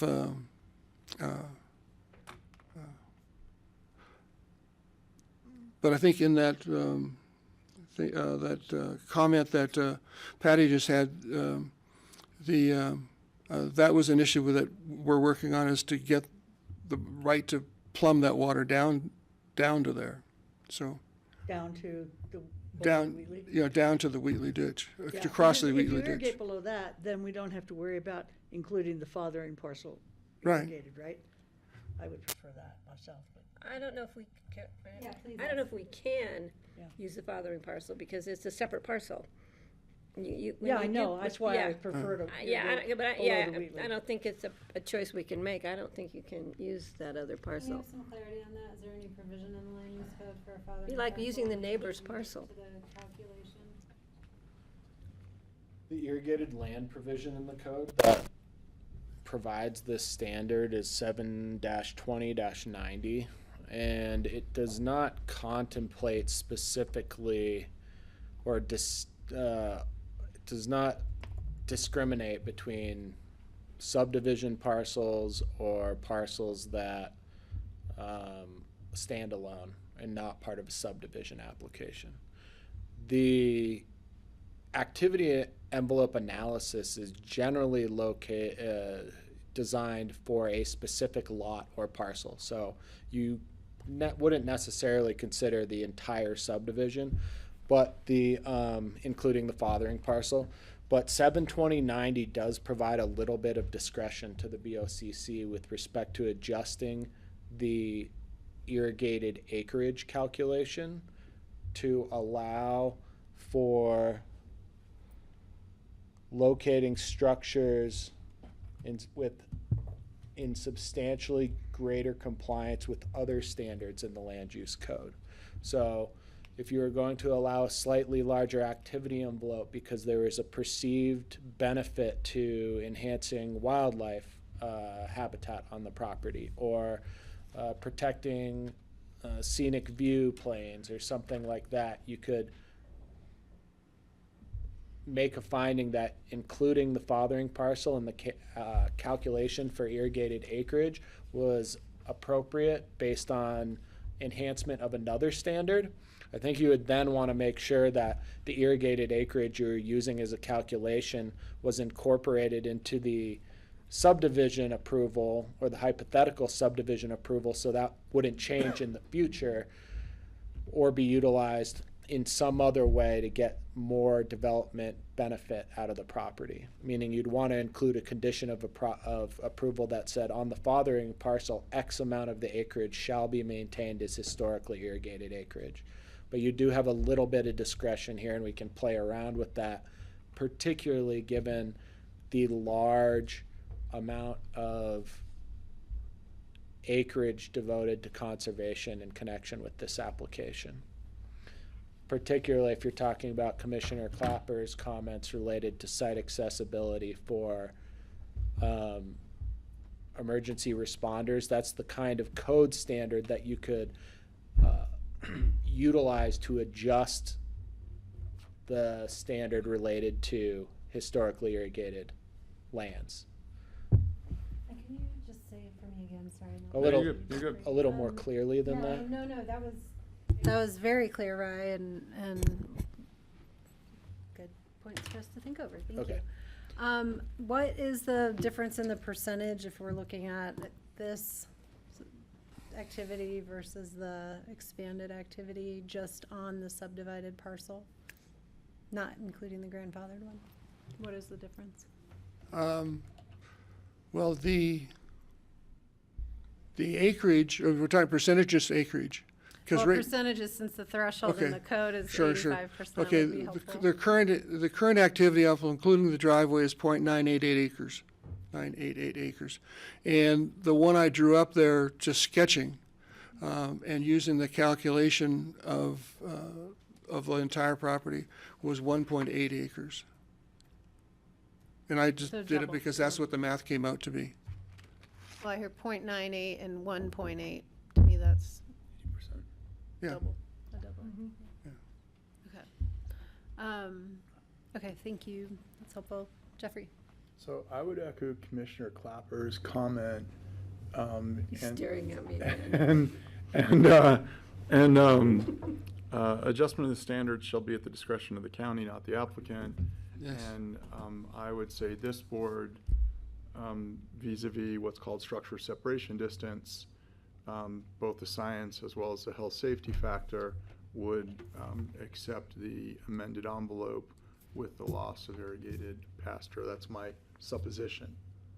So scientifically, from a health safety standpoint, separating the structures within this envelope would be advantageous from a fire protection standpoint. I could agree to that, except for the fact, I'm not sure we can change the percentage of irrigated lands. We can make it less, or can we allow them to use the fathering parcel, which is not usually done because it's a different parcel? Or can we request that they then access the parcel below the Wheatley by piping? Can I get a clarification Yeah, that's what I'm, from the applicant? Are you meeting the 85% with the adjustment? I made 84.5% without the, below the Wheatley, and I made 85.5% with the, below the Wheatley. That's just on lot 2, without regarding to. Right. If we get to use, or they get to use, the entire parcel to calculate, or if you just, what I hear is, and what I think the nicest thing would just say, is to lift the cap a little bit and give me a little extra room. But if we need to rationale that or to reason it off by including the area on the fathering parcel, then that's without the Wheatley ditch. That's just because it was just the 6.6 and change and 5 and change. And then I just took 85% of that and it came out to 1.81. And I just sketched what that might look like. Yes, Francie. This is no offense to you, Donna, but I think that property could be irrigated a lot more efficiently.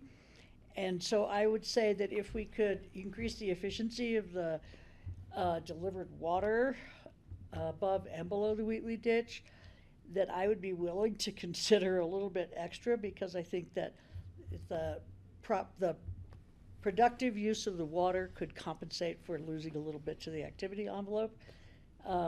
And I think that when I look at the photographs, and I know that area a little bit just from driving down there a lot, I take that road a lot, sorry to increase the traffic, but, and I just think it could be a lot more efficient, and that would use the water significantly in a more productive manner, which would then justify for me a slightly larger activity envelope.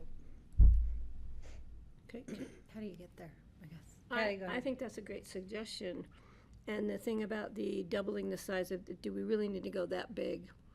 I mean, can we increase the activity envelope a tad bit, but not double?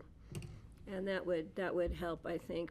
And then prioritize the use of increased space in the activity envelope to uses that we can decide on. Do we want to unstack this CDU for more space there? Or do we want to provide more access for emergency response? Or water tank access? Yeah, and what is the height limit, 21? 28 for the barn. 28 feet. With the barn, it's 28? Yeah, okay. So, that's not a priority for me. The priority for me would be approving an expanded activity envelope for emergency response issues, and how we want to negotiate the historic irrigated pasture. Francie, it's a great idea. Maybe if we were more efficient, that would compensate for better irrigated pasture lands and reducing the percentage. I don't know how we go about doing that, but that's a great idea. There are people who do. Well, I don't mean the irrigation itself, but how we put that into. Oh, yeah, how we do the numbers. Yeah. And I'm not going to request that they buy shorter horses in the future. Just so you know that. I have a pretty short horse as it is. Jeffrey, did you have more questions? Good, I'm good. Okay. Yeah. So I think I've heard some coalescence around, I'm going to kind of work backwards, the additional conditions relative to the water comments from the water engineer's office and adding that.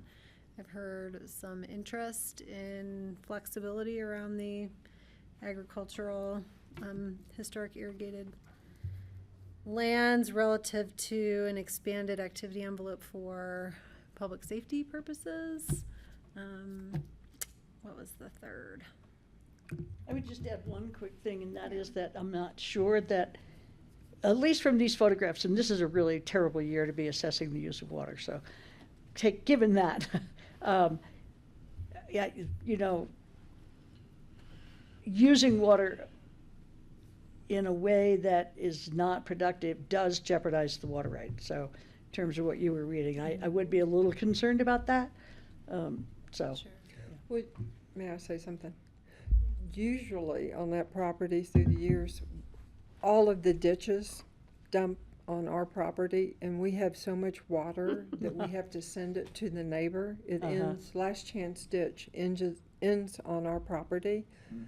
2 years ago, our property was so flooded, I had to have an excavation come in, and from the ruts and the holes that were dug from the, Yeah. I mean, our problem has always been, this is the first year I've experienced this drought condition like that. Our problem has always been too much water. Yeah. Yeah, I saw the induced wetlands picture. So it's very unusual that land is that dry. Very, very unusual. That's the first time I've experienced that. We've owned that property for 31 years. It's the first time I've experienced this. Pretty terrible this year. Is there water in the Last Chance Ditch right now? There is now. Yeah. After the rain, but before After the rain? Previous to that was dry. Wow. And so what we did with the county was we ended up sending water to the neighbor. That's how much water we get, because there's 2 ditches that come on our property. So, I mean, our problem is we have too much water. Yeah. This Well, is the thank you first for year that. we have not. Let's hope we return to that situation. Yeah, I'd love that again. I'm sure we all would. And I'm sorry, what was the third point that we need to get some? I think Francie said better irrigated pasture land, something along those lines. I don't know, yeah, I don't know how we incorporate that in, but. Yeah, I don't either. But really, that's around resolving the reduction in the percentage of Right. historic irrigated. Exactly. Yeah. Pasture. Rather than using the parcel across the road. or Yeah, using the Wheatley Wheatley. parcel. I'm not comfortable doing that.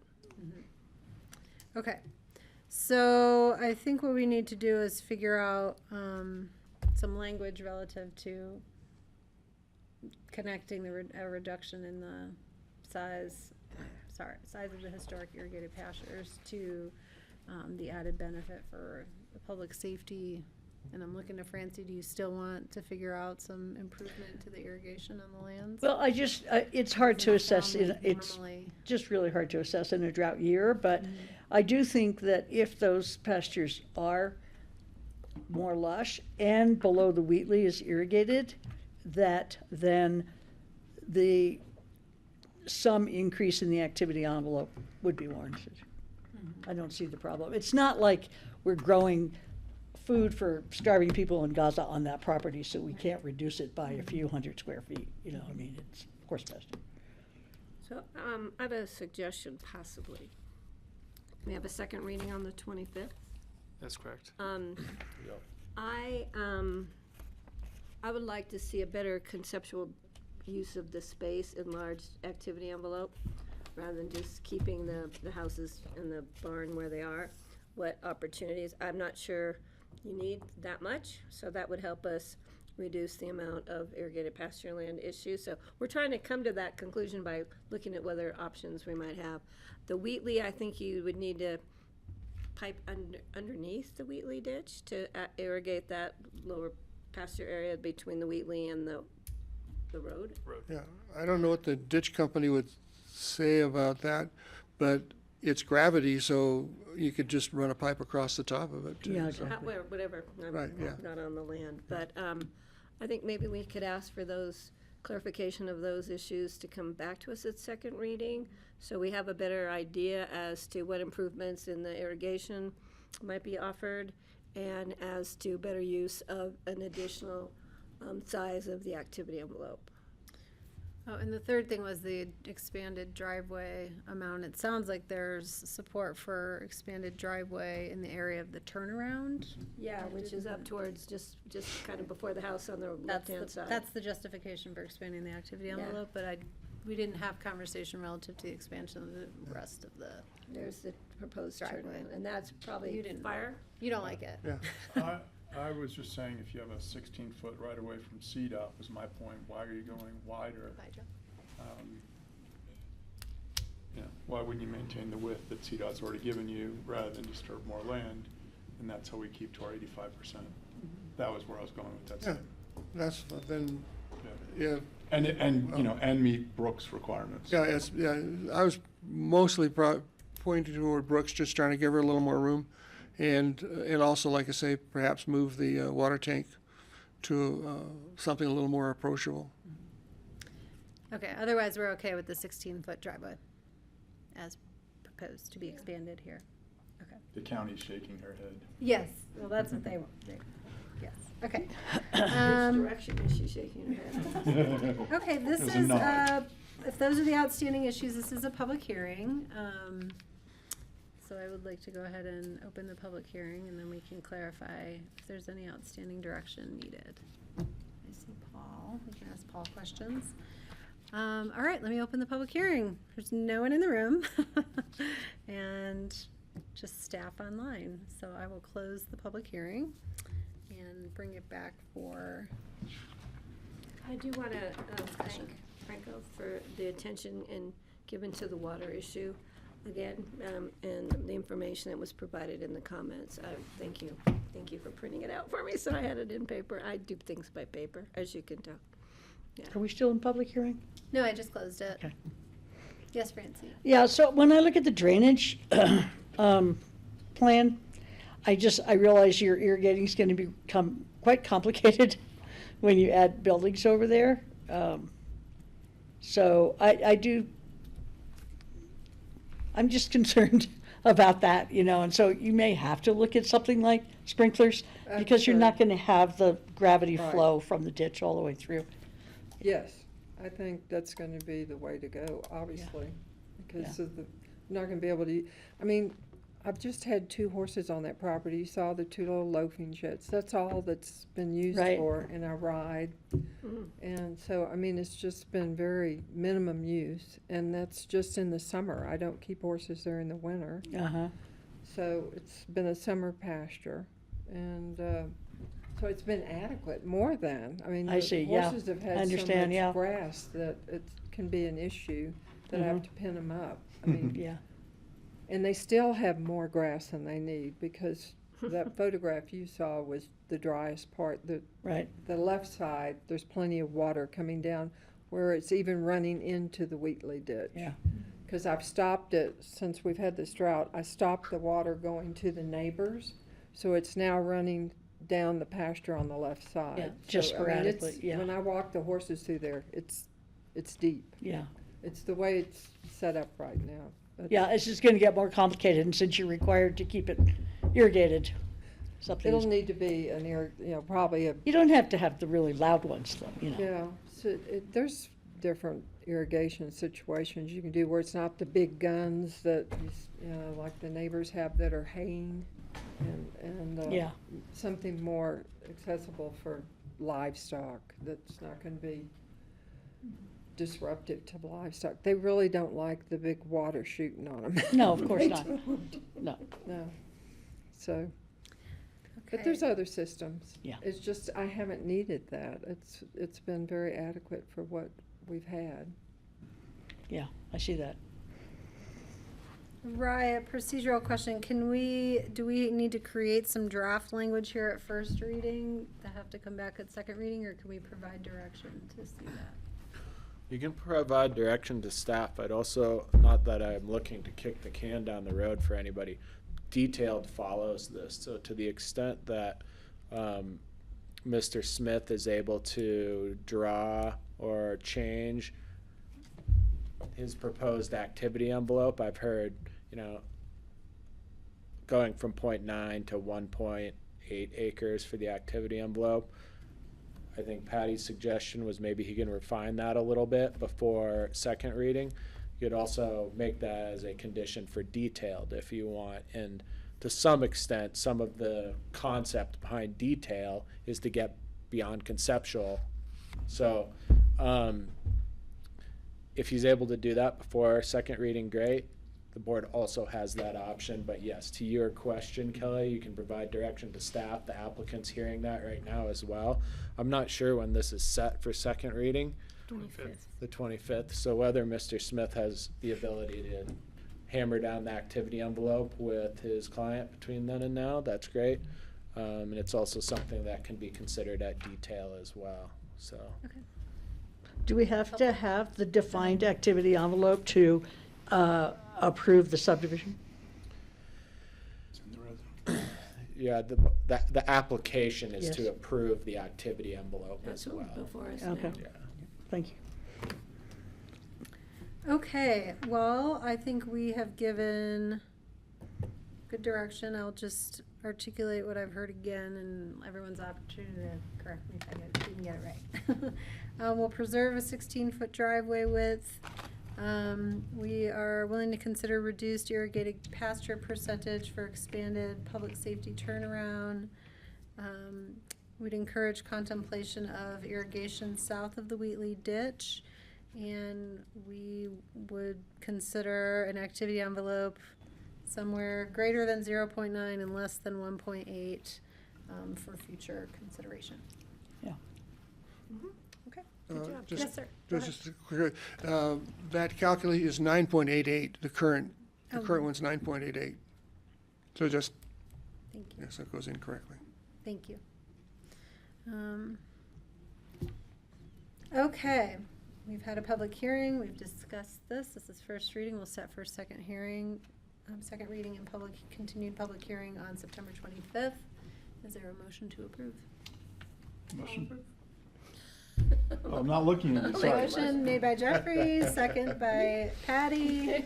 Any further discussion? Yeah, I would just add that Yes. this seems like a really reasonable subdivision. It's already separated by the road and the ditch and the right-of-way of the Roaring Fork and everything. Seems to make a lot of sense to me. It seems to be what's happening down there anyway. And so if we can just tweak these few things, I would probably, Yeah. I would vote for it. To move it forward, because we got a lot more to go. Yeah. Well, let me call the question on this first reading. All in favor, please say aye. Aye. Thank you. Thank you. Do we have Mr. Peacock back somewhere? He had to go get the dog. I do have one open discussion item. I don't know if Ryan has anything. This is, so we have 6 items to consider for our September 2nd executive session. And part of the reason for that is because we will not have additional executive session in September. Oh. Because we have a joint exec with Open Space and Trails the following week. We have our Picking County Cares Awards the week after that. Mhm. And then we have, On the 30th? the 30th is a late start, and then our site visit up on Ajax in the afternoon. And so I wanted to give everyone a heads up. We're gonna bring in lunch. For that, we'll still Tuesday? start at 9:45, and we'll bring in lunch on Tuesday. Okay. Okay? Thank you. That list is rowing. Well, why don't we start a little earlier? Can we start a little earlier? What else do we have on that day? Let's see what else is on. We actually end kind of early that day. Thank you all. Yeah, we Thanks, talk Kristen. about PZ psychedelic coming in at healing 5? centers. We talk about our, Nice to we have meet an you. hour-long period to schedule trips. And I think there's one other thing, but anyway, it's right in front of me. Yeah, it's kind of a shorter number of agenda items during your work session that day. No, The one time constraint I have, although a couple of the items are being handled by Anne Marie, is I have to be in Judge Andrews' court at 8:30 that morning. But you could start off with a couple of the items that she's going if you wanted to get started at like 9 instead. But I don't know. That's totally up to you all. But if you wanted to go from 9 to 1, I know that's a long time, but We have 2 hours open still if we don't book anything else. We have from 3 to 5. We're I done think at we 3. could do another one looks at like the we end have of the a day. 4 o'clock Back at the end of adjournment. the day. Right now, we have a 4 o'clock adjournment for, Well, I have it on my agenda that we just sorry, and the got. ones that we reviewed this morning at our agenda meeting, we may have added a few handful more things. I'm okay either way. 15 adjournment. I'll leave it up to you, Chairwoman. Oh, well, I just want to give you a heads up, so make sure you look if you have to be in at 9 or 9:30 or 9:45. What got added since these Yeah. future agendas came out? I mean, why do we get future agendas at all anymore? Those are the list of execs. And Jeanette did Oh, email us. that's what got added, was the scheduling stuff. Thank you. I think a lot of the items are relatively quick in the morning, and if we come in a little bit early and work through lunch and bring lunch in, I'm confident we can get through the things we absolutely need to. When Kelly and I were looking at this earlier, there are no other executive sessions scheduled through the rest of the month, so get some brain damage done at the beginning of the month. And So what are you saying, come in early? if you can, I think if we can come in a little bit early and work through lunch, we can get through the majority of the items that we have. Some And be of them done are at 4. follow-up on items that you've already heard about before, so. I'm okay with that. All right, how about we say 9:30 and we won't have that break between voting and getting upstairs. We'll just come in here, vote, and go straight upstairs. Okay? Cool. Well, then when does grassroots set up? Well, normally we Do you have just open have discussion? our team do the exec. No, but grassroots has to come in and set up, so Mm-hmm. we're not taking a break, how the grassroots, that's where we go upstairs. Yeah, no, I know. I'm just saying we'll just go straight upstairs. We won't have the Oh, break oh, that we oh. normally have Like, between yeah, Yeah, it's over 9:45 by and the 10. art museum. All right, thank you, everybody. That was all I had for open discussion. And on the 30th, just so you know, I mean, Leslie has scheduled the Emma Fields Distillery. It's not their annual review. And that's the day of an ACRA meeting that we may actually be presenting our ballot question. So I thought I could sneak out early, so I already talked to Leslie. I think I already said this. The one open discussion I had, which I read because I thought we were gonna talk about it yesterday, was Greg's request for the Mountain Pack sponsorship, which I read the whole packet and made notes. The packet they sent us, there's people on here that aren't even in elected office anymore. There's no financial information as to what the money is gonna be used for. So the packet they sent us is old, and there's no financial, like, what are we giving our money to? So. You want more information before we go? Yeah, because I would not, I think it's a great, thing to be thinking about, but if they're asking us for money, I need to know where it's going. And if they haven't updated, they've got Steve Chowder, they've got George Newman, they've got people that, yeah. And sometimes it's okay to say no to. That's only 5 years. Oh, that's okay then. I signed the letter on the Andersons thing. Okay, hang on, are we adjourned? Motion to adjourn, please. I'll make a motion to adjourn. Can I have a second? Guys, we're not second. adjourned, we're not adjourned yet. Can I call the question to adjourn today? All in favor, please say aye. Aye. Aye. Okay, thank you all. Thanks.